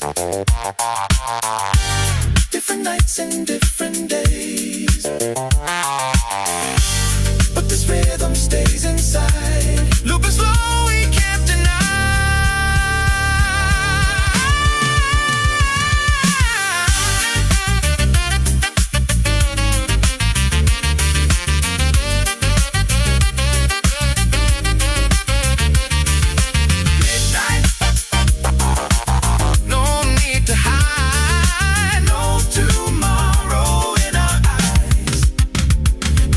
Second passing through still feels like it's me and you.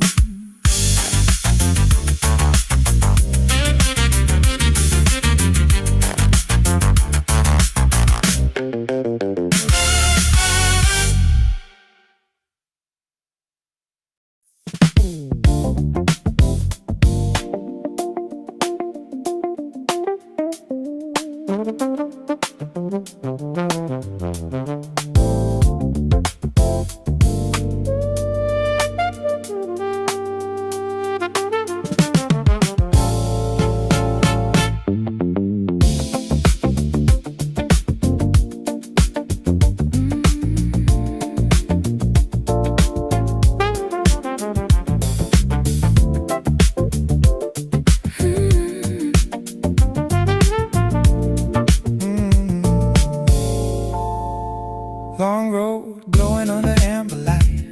We took the turn, no reason why. City breathing slow and low. Your fingers tracing lines in mine. You always rush through every street. I pull you back into the beat. Stay right here, I'll whisper soft. Let the night forget to leave.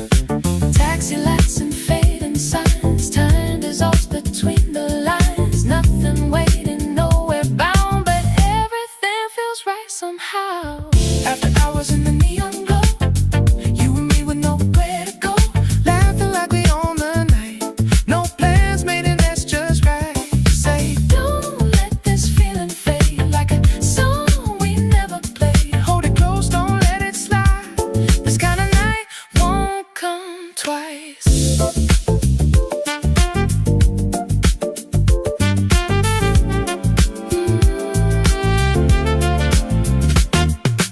Jacket loose from secondhand. Smell of coffee on your hands. Vinyl spinning soft and slow. You steal my warmth and call it yours. Barefoot rhythm on the floor.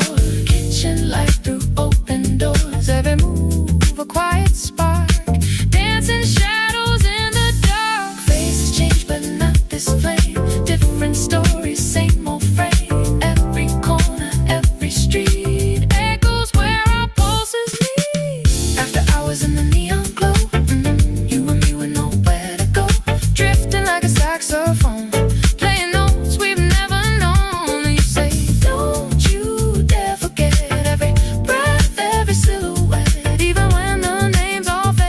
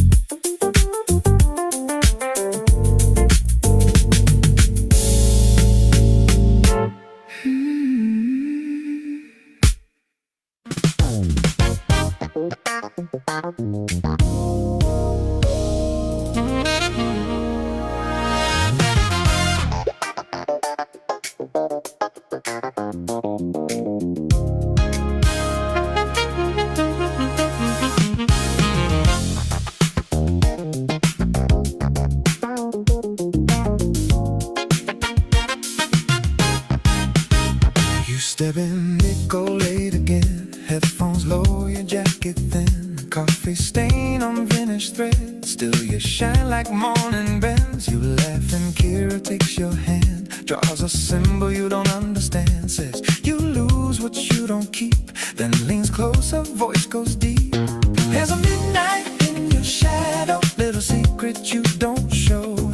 Every name you try to hold. Every story left untold. Every reason you could leave. Every doubt you still believe. But the rhythm pulls you slow.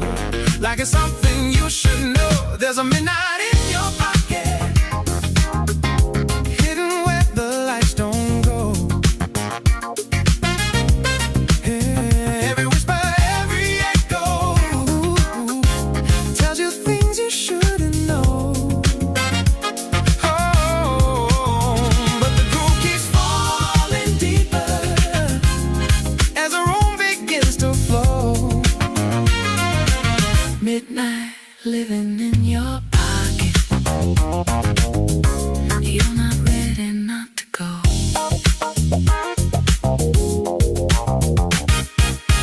Glasses clinking, amber gleams. Luna tracing liquid dreams. Eyes locked in a silent game. Like she's memorizing names. Remember when we almost left? Took that train with nothing said.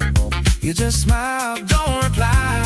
Like the past just passed you by. Then Zara pulls you to the floor. Spins you once, then once more. Says you move like Sunday sin. And pulls your hesitation in. There's a midnight in your shadow. Little truth you never speak. Every name you ever whisper. Every promise feeling weak. Every reason you could run. Every war you never won. Still the rhythm holds you close. Like it's all you really chose. There's a midnight in your pocket. Burning soft and moving slow. Every memory inside it has a place it wants to go.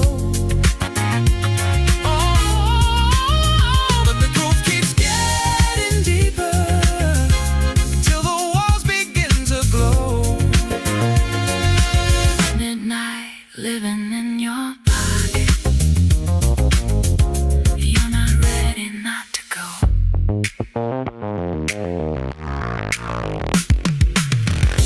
Lights blur into shapes and gold. Hands that warm but never hold. Different faces, same old flame. Different night, familiar game. Time forgets which way to turn. Hearts delay what they should learn. In this moment, nothing's wrong. We just stretch it like a song.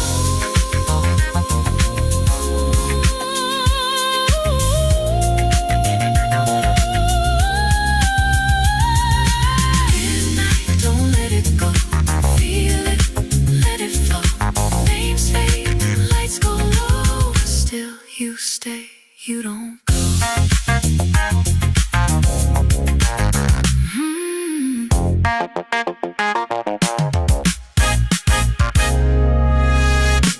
You don't go.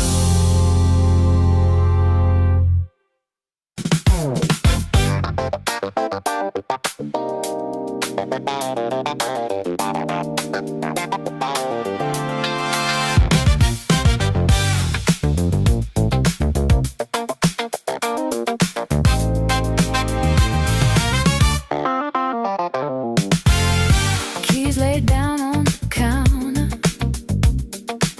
Steam rising in a slow ballet.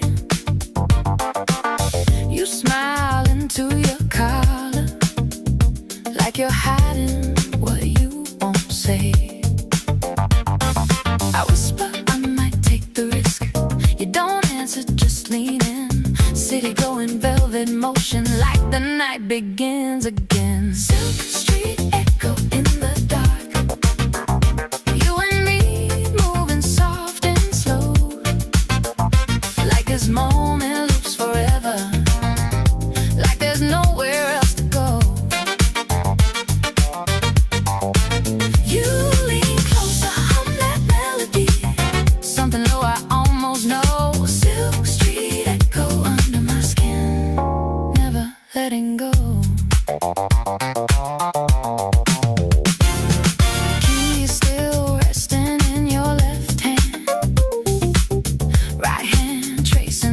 sleep.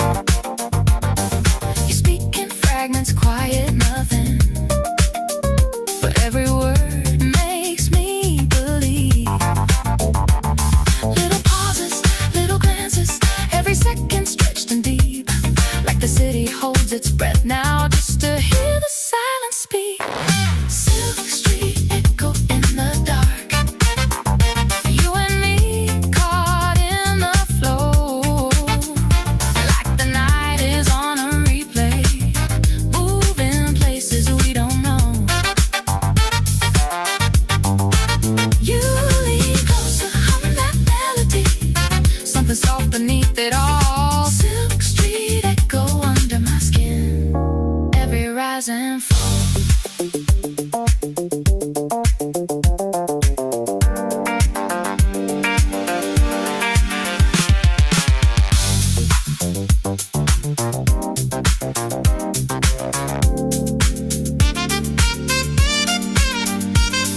Street signs fading into smoke, world aligning with your tone.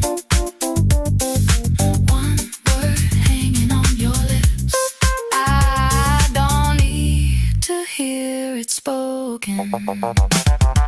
Breathing in a shared rhythm, every step in quiet sync. In the space between the moments, we become what we don't think. Silk Street, moving so lonely, to let it go. Close down, don't let go. Feel it, let it flow.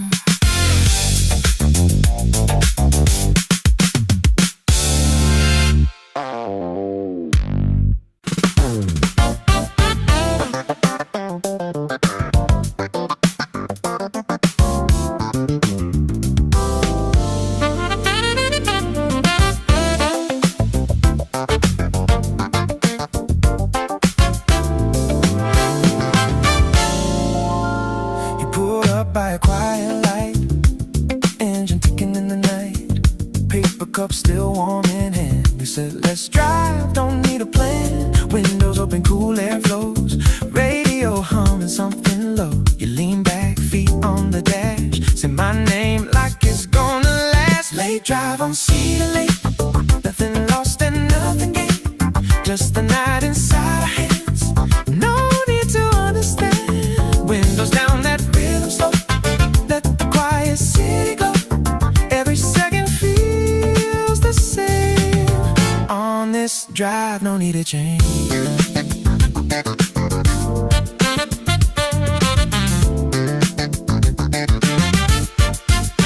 Stoplight holding us in place, you laugh, soft brush your face. Glove box rattles then goes still, like the night bends to your will. Photos slipping from the side, little ghosts of younger lives. You say we're still figuring out, then just smile without a doubt. Late drive on Cedar Lake, nothing here we need a name, just your hand across my sleeve, drawing lines I wanna keep. Windows down, that low end sound, like the world just spins around. Every moment stays the same. On this drive we don't explain.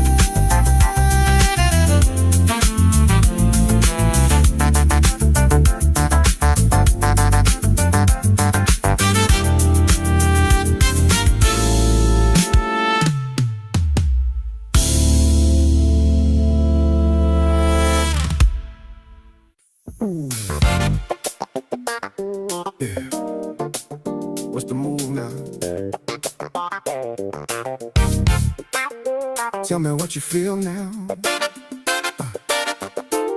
This vibe right here, unreal, too real.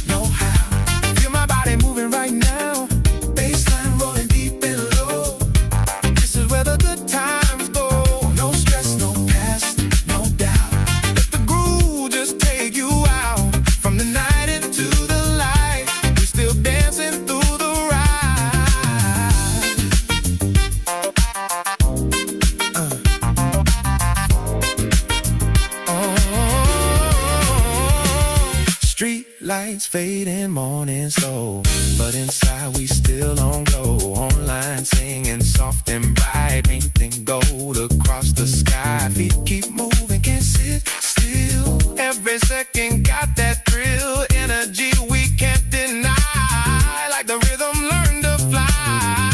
Feel that sway, don't let it break. Every motion, every shake. Just that wave you can't outrun, dancing straight into the sun. Know how, got my whole world spinning now. Bassline pumping sweet and slow. This is where the good times go. No worries, no wait, just like everything is feeling right. Shining like we never did, in a groove that never quit.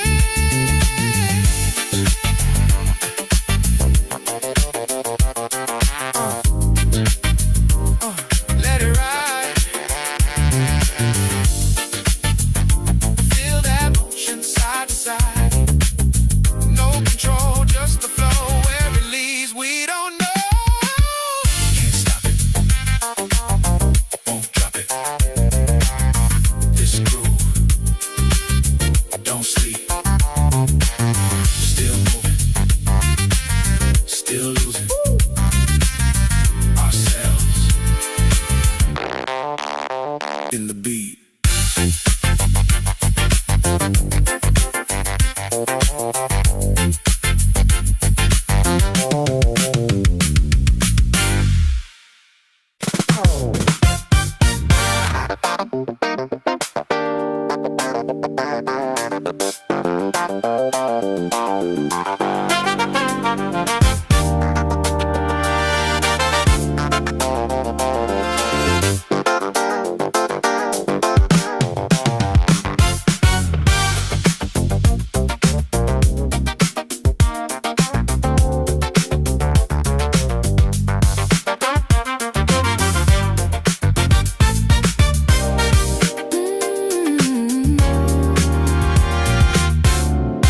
Keys resting near the counter edge. Steam rising like it's holding breath. You smile low into your sleeve, like there's more you won't confess.